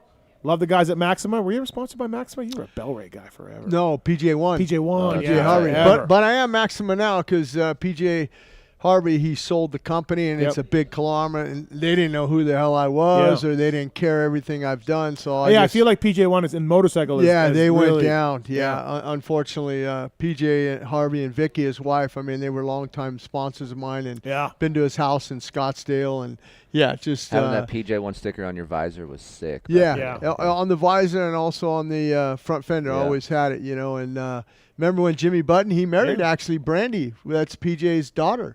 They were married, and they got a divorce or whatever. That's why they run. He was on the PJ1 Yamaha team, which I was on. Yeah, I was a mechanic on. Yeah. So Maxima USA, whether it's SC1, whether it's 927, which is still the #1 selling performance two-stroke oil in most markets around the world. I love the chain lube. I love the MPPL, the SC1. It's great. Filter grease is fantastic as well for the linkage and for the filter. Maxima USA, Monster Energy Pro Circuit, Monster Energy Kawasaki, using Maxima USA. So please use the code PULP20 to save at Maxima and Pro Filter. Thank you to those guys. Great oil, great company. And Jim Holley uses Maxima now. And Jim Holley uses Maxima. Right. Yeah. Scotty Vermouth, I gave him a call, and then, we promote a race, Robert Hansen and I up in Carson City, a flat track race, and we like to give away some stuff. So Scotty hooked me. Hey, you talk to Ronnie. So I talked to Ronnie, gave Ronnie a call. Dogger. Yeah. What's your best Dogger story that you can tell on the air? I don't know if I've told it before to you, but we were in Japan, and I hooked him up. I knew some Israeli models over there, blonde hair, blue eyes. You did. Yep. And we took him out. We had a great time in Tokyo, and just Ronnie went back to the room, and he had been drinking and partying, and I don't drink. But I party, but I don't drink. Yep. I don't smoke. But anyhow. But I'll party. So Ronnie had the girl back, and the next morning it was like 10 or whatever. He knocks on me. Oh, man, it's so great, Holly. I go, yeah, I told you, Ryan. Because, and you know what? She didn't take my money. I go, well, of course. Why? What do you mean? She goes, I had all my prize money, all the yen. He left it out on the, and he passed out, and she didn't take it. I go, well, they're good girls. There we go. That's awesome. Israeli models. Israeli blonde model. Not taking your money. Yeah. What a great story. So thank you to the folks at Maxima. PulP20 is the code to save with those guys. Their fucking hand chopped off. Exactly. Also, speaking of OGIO 9800s and layovers, Jim Holley brought you by OGIO. Jim, did you travel with OGIO? Absolutely. Layovers, 9800s, all that? I have 9800s, the big, but I don't ride so much, and I mean those 98. You could kill somebody and put it in that bag. That's a big bag. They have a rig bag now. It's a little bigger. Oh, really? Yeah, so that's what I use. That's your gear bag that you don't ride with? Yep, that's a gear bag I don't ride with, but I will be riding soon. Yeah, I think Frank Richard and O'Neill's, I think they distribute. They run OGIO Power Sports now? Yeah, so they hooked me up with, they're great bags. I mean, they last a long time. O'Neill and Jim. Dude, yeah, we're tight. Still years, you would still wear, that's your gear company. Yeah, that's what I wear, yeah. It's like Doug. Yeah. Same thing. Yeah, who's been with him longer? Yeah. Me. Oh, really? Oh, absolutely. Yeah, absolutely. No way. How, really? Yeah. Well, Doug's 58. Well, yeah, but I'm 61 next month. So Doug was born O'Neill in 82, I know for sure. I saw a photo in 82. No, I was 1980 on the Mugen when I rode with Johnny O'Neill. Yeah. Never wore another gear since then. Before then, not since then, no. Only strictly O'Neill. We own property even in the magazine, and houses. Even in the magazine stuff? Even in the magazine. That was the key. Yeah. Yeah. I know you were mostly an O'Neill, but I was wondering if you ever wore anything. I did Fox in prior to that when I won the Golden State Series, and then I switched over to O'Neill. No, but since you wore O'Neill, even in Dirt Bike Magazine, you never wore another thing. No. You were allowed to wear your own gear. Yeah. That's rare, too. Yeah. Like, usually you have to wear what they advertise with, Nope. right? Nope. Not doing it. I had contracts with Jim and stuff. And did you get photo incentives in the magazine? Every time in the magazine you get some money? I did. See, that's important, too. Yeah. I made a lot of money back in the day with HJC. I remember one time, like I said, Jim's like a big brother to me or whatever, but I was negotiating my contract, right? And he was I didn't like the amount he was offering me, because I knew what Kehoe and George Hall and those guys were getting. But they were factory Suzuki, and I wasn't quite factory Yamaha at that time, but I was supported and everything. But I told him, I said, look, this number needs to come up to these guys. I go, these guys are not getting all the covers that I'm getting on Dirt Bike Magazine and all the publicity. So I literally walked out of his office and said, look, you step up to the fucking plate and you throw the ball so I can swing the bat or I'm fucking leaving. Right. And he stepped up. He threw the ball. That was the one time that you maybe were going to leave. Maybe. Yeah, but a funny thing about Jim, he's a great guy, love him to death, is, he's real critical on everything. Like Mike Craig, we would be flying over to Europe, and he would have Fox stuff on, and he was an O'Neill guy. Yeah. I go, Mike, what are you doing, dude? I go, you got to, this stuff's cooler. I go, yeah, but still you're going to get a deduction on your salary. You're going to get a pitcher with that on, and he's going to deduct it. One time, I think that I crashed, and I lost my visor, and he was going to give me a deduction because I didn't have the O'Neill logo. I go, bullshit, man. I go, I fucking crashed. Doug came off. Doug has similar stories. Yeah, too. He's real like that on business. It's right there in the contract. And when we do leases and everything on how, it's right there in the contract. Red Dog said he had never been docked by a gear company for injury, until he rode for O'Neill. Yep. That's even though it was in the clause, it was in the other contracts clauses. They never were enforced. Yeah. He signed the O'Neill one. It was enforced. Wow.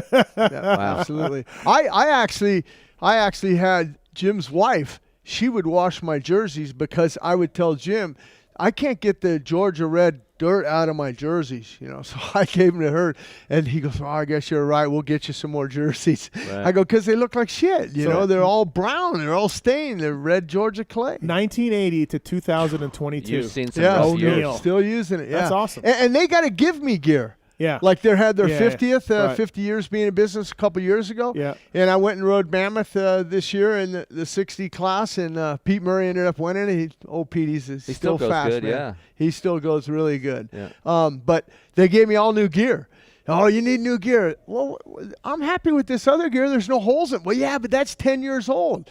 I just don't ride that much, And to this day, my gear bag is still in the in the living room. Then when I took it out of the truck, coming back from Mammoth, I haven't been on a motorcycle. I haven't thrown a leg over a motorcycle since Mammoth. I'll be down. Yeah, that's it. Just, I don't know, just different things in life.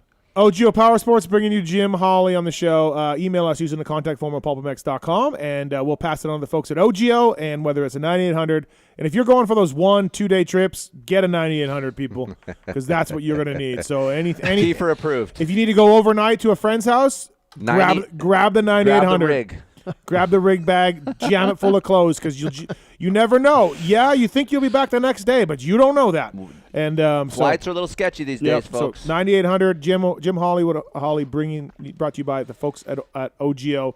We still have motorsport.com tweet at Tallon segment. We got the Keefer After Dark coming up as well. I'm just itching. With Yari. I'm looking forward to I'm that itching. one. With Yari. Yari's going to sit right here. Yep. We're going to do this. And we're going to figure it out? Yep. Okay. We're going to talk more about Minneapolis as well. Look ahead to the Triple Crown. I want to get Jim's thoughts on Triple Crown as well. But first, it's time for the man of the evening. Or Friday evening, either. It's Jamie. Jamie! Oh,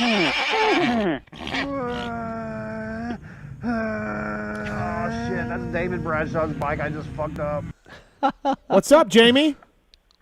What's up, boys? How you feeling? How you looking? This is the man who got his pony cut off. Yeah. Dark Side. Yeah, Dark Side. I was wondering where it went in the press box. I saw him up there with his Works connection. Yeah. And I'm going, God damn, I didn't know you guys did it because I flew in kind of late and I couldn't make the show. But I did see a ponytail and I went, oh, man, he cut his hair. But you cut it. We cut it. And where is it now? At your house, you said? My house, Do you want to show him the photo? Yeah, I'll get you. Show him the photo. Yeah. So, okay, Jamie, two things. First up, reaction of the chick. Yes. Yeah, she was cool, man. I had my hat on because I was feeling weird. And she just took it off and she giggled and she's like, whatever, Jamie, whatever. But she was just playing. She was cool. I think she liked it more than she thought she would. Okay. All right. And Yeah, reaction so not bad. reaction of coworkers. Kind of the same. There's like, okay, they're just dudes. They don't care. All right. Yeah, they didn't really give a shit. But you can't find a yeah, You got a pony? The response has been all positive for the most part. Look, so. Saturday, every place you went, either A, didn't know who you were, or B, said you looked amazing. That's what the quotes were. Yeah. It was all positive. Other than just a couple people, on.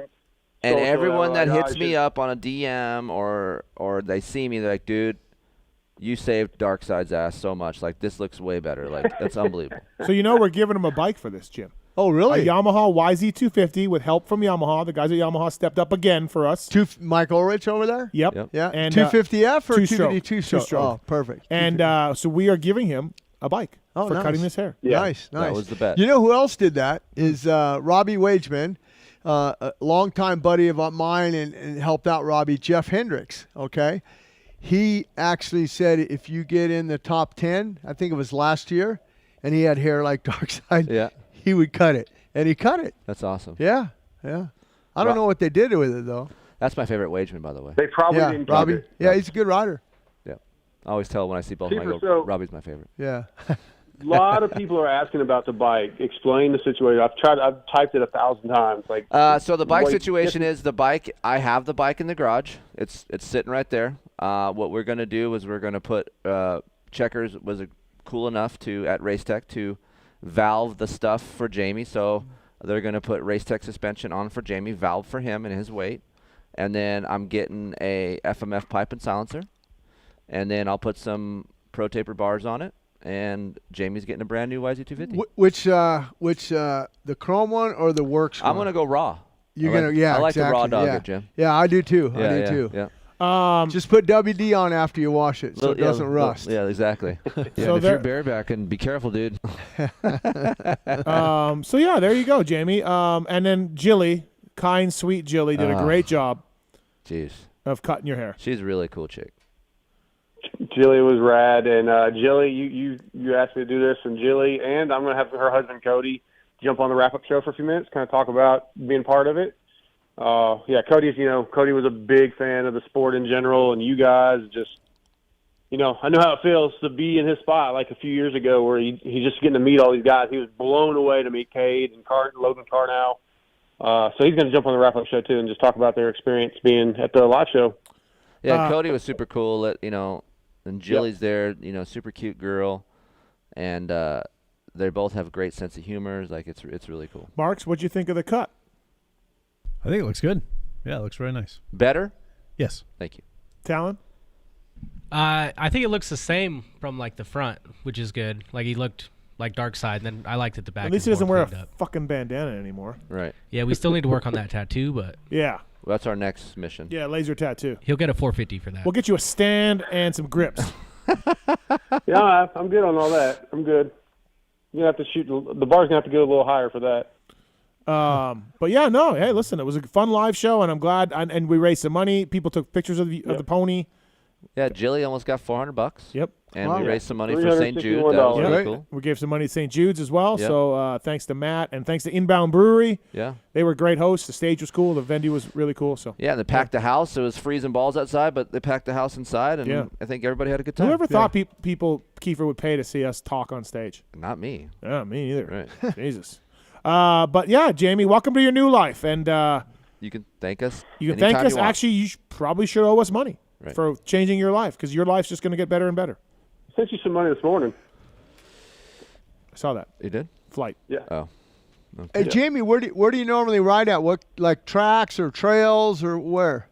Yeah, here in East Texas, like Swan's one of our local tracks in Tyler, and then there's so many tracks out here in East Texas.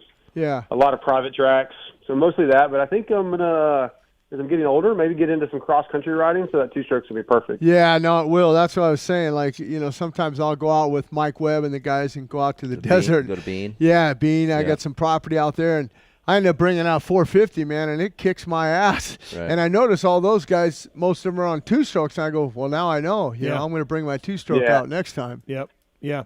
Yeah, it's gonna be a lot of fun, man. It's gonna be a lot of fun. Your life's about to change For the better. for the better. I'm sure it is. Thanks to Keefer and Steve, man. I just don't think appreciate it's very dull sounding. It's not. He doesn't really believe it. No, I don't think Hey, so. you still like Steve Mathis right now, giving you shit. No, He's no, still no. It in just feels shock. like He's it. still in I just shock, feel though. like you're not really believing that it will be better for you. Oh. Did the back of your neck thank you for getting air It's on not it and that- sun? Everybody asked that, but 90% of the time it was up in a bun anyway. The back of your neck just be like, oh my God, light. It's alive. My neck. I can breathe.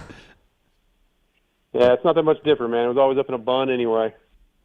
Yeah, thank us for that too. Yeah. Yeah. Yeah, No one wants. no one wants no to see one wants the a man bun. No bun. one wants that bandana, the greasy bandana you used to have on. Like no one likes that. Not greasy, motherfucker. Washed it for the. It's got to be a lot easier washing your hair now, though, right? Can you imagine? Yeah. Oh, less Yeah, shampoo. Friday night, I got to the hotel and used way too much shampoo. Yeah. Wow. Yeah. So, hey, a couple things, Steve, if you give me a second. Hold Dan on. Martin Hold on. just came Hold out on. of surgery. Okay. Hold on. Yep. Do we bring it up, Keefer, or not? No. We don't bring it up. No, I promised him. But you told me. I did told you, but it's not on the show, so it's fine. You didn't tell me. Oh, wow. Yeah, I'll tell Off you. the air? I'll tell you later. Okay. Yeah. All right. Well, we're going to save you, Darkside. We're going to save you. Bullshit. Okay. We're being nice. See, this is the new you, so we're not going to do this. Yeah. All right. Well, I was going to bust your balls some more, but I won't. I will not See? do that. Look yeah, at that. yeah, there's plenty of that, And I was gonna say, I told you Saturday night, I packed the 9800 all the time too. Yep. But Unless- I ordered the layover today. Did you? Do you want to bring it up yourself, or you just want to keep it moving? No, we're gonna keep it moving. Okay, go ahead. Tell us what you want to talk Does about. he know? Yes, he knows. Oh, okay. Yes. Oh, I'm sure I know what he's talking about. Yeah. All right, we'll keep it moving. Yeah. So, just want to say, Van Martin did come out of surgery a little bit ago. Oh, good. He texted me and said he got the hardware in there, put the vertebrae back in place. Doing an X-ray tonight. Should know a little more tomorrow, but it seems like he's okay. What did he break? I'm sorry, he broke up. T6, T6 T7. and 7. Oh shit! So he has full feeling in his legs and all that. Yes. Yeah. As of now, he's good. Yeah. Good. That's good news. Yep. So, yeah, that's pretty much it. And then the wrap up this week got Justin Jennings from WPS, and a listener, Kenny Gorsline, is going to come on. And then that girl Jackie that brought the cupcakes, she reached out and she wants to come on. I guess she listens. Oh yeah, Jackie She's going to did. come on in a couple of weeks. Panic Yep, button she's gonna come on in a couple of weeks. cupcakes. That's awesome. She brought cookies, cupcakes. Our listeners are good. Are the Yeah, best. it was great. Yep. So thank you, Jackie. Yep. So that's about it, man. Just a couple wrap ups getting locked in, and Well, it was a big night for you, Jamie. Yes, big day. Big, but like a butterfly coming out of a cocoon. Man, Life changing. I'm just glad. Yep. I'm just glad I could pack the house for you. I mean, seriously. Yeah. I'm sure they were there for Adam, and I'm sure they were there for Phil, but Right, yeah. they were there to see this go down. Marks, did you watch it? The show? I did, yes. And Yeah, it was good. Very exciting. what did you think of the hair?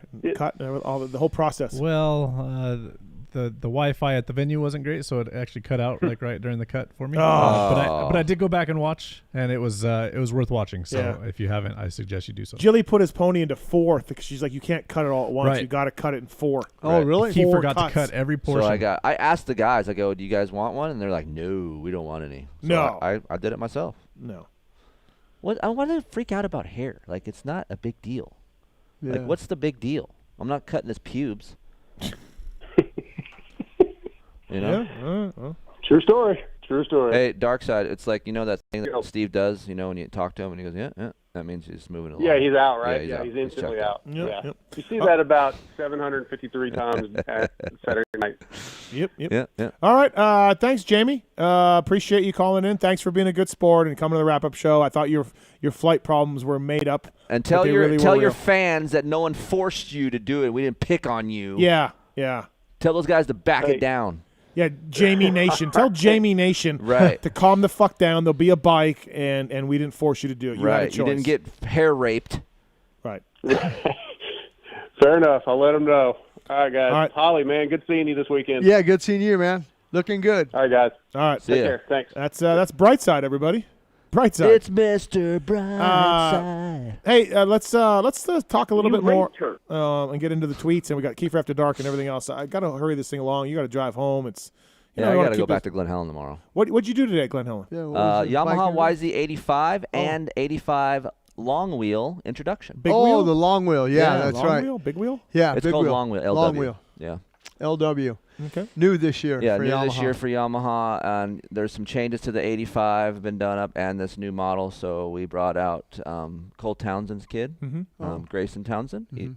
Cole owns Fastco, and this kid's really polite kid. I try to pick kid that is very down to earth, can speak pretty well, has a good family, and that's who I brought on to do the Racer X video, and it was fun. Is he a pretty good development rider? I mean, So him and Vincent Way battle all the time. So them two rip.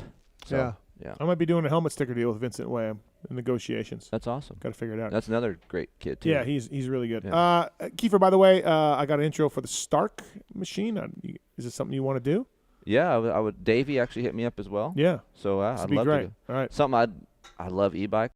I love traveling. So you're great at traveling. I'm gonna bring a 9800 to Spain. This one you should bring a 9800. Okay, just this one just check it bring in. a 9800. It's in Not Spain. a layover. So no. Okay. No. All right. You'll be there for a while testing the new Stark bike. So you worked with the Alta guys too. So this should be exciting to have you comparing it, notes and everything else. So I was there really early with the Alta, so I learned a lot from those guys, and it's going to be really interesting to see all the tech that this has brought, the Stark has brought over. So, our Jim, let's turn the focus a little bit on you here. So, as we mentioned, I've been having a great time just listening to No, you guys. Like I said, no, I mean, when I went in the press box, I did see Darkside, but I didn't know what went down. But I just went, wow, under my breath, I didn't ask anybody. Yeah, you're just like, you guys are there working. We just got to sing. I don't want to interrupt. I just kind of sit and watch.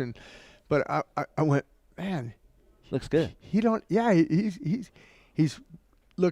presentable. Yeah, respectable. He looks like a human being. Yeah. Thank you. I thought he might have been going into the Army or something. I don't know. Well, look, when someone, no hate comms on ponies, but like you're in a sport that is very judgy. Let's face it. Like our sport is very judgmental. And if you have a pony and you're asking dudes questions and you got a bandana, you look like a rocker, chances are you might get pushed out. Right. I like Jamie. Right. So this is why I wanted to try to help him. No, he's a great guy. He ose us money for what we're doing. Exactly. Yeah, that's money. By the way, the 8 o'clock hour, we're now into 9, but the 8 o'clock hour brought to you by SDI. Dan Worley, good guy, Dan Worley there. He started SDI in 2005 for being a one-stop shop for hard-to-get OEM suspension parts, working with WP, Showa, Walker Evans, Fox, KYB. They have now switched development. They still do that, but they switched development to UTV products in 2013, making race-proven and winning chassis components, suspension upgrades, and more. They launched the E-Click in 2018. E-Click is more than just electronic shocks. It's a semi-active suspension system that constantly adapts to the road and the conditions on it. No more getting out of the vehicle to adjust suspension before getting on a road or trail.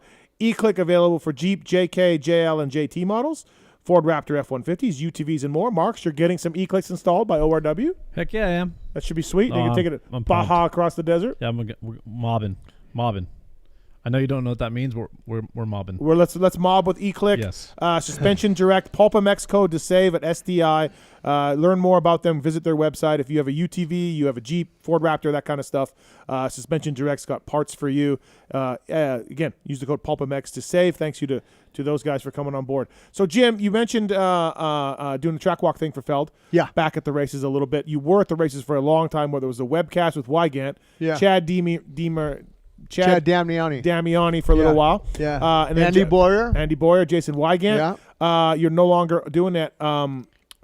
What's it like? Been away from it a little bit. I mean, like you said, you travel forever, man. Yeah, it's excellent. It's time to turn the page on my new chapter of my life. I got 2 grandkids, Wyatt and Willow now, so they live in Michigan, so I get a chance to go see them. My mom's kind of restricted to a bed, and, so I built a handicap ramp for her, so I've just been doing a lot of different things and just really enjoying life and, traveling anymore. I mean, flying back, I was on Delta, and I had my mask on, and I took it off for a second to get some peanuts, and the lady comes by and goes, "You got to put your mask back on." I go, "Yeah, but I'm eating the peanuts." "Well, no, you have to take a bite, put the mask on, chew it, take it off, take it out." So you know where I go? I'm out on that. You know where I go? Huh. I go to the restroom for an hour. I just I close the lid, and I just sit in there. I take my mask off, and I'm just flying up 32,000 feet with my mask off in the restroom, just going, this is how I'm rolling now. It's But ridiculous. before COVID, that's not, before now COVID it's miserable, of course. It I is. get that. It is. But in general, I was just burnt on the travel. Yeah. Love the racing, love Yeah. all the people, the camaraderie, just hanging out, watching everything. I just don't like the travel, you know. Well, honestly, though, like you don't need the money. You're very successful off the track with real estate and your racing career. It always surprised me at how hard you worked. You just loved it so much. You wanted something to do. I think that That's from my dad, at a young age. My dad was a plastering contractor, and he also worked for me when I was a factory Yamaha rider. But I remember one time I was like 7 years old, and I was on a job, and that's before drywall was invented. Okay. And they used to plaster inside houses, so you'd have to cover the floors, right? So my job was to clean the floors and take the stuff out. 7-year-old kid, right? So I did all that, right? And I was done with my job. So I'm sitting down in the garage, my old man comes up to me, and I don't know if it's because the other guys that were working for him, he'd run crews of 15 guys or whatever. He'd come up to me and goes, "What are you doing?" I go, well, "I'm just sitting down, Dad. I did everything like that."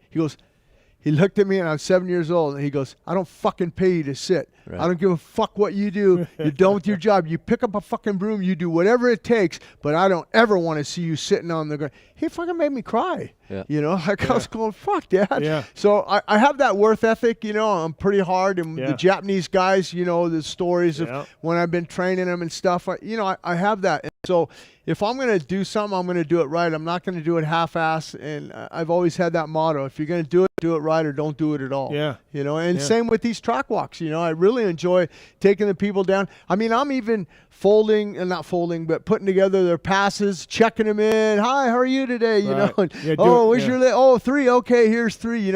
I could have stuck my nose up like, "Hey, that's not my job. I'm here just to escort you guys down." But that's not me. I can't sit around and not do nothing. Right. When you call me and say, "Yeah, I'll drive up," you say, "Yeah, after." I could have flown in from Minneapolis directly to here. I saw Delta had a direct flight. I just like to drive by myself up, get my head Relaxing, clear. Yeah, exactly. Right, right. Yeah, no, it's good to. I mean, between the webcast and the race day live and everything, you did it for how many years? 20 years. 20 years. I listened to Jim before when it was just the broadcast.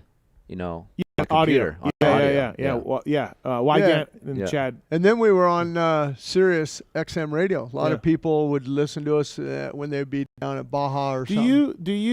So you were a factory Yamaha rider for a year. Yeah. You were 5 to 10 guy, fourth at Daytona, raced all over the world, literally all over the world. Yeah. Involved in a sport for 20 years. Calling the action. You did the Nationals color one year. You know what I mean? You've done that a couple years. Yeah, with Larry Myers. Larry Huffman. You realize all this stuff. what? Are you very appreciative of the life you've had from motorcycle racing? Absolutely. Like it's phenomenal, Jim. I'm blessed. I mean, you hear people say, the higher up sports figures, the baseball, stick and ball, go, "Oh, I'm blessed." Yeah, I really am blessed. I mean, because you're talking to a kid that doesn't have a high school education, that quit in 9th grade when they had 9th grade was high school. Yeah. Quit. And I'm sorry, 10th grade, because now you go in 9th grade. So I quit. I punched a teacher, knocked him out. And I said, this ain't for me, and I left. So, my dad sat me down. He says, "Look, you don't twist the throttle, and you don't invest your money, and you want to party and fuck it all away. You're gonna work your ass off like me." Right. And I said, "Man, I really don't want to do that." I would. It's funny, like guys like Eric Kehoe or George Holland, Hannah, or whatever. Yeah. "Hey, man, were you on the sand pile this week?" I go, "How'd you know?"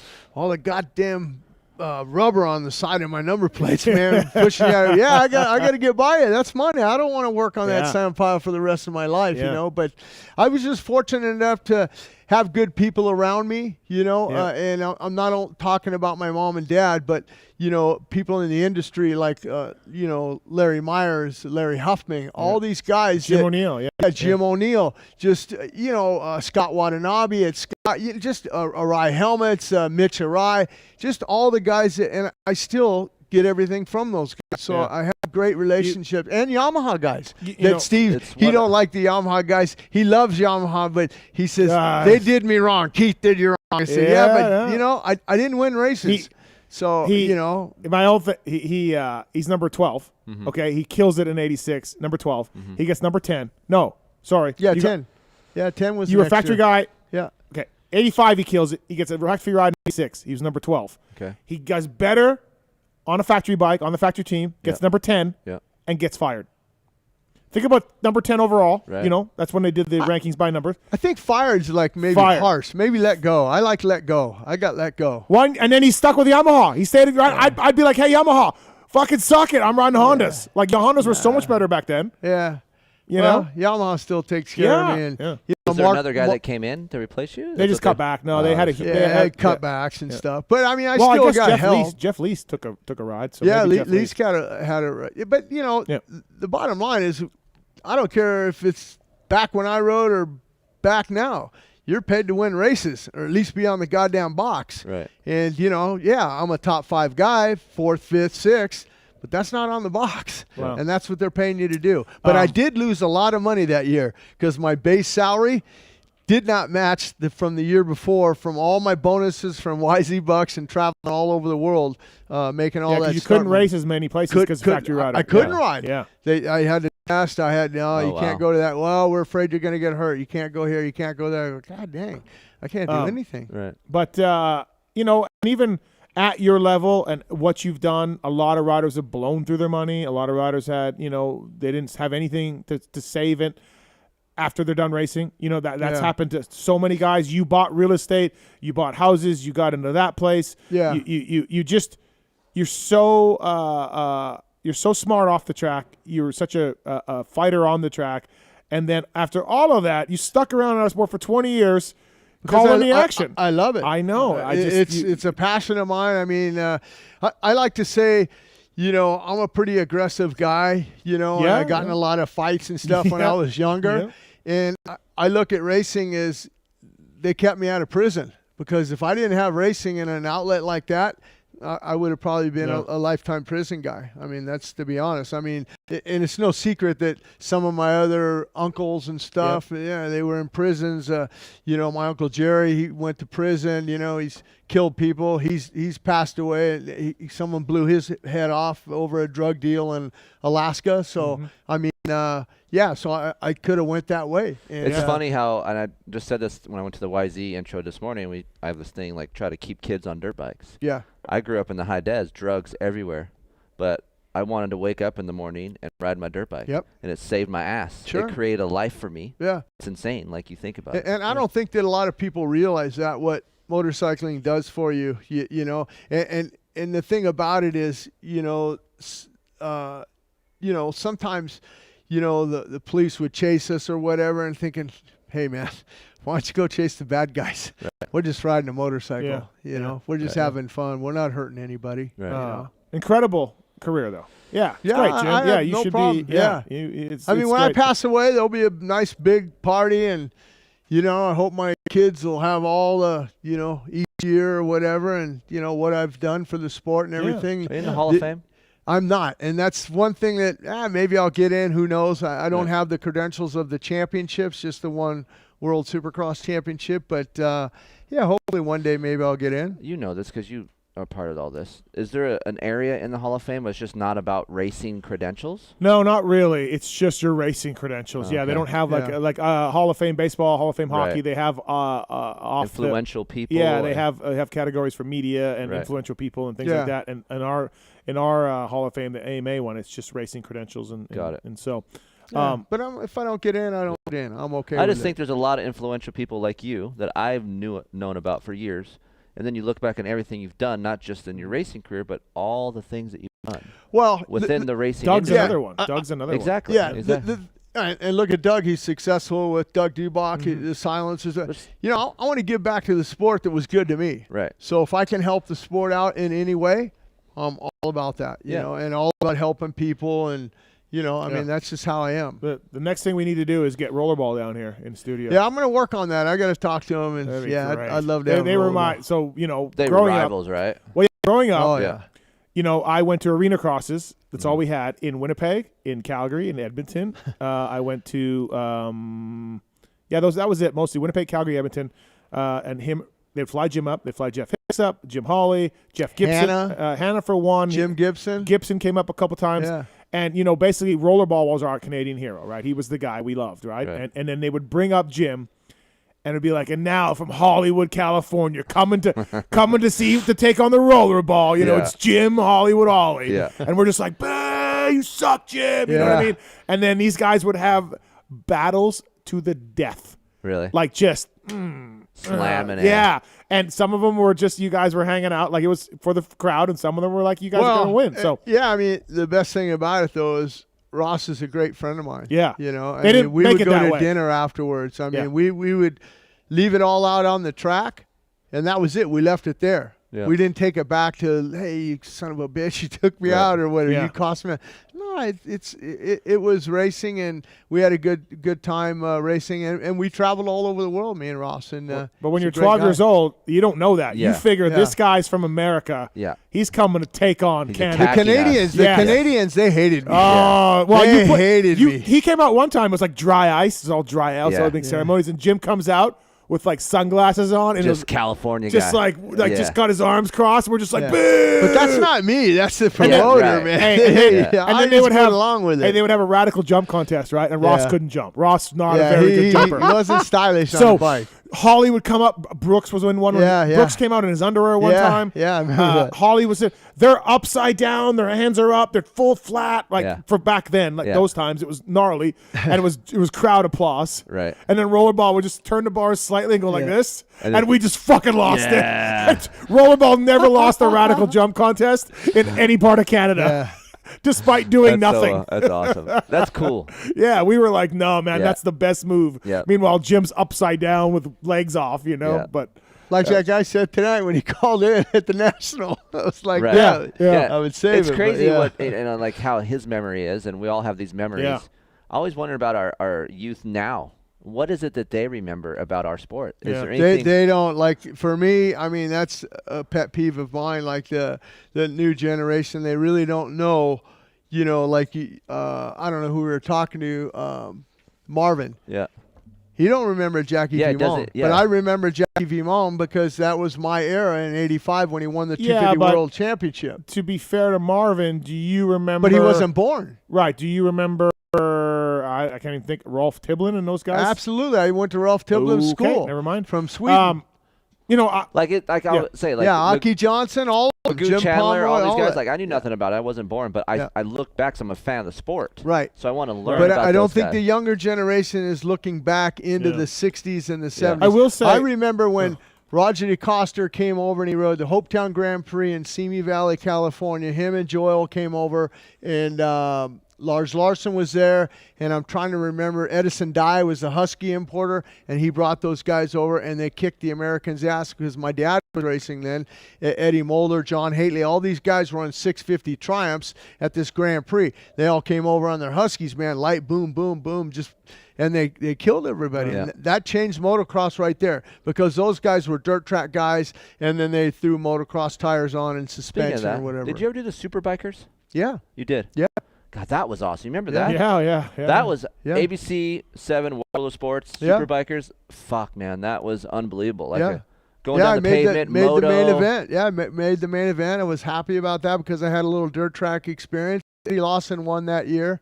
Eddie was a teammate of mine. Like I remember Yamaha, they flew us from Carlsbad on a private helicopter to Anaheim because we had to do the dealer show. Oh, yeah. And sign up, Yeah. you know, and autographs Yeah. and all that stuff and fly back. But yeah, I've known Eddie for a long time, and you know Wayne Rainey and all those Yeah. guys. I grew up with all those guys. That you was know? really Let cool. me just tell you, Jim. I went and met Dave Arnold down at the Honda Museum. Yeah. A few months ago, and looked at old factory Honda bikes. Yep, incredible. You Like- didn't stand a fucking chance. No, on I your know, Yamahas.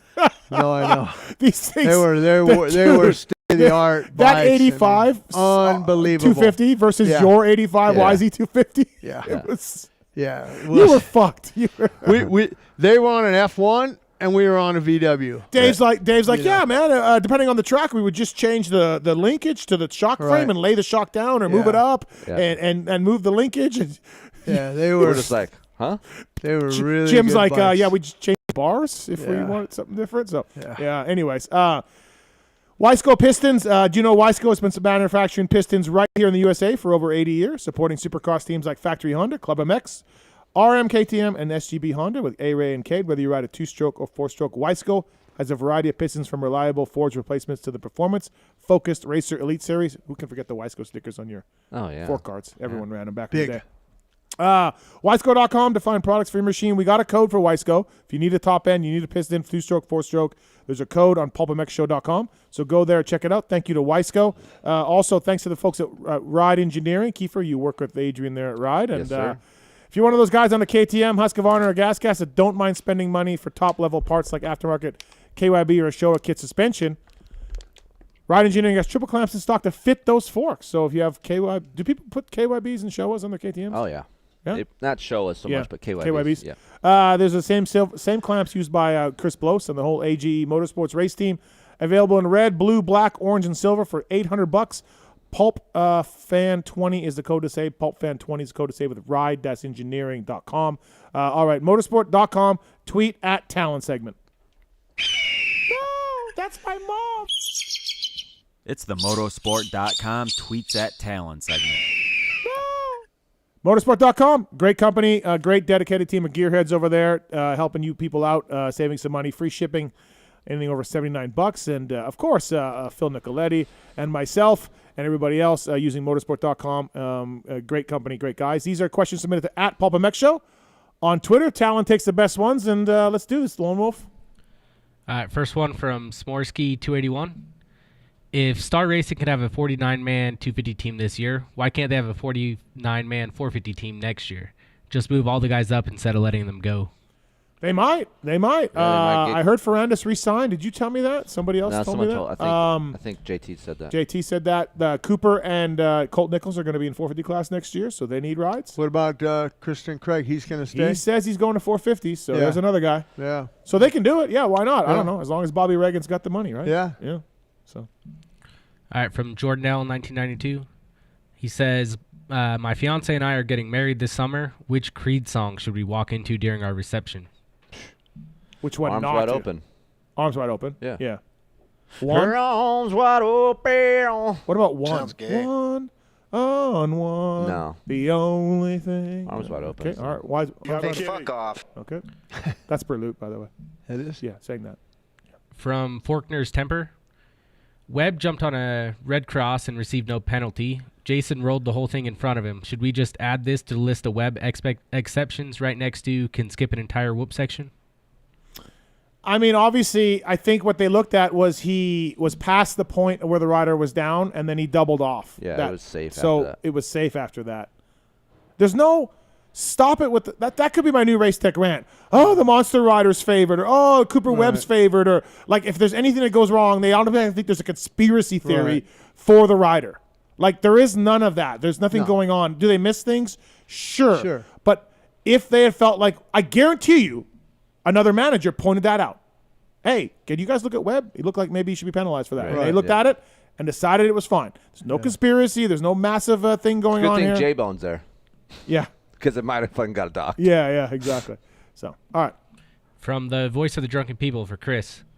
At what point does it become creepy with having a rider's chick top 5 when a lot of them are like 23 and young enough to be your daughter? Look, this is super annoying, for one. It's not creepy when you say, hey, when you tell a lady either A, she looks beautiful, or you're super hot. It's not creepy. Now, it's creepy if I go and follow her on Instagram and I say, hey, what's up? Or I try to talk to her for 10 minutes in the pits. That's creepy.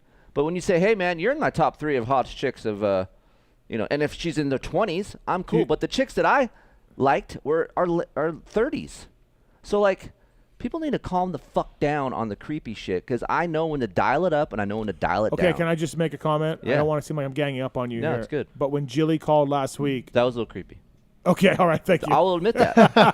I will know when the dial is up, and that Mark, was... His voice went like... Yeah, he changed. Hello, Jilly. Jilly sounds really nice right now. He's got it locked. You know what I loaded, think is dude. creepy? Like, and I, obviously, like whether you're pooping or on a plane or whatever, Yeah. you're looking at your Instagram, so you have a little bit more time. Okay. When I see like Brady Bowers or any other good-looking woman in our industry, like I can't think of off the top of my head right now. Nicole Weimer. Nicole Weimer, not so much Nicole. Nicole Way. Anyways, you see these people go, "You're so beautiful," and then you click on them, and it's like a father. Like, I don't it's like even a, do it's that. Like a no, I know. It's like a dad that's like married. You know what I mean? Like, you're so beautiful. Like, what? What do you do? Like, I don't know. I feel like, and here's the thing, like you don't know the person, right? You don't know anything, and I just feel like, dude, you're old and married, and I don't know. And it's a bunch of dudes that were on a radio show. We're talking about hot chicks, so the context is different. And if I walk up and tap some chick on the shoulder on the star line, hey, you're so hot. Like, you're in my top 3. That's fucking creepy. That is. Yeah. Jim was like, uncomfortable. I understand. He was very uncomfortable. Like, I get it. Like, I'm not that stupid where I'm like, yeah, I'm just going to go talk to every chick and follow. Like, I literally, sometimes the hottest chicks, I don't even follow because I think that is weird. I'm not going to stalk some dude. I don't think I follow really any. Nicole Way is a personal friend of mine. I follow her. Yeah, I follow her because I like her as a person. Like, yeah, she's hot, but I'm not like doing anything. Right. I like Danny. Danny Burns, a friend of mine. I like Danny. I follow her. I can't think of many riders' wives or girlfriends that I follow. Kid on the Kawasaki. We like him. He rides good outdoors. Road 250 West. Tried to ride 450. Help me out. A-race, buddy. HVAC guy. Rod Bell. Rod Bell's chick I mentioned, super hot. Super hot. But I'm not, and she was sitting there. I go, hey, man, and I was joking. I was like, hey, your chick's super hot. She's like, thanks. Like, I'm not like, hey, yeah, like, what's up with your chick? Like, she's super hot. Like, then you're banging whores with Rod Bell. Yeah. So there's context, people. Like, calm down. All right. Calm down, whoever that dude is. Calm down. All right, from Slow Ride 858 for Hollywood. What's your take on today's perception of rough, dirty riding versus how it was viewed in your day? I mean, I don't know. I was taught that anything you could look, you can't see out of the side of the track shears if you're out front. You know what I'm saying? If you're looking back or doing this or, if you go into a guy underneath a corner and you don't punt him out and he falls and you fall, that's a little bit too aggressive, I just think that a lot of the guys nowadays, they need to look up a little bit when they're riding. Case in point would be San Diego. I was watching that one on TV, and I saw Kenny Roxon going through the whoops, and 3/4 of the way the bike started dancing. He obviously lost momentum, but that was a left-hander. So before you make that left-hander, why don't you give a look over, and you're going to see the number 21 had a beautiful blitzing area. Just he went right by, and if you turn, you guys are going to come together. And that's what happened, I think they need to look up. Vince Freeze, Joe Shimoda, I told Mitch Payton, I said, man, I think Joe should have looked up a little bit. Like when you come out of a corner and you get set up for the whoops, you want to kind of look ahead. You know what you got to do. You got to keep the front end light. You got to keep everything. You got to grip the bike, all that stuff. And if you see that 62, Vince Freeze, got ejected, his bike's laying in the middle, you're damn sure he's going to come back across there. And if you're blitzing it, you might take a chance on hitting him. But if you see that developing, you might be able to come over and go to the right-hand side and make that pass. But, I mean, I think we were a lot more aggressive back in my day. Would you agree, Steve? Yeah, I would. Definitely in Canada, I know we were. Oh, Jesus. What was the worst you've done, worst takeout you've had? Well, I mean, Ricky Johnson probably at Carlsbad. I broke his leg, And I went to funny thing. I went to Burner has the Carlsbad reunion, and I've never been, but I went before COVID. I go, I'll go check it out. So they're in it. Yeah, I remember Carlsbad ABC Superbikers. This that I remember it was a freeway and hard drives like on the concrete. This, So I did my spiel, and I was an Indian Dunes guy, and then Ricky got it, and he goes, yeah, the only thing I remember, Holley broke my leg. And I go, oh, you did bring it up. And that's a San Diego crowd, and I'm going, oh, my God. But, we were young. I mean, we were just kids. And did you T-bone him, or did you come in? I can't remember. You'd have to ask Ricky. Right. I don't remember exactly, but all I know, it wasn't a bad break, but he broke his leg. But I came in, I hit it, and I just said that, my foot came off the brake, but it probably didn't. They still use that, by the way. Yeah, that's still a common. Oh, really? Yeah, that's still They still use that. All right. But, I mean, that's the only one that I've ever come together and someone got hurt, and I felt really bad. I mean, I was probably a little bit too aggressive, you know. From the Free Tomahawk. How much do you think Feld worries about a major incident impacting the sport, such as if Amart actually hit Cade when jumping into the wrong lane? Oh, I think they worry about it a lot. Yeah. I mean, because you need those guys. You need the Cade Clayson, you need Amart, you need Alex Ray, you need all those guys. You start injuring guys, and you're not filling the gate. I mean, you want to see a full gate of 22 guys into that main event. You have guys like, if you get guys hurt and the tracks are too tough or whatever, and that's why they tamed down the whoops a little bit, because those ones at Anaheim were a little bit gnarly, real long. Yeah, if you lose those guys and you only got 12 guys, it's not a very interesting race. There's less dudes racing now because I was looking at entry lists even when I was racing 04, 05, 06, and there's 119, 118 dudes. Yeah. And now there's 41 450s. Well, but if you look at this week's, I looked at it just to look at it. There was a lot for of the 250s. 250s were 70. Yeah. You know, which was good. I was happy because sometimes you look and like everyone makes the night program. Yeah, like, yeah. oh man, that's bad for our sport. We need to have new blood coming in. And I thought think it was that, also cool. I don't know if you liked it more or less than I asked you that. Do you like it when they raced to get in the night, or do you like qualifying better? I'm a racer type of a guy. I'm not a qualifier. I mean, we didn't have this back when I rode, and the first time I went to Europe for a Supercross, they had a GP the weekend before, and the guy that was bringing me over, the Yamaha importer in Sweden, he says, "Hey, would you like to do the GP?"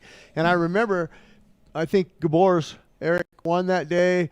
Pekka Vakkonen, he won the championship that year, but he broke his hip or something on this side. He broke it. I just remember. Anyhow, I'm qualifying, and I'm not a qualifying guy. The nationals back then, if you're in the top 10 in the points, you're automatically in. Yeah. You don't have to qualify. Right. So I'm 35th fastest, and I come in. How's everything going? Oh, everything's going good. Well, you're only 35th fastest. Oh, well, that's okay, isn't it? Oh, you're going to get 35th gate pickup. Well, I don't know, but the guys over in Europe, they practice one lap or 2 laps just hauling ass to get that good time, you know, to get in there. But, you know, 25 minutes into a 40-minute moto, their tongue's hanging out, and at the end of the race, I'm lapping them, and I ended up getting 5th overall that day. I said, look, guys, they don't pay me to race against the clock. They pay me to race against the guys on the starting line. Yeah. So that's what I do. But I like racing, you know, but I think the qualifying's kind of cool anyhow, you know. All right. From Troy Dog Verb, Hollywood, can you tell us a story about the chick with the big boobs? Which one? Big boobs. So that's Jim? I didn't know that was Yeah. Jim till you guys said it earlier. Yeah, that's That's just a sound drop It from was- one of your times on the show, yeah. Oh, okay. Yeah. Well, I mean, I've signed a few breasts in my day. I mean, I remember one time, one of the Japanese guys, when you got a lot of fans and they come up after the race, you know, you want to get dressed, and I would just, and this one girl comes in and she goes, and I went, so I grabbed it and I. Oh, you situate? Yeah. I got to situate it and everything. I took the pin. I put a J real slow. I put an I, and I took the dot, and I put a happy face. Around the nip? Yeah. And then Holly, and then she left. She was all happy. And one of the Japanese engineers come on. I think it was Tad O'Connell at the time. Come on. Oh, Jim-san, how come you take a so long time to sign this opai? Opai is breast in Japanese. I go, you see it? Tatsan, so big, oki breast, oki opai, you know? That's so awesome. I saw something the other day, like a clip of Jeff Stanton kissing the Camel Supercross. Full. And just tongue. full in it. Yeah. And she even looked shocked. And I was like, holy shit, Yeah, man. we could get away with that back then. Hannah had I the mean, one girl on his shoulders. Yeah. Unadilla, I yeah. think, they were crazy back there. Yeah. How about I sent this going around to our group message when it was Washougal with Matasevich, Larry Ward, and they're up on the stage and they're like doing a wet T-shirt contest and they're up judging it. And I was like, dude, where are these days? Those were the good old days of racing. Now, Keefer, it is a business. Oh, I mean, man. it is it's a business. There's no fun in the sport. Yeah. I mean, fun. Don't get me wrong, people. Yeah. But not like the fun It's we not had. loose like it was. Yeah, like, it's not like Reno. Yeah, Reno. Good times in Reno. All right. From the Wesley. What is KTM's plan in the 250 class? Couldn't find a budget to support one single rider in the West, and their East Coast rider just blew up without a lap finished. Yeah, they're not really. They seem to be like, hey, let the gas guys have it, or KTM or Husqvarna. Or Husky, you know? yeah. I think so. I think that's about it. Yeah. You know, they're more focused on the 450 class. They want to win those championships. It was a weird signing to get Max and put him on the factory team. Like, if you're not going to, like, they're half pregnant. They're kind of half in, half out. But I think they were scared they're going to lose Max to another brand. Right. And they had no room, and they're like, well, we'll put him on the KTM. Yeah, and he's been a KTM kid for right. So ever. All right. From Sean Ireland. Steve, do you really think you're the right person to be giving Jason Wygant style advice on the review pod? Are you rhinoing him right now? What was I doing? Were you rhinoing him? I don't know. What was I doing? I don't know. Talking about his fly bike kit, and there's usually always something. Well, listen, it wasn't. I was getting texts from other people like, "What's up with Wygant's boots at the live show?" Oh, really? He was wearing like work boots with dirt, and they were just covered in mud. Probably came straight from the track. Right? Yeah. He just doesn't care. Marks, right? Did you notice that? Did you notice his boots? I did not notice his boots. Like no. I actually changed and got dressed with my 9800. And I had pants. Because you had You spare wore clothes. pants. I wore which a lot of pants. people were surprised with. Yeah. People actually showed up to see you wear shorts, and you wore pants. Yeah, I wear pants because I'm classy. And so Wygant, though, first thing he's like, I cut my own hair yesterday. How's it look? And we're like, he goes, I've never seen the back. How's the back look? This guy's unbelievable. He's Before unbelievable. at the live show, his daughter had a sty on her eye. Oh. And he's so cheap that he told her, just put a hot compress Because it was $75 copay. Yeah. So just put a hot compress on it. It'll get better. It'll get better. Well, it got worse. She had to have surgery. $5,000 later. Yeah, no, anything with medical, I found out the hard way when I was racing. My mom and dad's, I was off their, at 18, I was off their medical. I said, nah, I don't need no insurance, I'm racing a motorcycle, right? Yeah. Next race, I crash, and I have to go get stitches. And I got stitches, and I got the bill. It might have been $300 back then. Right. After that, I went right down and got insurance. Yeah. But there's a loophole around that because my insurance broker at the time, he says, we're not going to put down you race motorcycles because Correct. your rates are going to be way up here. Right. But we can put you're an R&D rider, and that sometimes R&D riders have to race to develop the motorcycle. So your rates will be, I'm an R&D rider. Nice. All right. From the Field Tech, is the pony giving off an aroma in Keefer's house, making things a little spicier in the bedroom? No. Pony's not going in the bedroom. Going on the mantle? It's on the mantle, and it's airtight in there. So it's not stinking. All right. It's not stinking. How long was it? Like, Dude, like it was this so, long, we right? were worried about it fitting. The coffin's this tall, right? Oh, okay. And it fills it up. Yeah, wow. From Ross263, Steve, is it okay if I use my Manscaped in my crotchal region, then rinse it off and proceed to use it on my face? No. No. Rinsing it off? How rinsed? No. Crotchal region. No. Okay. No, I don't think that's okay. The Manscaped Lawnmower 4.0, 7,000 RPM motor. It's got a light on it as well. You got to take care of stuff down there, Jim. Yeah. The Manscaped works. It's use the code PulpMX 20 to save. Manscaped.com. They've got the whole line of body wash now as well, and shampoo and things like that. Manscaped.com. Thank you to those guys for coming on board. Do not use it though. Just keep it to the crotchal regions. Just keep your crotchal guard there. And do not use it on your face, right, Marks? Please tell me you don't use yours on your face. Absolutely not. Tallon? No, can't do that. Tallon? I use it with the guard on my face. No, you don't. And then you take it off and then ball yeah. it? And I rinse it before I do it What? too. Like hot water? Yeah. Boiling? Like, unless you got alcohol and you're like rubbing that thing down with alcohol, I'm out. She's never kissing me again. Wow. You're kissing his Did I mention She it's does that anyway. ball hair. Did I mention it's waterproof? The Lawnmower 4.0? It better be. 'Cause Oh, I've been it is? using Yeah. It's waterproof. You bring it in the shower. It's got a light. It's got the best trimmer out there. Don't groom your face with it, though, but groom all the other regions that you have to clear up. Crotchal region. Crotchal regions. PulpMX 20 is the code to save. Please check that out. They also have the Weed Whacker, which is an ear and nose hair trimmer. They have a really performance package 4.0 that includes everything you need. And I mean, obviously, Tallon doesn't need one anymore. His life's going as good as it can be. But if you get the Lawnmower 4.0 and you don't have a chick, that'll help you get a chick because it just gets you better. Yeah, well, and also, too, just do the Ryan Villapoto, and your chick can actually help you take care of yourself. She's a laser technician, so. Oh, she lasers? Yeah. Oh, there's so much. I still Can we get to Manscaped, After Dark? Let's step it up. Okay. Hey, man, All where right, you last shake your one. fucking nuts at, man? Last one from Beaks and Talons. What is the dream outcome from your LCQ race? Ending like the fighting Anchorman and someone going, insert rider just killed a man. Yes. Also, you should have Carson Brown out there on a pit bike, and anyone he beats gets no money. Yes, I like all of that. Alligators. Fire pits, Vince Freeze wandering the infield and just randomly torpedoing guys. Someone with a trident. Yamaha money is the raffle is up. 20 prizes. The 2022 Yamaha YZ4. What a bunch of guys at Yamaha.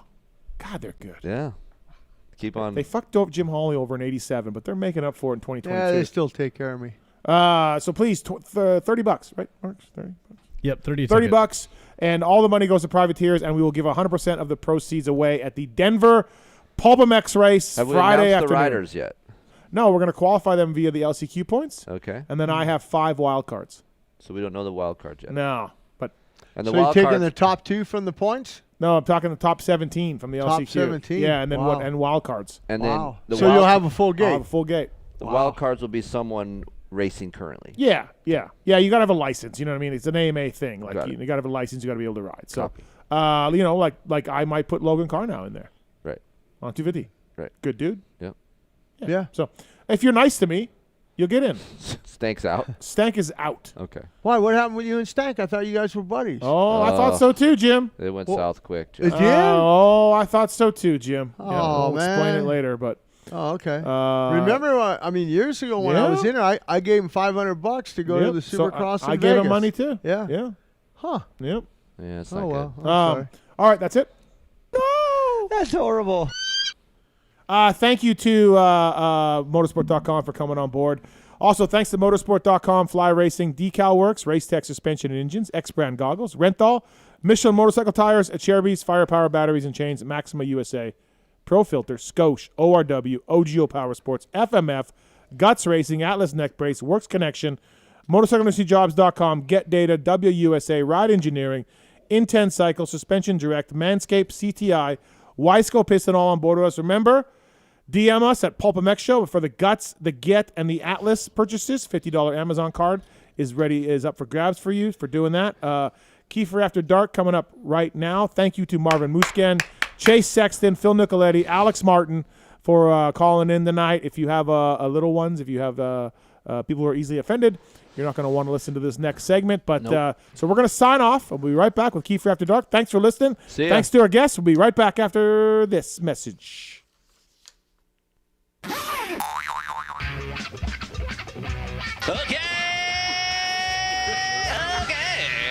I'm here for the gangbang. When do you want to get Yari in here? Well, let's have her do the whole thing. Oh, ASAP. Well, come on over, Yari.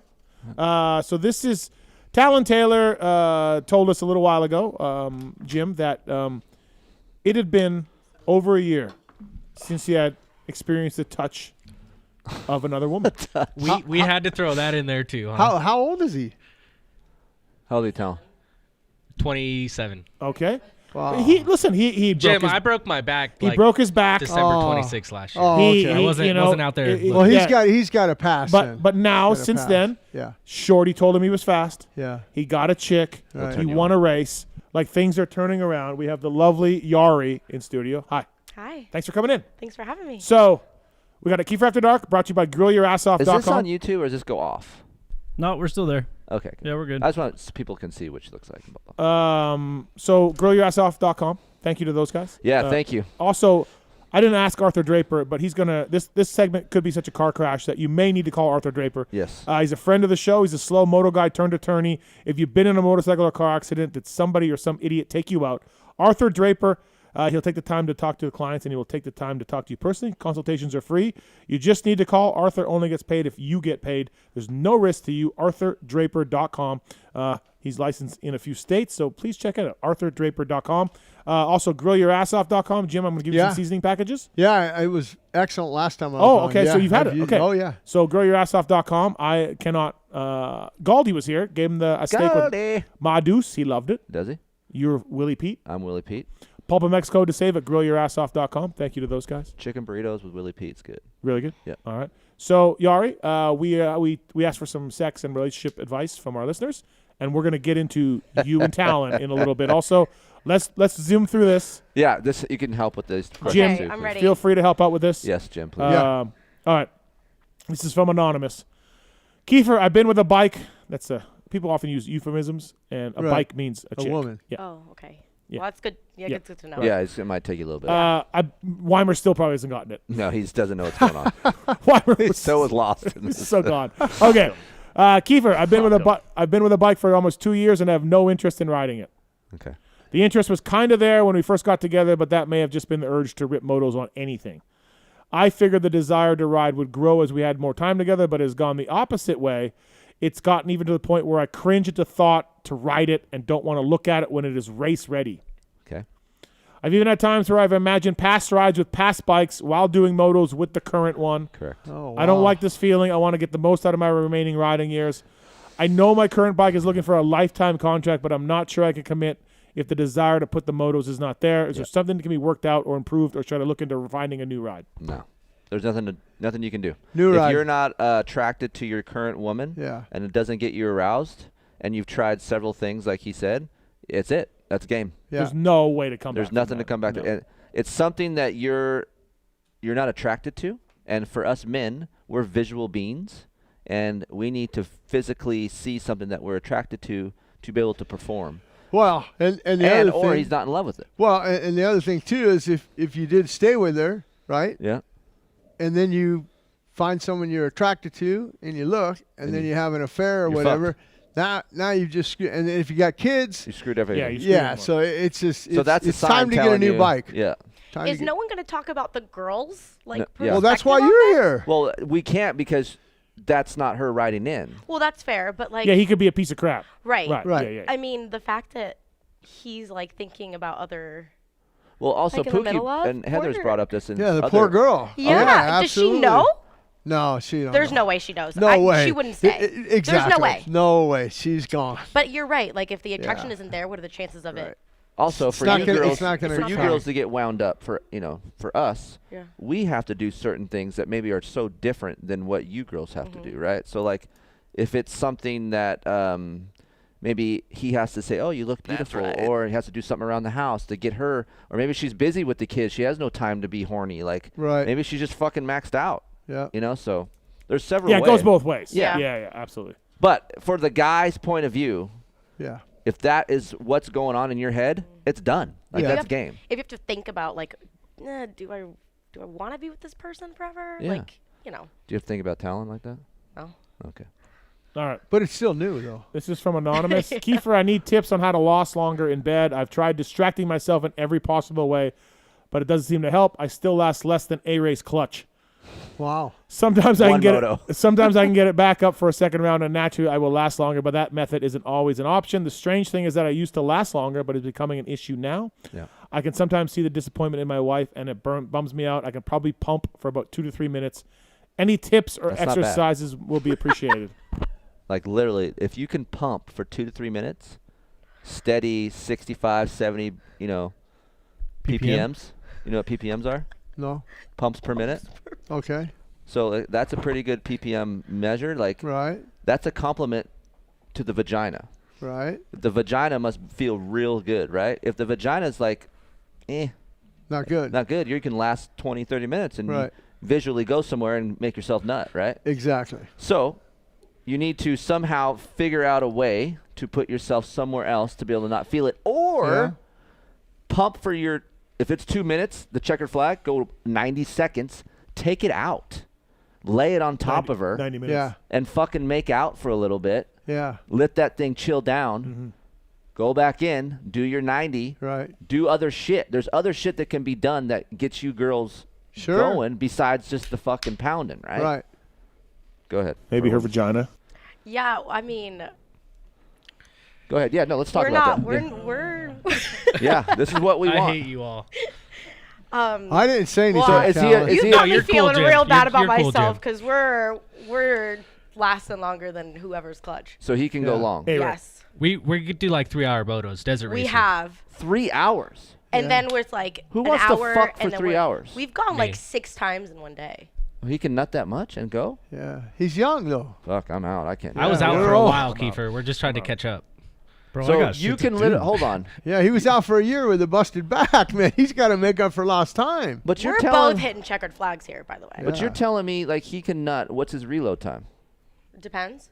Well, give me a depends. I mean, it's been 5-10 minutes. It's been a couple hours. That's impressive. Yeah. What's this guy got to do? So he's got this, like I said, he's got to do the takeout method. He's got to pace himself. He's just He's finished all- right now. He's all Yeah. fucked up. He just over went again. He's already going. it. Or Yeah, there's actually Heather and I used some stuff that's like numbing shit a long time ago when I first started. You can numb the head of your dick. Right. That helps a little bit. Or Think about baseball. think about her Say the grandma or national something. anthem. Yeah. But that honestly, that doesn't work because the feeling's there, right? No matter what you think about, you're still thinking about it. Mhm. Turn off the lights. Don't look at it. I know if I look Right. at my dick going in and out, that gets me all jacked up. I Right, can't do right. that. So there's several things that you can do, but the biggest But thing the that key is, though, like he had said, or you said, like, yeah, just pull it out. Take it out. You got to make sure that he's not at that point where he takes it out and all of a Right. sudden he just Yeah. goes all over her stomach and go, God damn it. Right. Now I'm screwed. You gotta Don't like, eat and that also dick. too, it's up to the woman as far as there's certain things that Heather says or does. Like you can't do that much because if you do it, I'm gonna nut. I'm done. Right.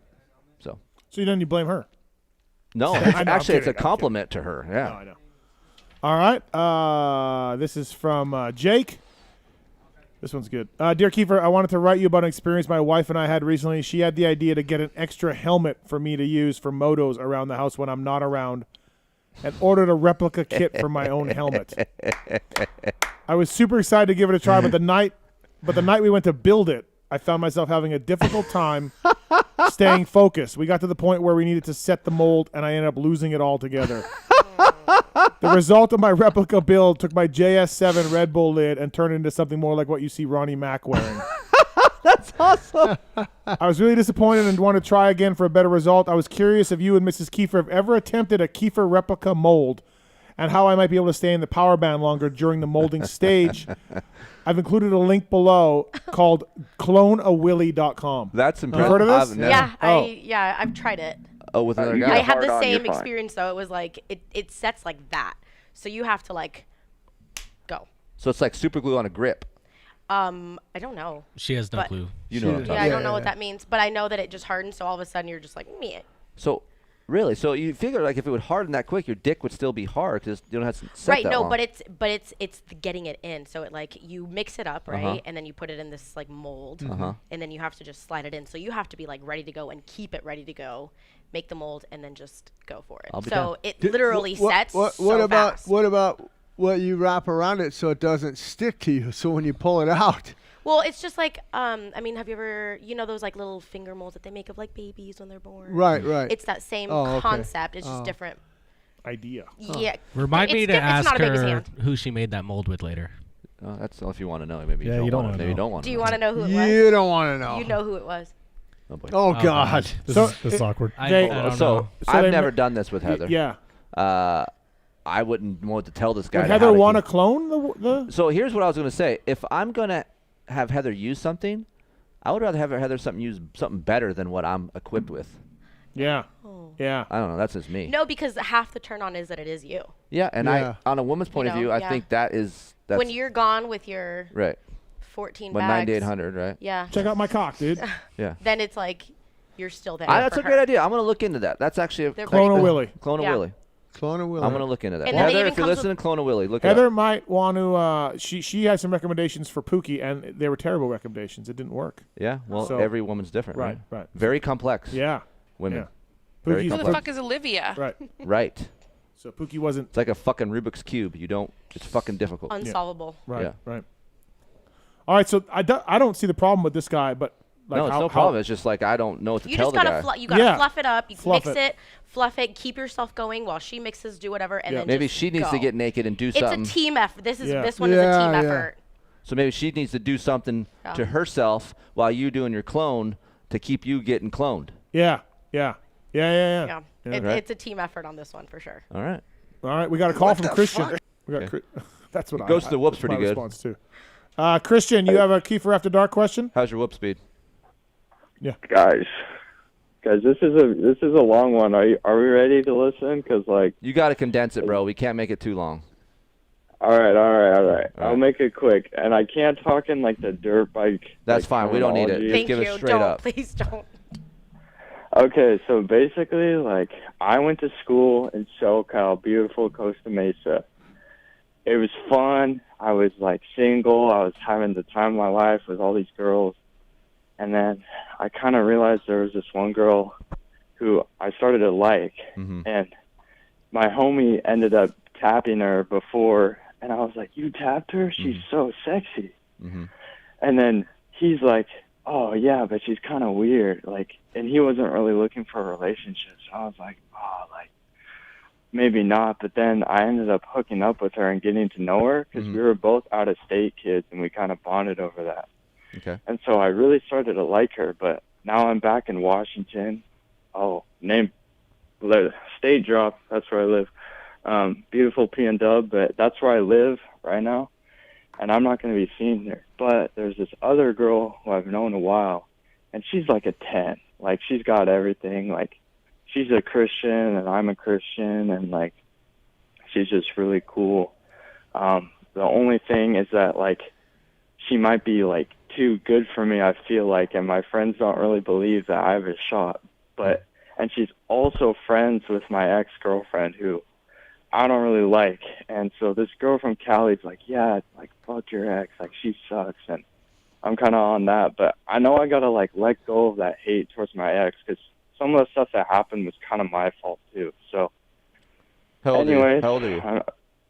I'm 19. Oh, boy. Just turned 19. Yeah. But young, dumb, and full of cum still. Yeah, exactly. So what's you looking to do, bud? What's the question? What do you think? Like, I just don't know, like, what route to go because, like, I'm in Washington and all this, and, like, I don't know whether to, like, kind of go in for the long run because, like, the girl who lives in Washington is probably, like, for the long run, and the girl in Cali is kind of more like an experiment to see, like, how that ends up. But well, here's the thing. Like, I'll just give you here's the deal. Like, if you're in Washington, she's in California, you know already how many times you're going to see the California chick. You know how many times you can travel. If you can travel a lot, then maybe that's something fun you need to do for a while because you're 19. You don't want to be locked down at 19 because you're going to become a different person when you're mid-20s, and then you become a different person in your 30s, and then that's the person you become for the rest of your life. So for me, I feel like you need to have some fun, be safe about it, right, and do the right thing, but that doesn't mean you can't go out with the Christian girl in Washington and just go out. You don't have to do anything and just see how it is. And maybe there will be a connection that will force you to be like, hey, man, I don't want to go to Cali and I want to pursue that. So it's an open book for you. I feel like you can do both at this time and not have a commitment and then see where it leads you. And if you feel like you like the Christian girl and you like to be home in Washington and spend more time with her, then you need to clip Cali chick and then do the right thing. Yeah, I just feel a little bad because the girl in Cali, it's like, you know, like, she wants to have her fun too, but if I keep talking to her, like, that just develops some feelings, you know what I mean? Like, it's kind of that rule, like, don't hit twice unless you want to have something. At least well, not if you have an open communication line with her. Like, hey, if we hit it twice. Yeah, Tallon. More than twice, and it's... You know, I just feel like if you hit it twice and she's like, hey, you live there, I live here, it's fun to be with you and hang out with you, and then just know up front that's what it is. Yeah. Because I can tell you, if you fall for her and you've nailed her 2 to 3 times and you're starting to fall for her, it's not going to work, dude, because you're not there. Yeah, and whatever you do, don't fly her up to Washington because you'll be at dinner and the other girl will walk in and you'll be screwed. Yes. So yeah, go to California. You go to California, buddy. Don't fly her up to Washington. Exactly. Yeah. Oh, trust me, I miss those waves, man. I was shredding. It was so fun. But yeah, we gotta train for some swimming right now. So yeah, but all right. Have fun, man. Enjoy your teens, dude. It's a good time. Man, 19. Yeah. Anyway, 19. I might be calling in more, guys, but I really appreciate y'all talking to me and stuff. It means a lot. All right, Christian. Good luck. Yeah, that's right. Have a good one. All right, thanks, Christian. Jim, before we talk to you, I was just gonna say, you know, he was 19. When I was 19 and traveling the world, I mean, I was banging flight attendants. I'd be going to Europe, meet her and everything. Back then. You ever bang a flight attendant on a flight? Absolutely. You have? Yeah. You had a Mile High? Yeah. Back when there were like no cameras. Nah, no cameras. They had beds and stuff you could go. Oh, like the international cross-country flights. Yeah. It was like Pan America Airlines. Yeah. Pan Am. Yep. Wow. Blankets. But anyhow, they weren't full flights or any of that stuff either. But the other thing is, back then I didn't want to have kids because kids will kind of screw up your racing career or whatever. So I always carried a condom in my wallet, right? So now I live in California, and with COVID now, I carry a mask in my wallet. I thought you were going to pull out the same condom from like the Pan Am Airlines. I thought he was pulling out a condom, dude. I'm just saying, times have changed. Yeah. I'm 60, almost 61 now. Yeah. I carry no condoms anymore. Yeah. I carry a goddamn mask. Yeah. Jim, before we move a sing along, so you were telling us a story. July 14th, 1984, Buffalo. Supercross. Oh yeah. When I got 19th. Yeah. This is advice for riders who are listening to this. Yeah, I don't know if they're gonna do it like I did, but I don't think they get a blowjob before the main event. So after the semi. Yeah, I got a blowjob and I was shit in the main event. Yeah, and you got Crashed 19. or whatever. Yeah. So riders, I didn't do it again. Yeah, like Tomac or Chase, whoever's listening to this, they're not gonna do it. Just don't do that before the main. Yeah, don't do that. A-Ray. I take it back to San Diego. Yeah. Heather and I, before the night show. Yeah. I ripped. I Yeah. got second That's in for my the own. night show, though. Maybe there's a difference before main and before night show. But Yeah, main event takes a lot out of you. You know how it is. A-Ray, chances A-Ray has 100%, right? Oh yeah, he. Sometimes it doesn't even affect some certain guys. Right. Because there's so much build up there. A little bit coming Wow. out, it's not gonna do shit. Jimmy got 19th in the main event. Yeah. Out of 20 Knees guys. are weak, Jim. Knees are weak. Yeah, I didn't. Don't do Didn't that. make no money, but it was a great blowjob. Yeah, absolutely. Well, that might have been worth it then. Do you remember who she was, or was No. it okay? Just a spectator. yeah, great. That's fucking awesome. I've always wondered that. Like, do y'all remember? Jim, not we, Jim. We used to. I mean, Do you back remember then. the flight attendant's name? No, we used to call them tear-offs. awesome. What? Tear-offs. Yeah. And that's like for racing, the mud hitcher goggles, and it would be a tear-off. Right, yeah. So it was just a Just a another tear-off. You tear-off. just rip it off and keep Just going. another tear-off. Yeah. Talon? That was good. Talon doesn't use tear offs, he's roll off. So Yeah. Yeah, desert guys don't do Yeah, tear-offs. yeah. 6-time over there. Yeah. So she would be a roll-off in nowadays. The new 6-time. Roll-off. Steve's 4-time. Talon's So- 6-time. Jim, Kiefer and I have had a debate for a while. I think you can help us solve this a little bit because you were a man of the people. You were a great racer back in the day and a lot of fun on and off the track. And you've seen great champions from the 80s, the 90s, the 2000s. You've seen these guys. You know what they do. Kiefer and I have been battling for years on this topic. He likes to think that a rider's Today. today And then a today's rider that has a steady wife or girlfriend is a better rider than if you don't, and it will help you on the track and be successful if you are locked in to a relationship that is a good relationship. Yes. Not a volatile one, like a good one. And I say, Jim, whether you're wifed up or whether you're single, like Jeremy McGrath was banging chicks every week and won 72 races, right? Yeah. And back in your day, they were a little bit more rambunctious and all this. My thing is like your home life has to be good, but whether you're single or not, as long as you're happy about it. Like if you're depressed, if you're single, then it's no good. If you're depressed when you're married, it's no good. Right. My feeling is you can be happy doing anything you want, running through chicks every night, but if you're happy, you'll be a good racer. No. And Kiefer's thing is, no, you need a relationship to not chase chicks, to be happy, to be a good racer. You got to have full focus and have some help in this day and age to maximize your potential. Right. Before, that could have worked.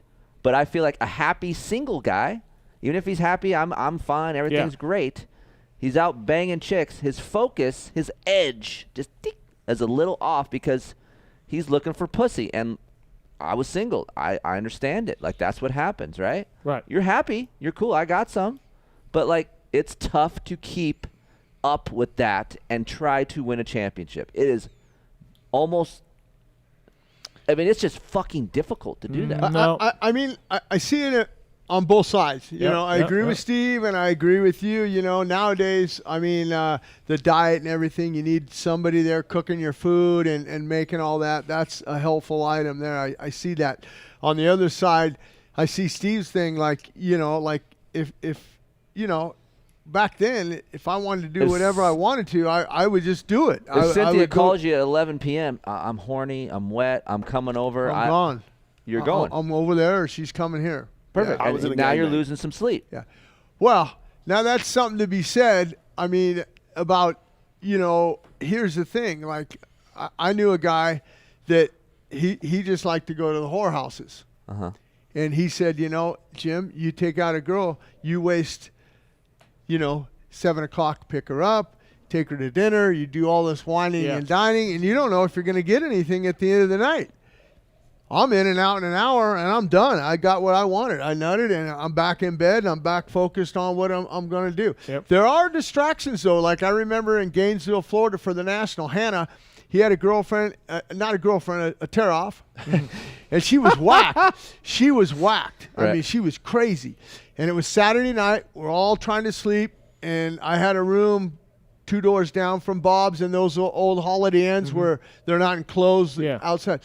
And Bob would actually not register under his name just so they couldn't find him. Oh, wow. But she found him. She was one of those stalker types that knew what room he went into. 110 or whatever the room was, right? And it's 1 a.m. and she is drunk and just fucked up. And she's knocking on the door, bang. I know you're in there, Bob. Open the goddamn fucking door, Bob. Open the door. The cops had to come. And next thing going, Jesus Christ, Bob, can you get a little control of your chicks, man? I mean, she's waking up the whole goddamn We got a row. race. Yeah, we got a race, Right. man. But so I mean, I see both sides of it. I just think the sport has changed. It's evolved. It's evolved, and it's Right. changed from the 70s and the 80s when I rode and stuff. I know that, like some guys, and I'm not going to name names. What the hell? Fuck it. Yeah. Johnny O'Mara. He would have a girlfriend, but if he got in a fight with her and shit, he did shit at that race the next day. Right. Yeah. So that's where I can see Steve's point that the focus with a girlfriend, and if something happens to that and you're in a fight with her, hey, I don't need that shit. Right. And I'm sure that it happens in today's racing thing. Yeah. You get in a fight with your wife and Yep. she says, screw you, I'm not going to make your goddamn smoothie and your meal, and you go to the races by yourself. Right. So, I mean, the thing that I think is like a guy like Christian Craig, beautiful wife, Paige, I love her. She's a great gal. Yeah. 3 kids, I mean, that's a lot to juggle in that Yes. semi. I mean, that's just, and you can't be, your kid comes up, you have a bad race or whatever, and they want to be held and cuddled and everything. I mean, but I think Paige, and I haven't seen her, I'm just assuming that Paige has been around the sport a long time. She's taking the brunt of all that. She's taking the kids away, and hey, daddy needs his time and all that stuff. Because I've done that when I was racing. I'd come in and people would want autographs, and I'm fucking pissed. I am not ready to sign autographs, and so I tell the people, hey, look, grab some other autographs, come back in 20 minutes, give me a little bit of time to decompress and get ready, and then I'd come out with a smiley face, and hopefully one will whip up a titty and I can sign it. What's a titty in Japanese? Opai. An opai. Whip out an opai. Whip out an opai. Whip out an opai. Yeah. I'd like to get Pookie some fake opais. Some fake opais. come up here. But so you're not going to solve our argument because you're not going to come on. He's waffling. No, He's waffling. Yeah, he's waffling. I'm waffling. I'm just saying. I'm on Steve's side, though. That's the era I your came era, from. right. That's the era I'm done with. Thank you, Jim. Yeah. Thank That's you, Jim. just the era. That's Jim settles me. it. Oh. Jim knows me. it. Wash my hands of it. Yep, just like the bike. I'm up. just saying that I feel like a good woman is going to help you get to where you need to be.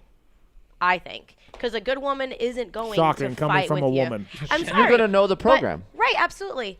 I feel like Are you kidding me? if my man is racing the next day, Fuck you, you're fired. I'm not Is that why we're going telling out of my way to pick a fight or to make it right, harder for right. him, because at the end of the day, if he my wins, ass. if he's happy, it's also good for me. Yeah. Tallon, you better hang on to her. I actually made him super nervous the night before his first race. Is that when you won? Yeah. Well, she goes, "Why don't you race anymore?" I'm And over here trying to pump him up. Right. So I decided to list all my he injuries. listed off Where's every Pookie's job? injury. Being a bitch. So, okay, we're moving on. Jim side with me. I win. Or if back you're a to- little bitch. Yeah, back to that. Yari. I don't know how to bring this up, but Just do it. there was a bit of a competition going on. Tallon had another girl. Oh. Right? Did you win? Was this like, what? Who's here? No one's here. Well, Who you're the here. fuck is I'm You're here? here, so Right. you won. Yeah. Did you beat down this other girl? Or Who the fuck is Olivia? To be right, Tallon? You had another. You I dated don't- another girl. Yeah, You I messaged her like last week, and she said, "Don't talk to me." So it's just Yari now. But Wow. I did have an unfair advantage because she didn't. I knew that she was there. I don't think she knew that I was there. Wow. So you knew about it already. I did know, yeah. Okay. But we've always been pretty honest. Well, congratulations on And winning. you met on Tinder. Hinge. No, but we actually met in high school. Hinged? She doesn't remember being in high school. I We did remember pizza. you. So Hinge. hold It's on. a dating app. Stop. It's just a dating So this is not the tattoo one, the weird tattoo one. No. Then that's That's the other one. Okay, got it. You got to lay pipe and I, then just hopefully survive. I've been keeping up on Tallon through text. Okay. So, All right. so. Okay. But But yeah, you we guys are didn't- not exclusive. Where are we at, Tallon? Don't bullshit around. Like, just what is this? We don't got time for wives and chicks on the show. We're gnarly. Yeah, we're gnarly. How old are you, Tallon? 28. 27. 27. I was like, 27. yeah, he's 27. trying to add it. He I'm said a little 27 older. here to me. I just turned 28 like this month. Okay. So, What's yeah, the where we problem? at? What's Like, the problem? And how long you been dating? Presents? No.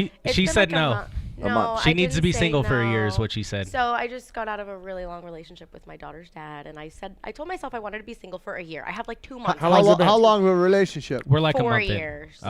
Okay, and how long you been broken up? 10 months. Okay, Yeah. that's I got enough. 2 years. 2 months. Dude, 2 months. You can wait 2 I got 2 months, Tallon. That's what I said. 2 months. I didn't say no. I said not yet.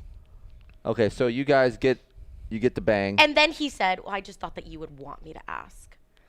So you get all the perks. You just don't have a chick, correct? Well, I mean, we see each other like what 4 or 5 times a week. Like we're pretty there, you know. Okay. Tallon's life is just, it's like Jamie's. How I mean, long- they are just, Yeah. they're glowing.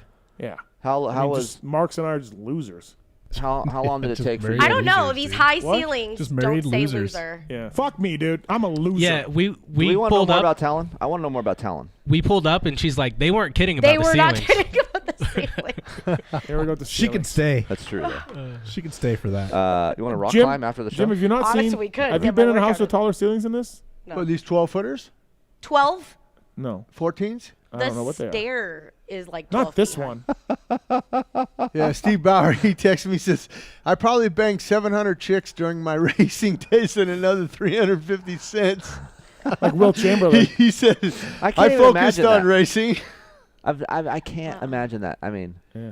He said he never got a blowjob in between motos, though. Okay, well, So there you that's go. what Yeah. happens when you're good looking, Jim. You get Yeah, pussy. I got that. Who's I not guess. big on orgies? But How long did it take you getting Tallon to hook up? Less than a week. Yeah. A week. I want okay. to know how you guys met. We met in high school. Oh, No, so no, you've known her. We No, did no, no, meet no, in no. I knew who she was in high school. She didn't know who I was. She No, knew who you were. I did know. oh, She she's the checked. cheerleader She that wouldn't did. give you the. So- the- You're playing No, it. she wasn't even a You're playing it cheerleader. He wrong. was 6 so times. my Yeah. type in high school. I knew who you were. I just Were you a cheerleader? Like you were up there like, I got to take this off. Oh God.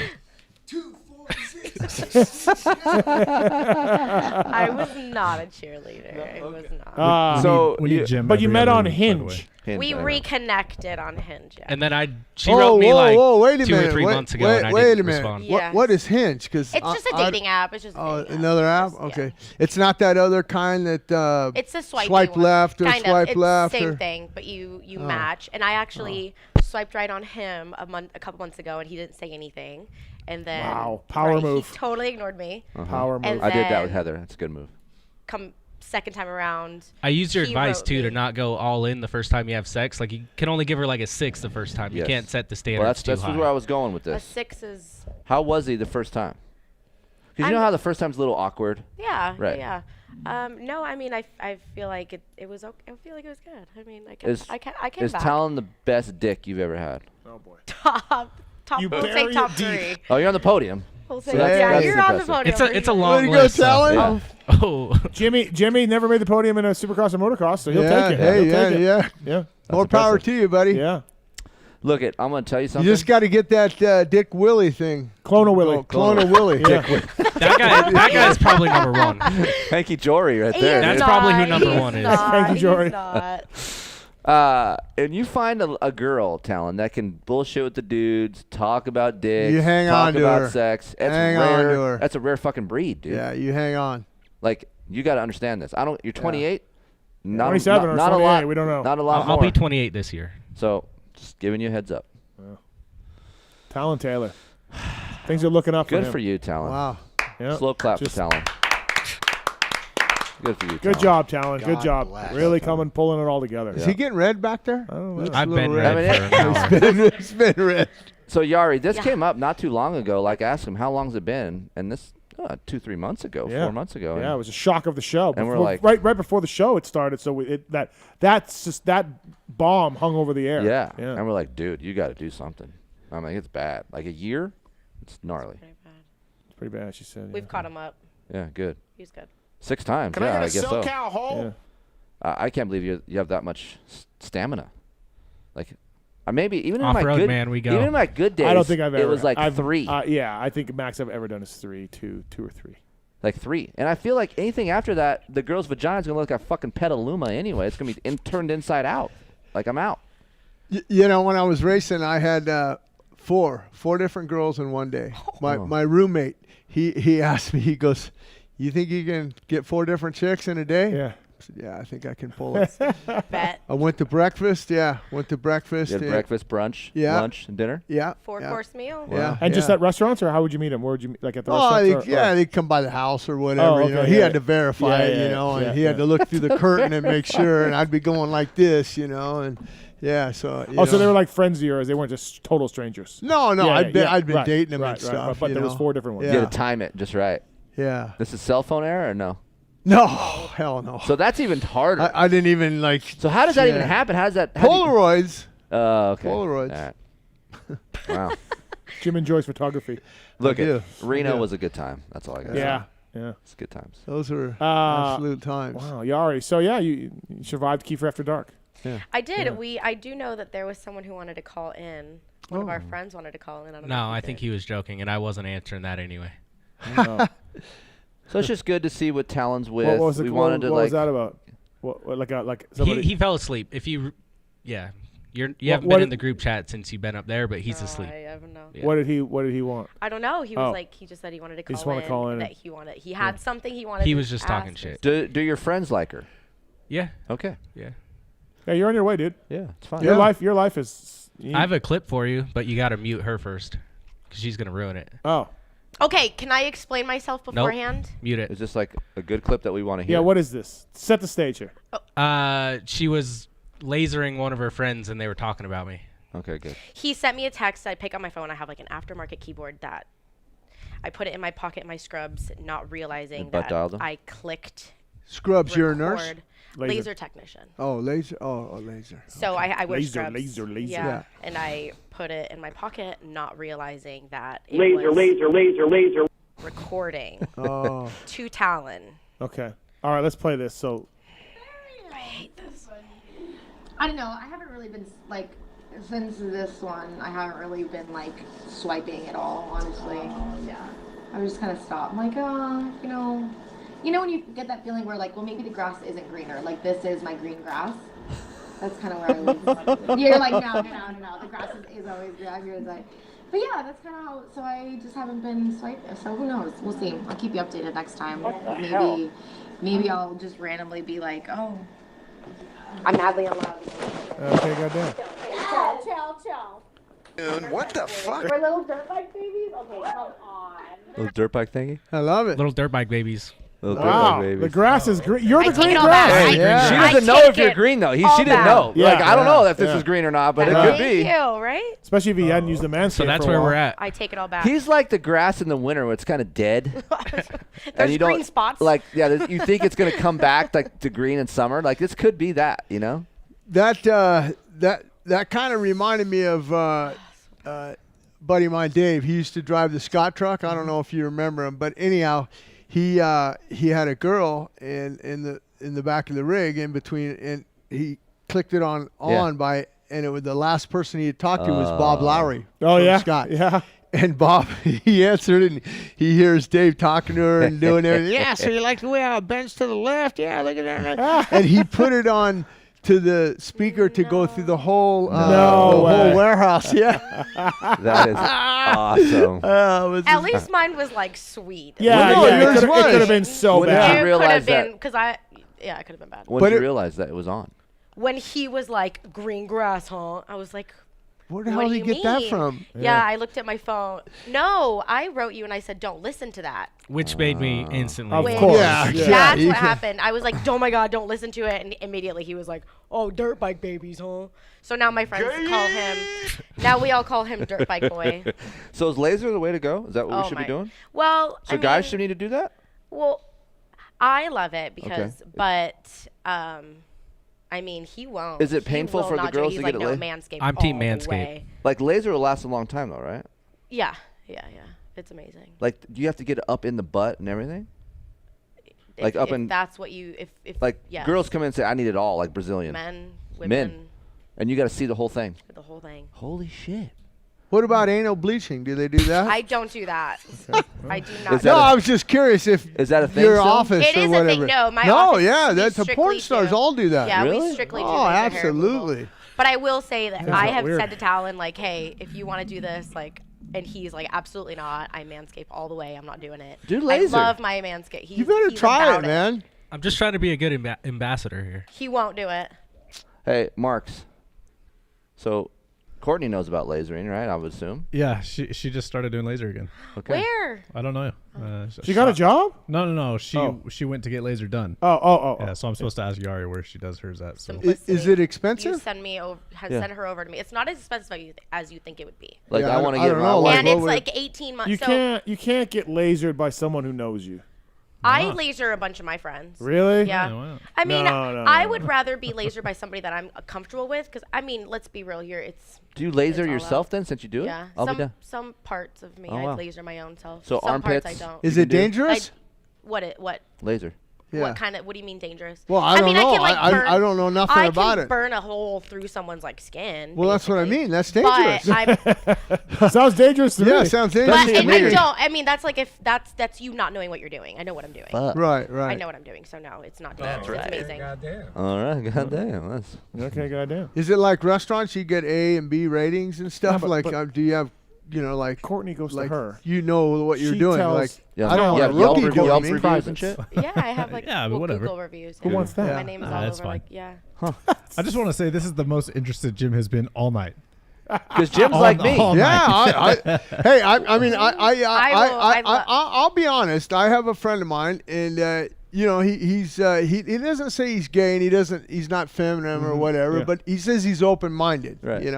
and he rents a house from me in Woodland Hills, and he's got his little lover there, and this guy's, over 50, and the little lover guy's 20. Man, I ask him all kinds of questions. do you? Yeah. Oh, yeah, because I don't know. They go, well, what do you could go. I go, no, I just know Hey, nothing you never about it. know until you ask. Yeah, I don't know nothing about it. I don't know what, like, Shoot your because shot. I look at you guys, I ain't getting a boner. There's just it ain't happening. offended. I just cannot get, Right. it's not.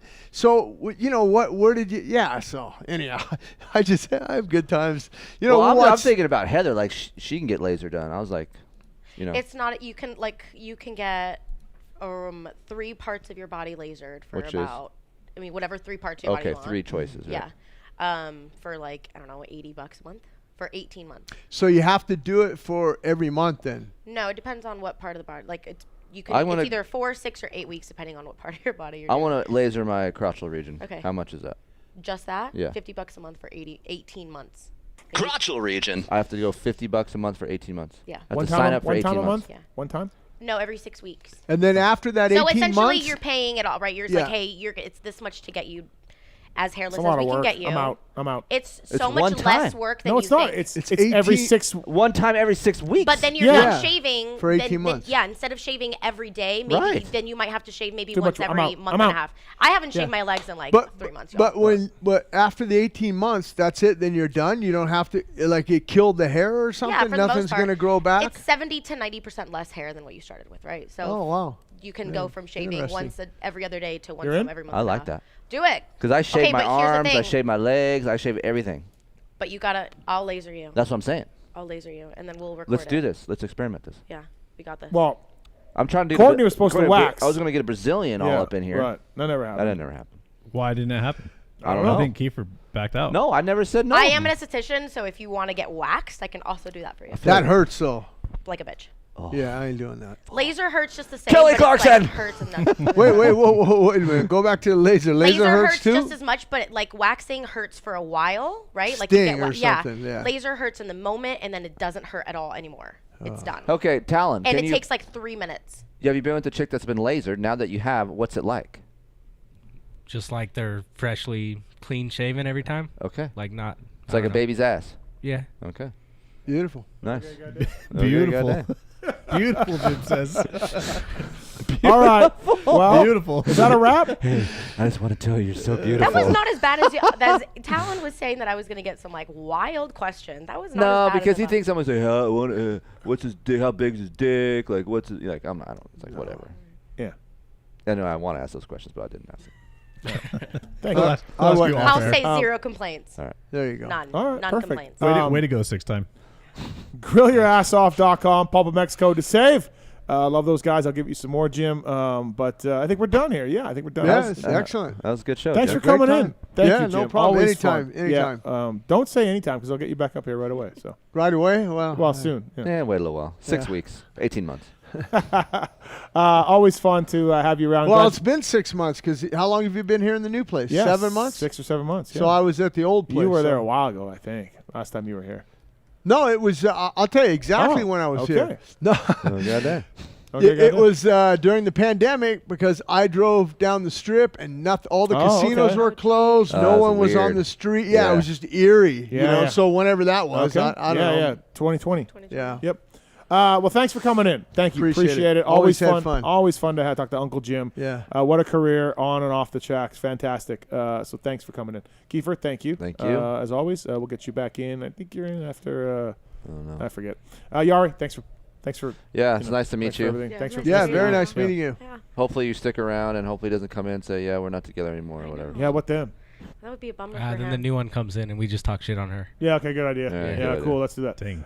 So. Quick answer there, too. Right? Now we know what to Quick look forward answer. to. Marks, thank you. Yeah. Thanks, Marks. Yeah. Thanks you, Mark. Yeah. Thanks you. Yeah, whatever.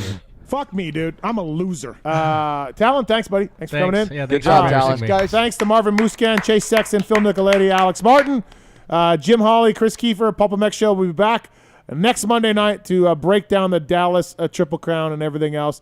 Thanks for listening. See you next week. Might have came the earliest he's ever come. There's something I want to get off my chest. And it's about that summer when you went away to community college. I got an offer to do Playgirl magazine. And I did it. I did a full spread for Playgirl magazine. I mean spread, man. I pulled my butt apart and stuff, and I was totally nude, and it was weird. I mean, you probably didn't hear about it because I went under the name of Mike Honcho, but I just wanted you to know that. If you could hear me, if it got into your brain somehow, that I spread my butt cheeks as Mike Honcho.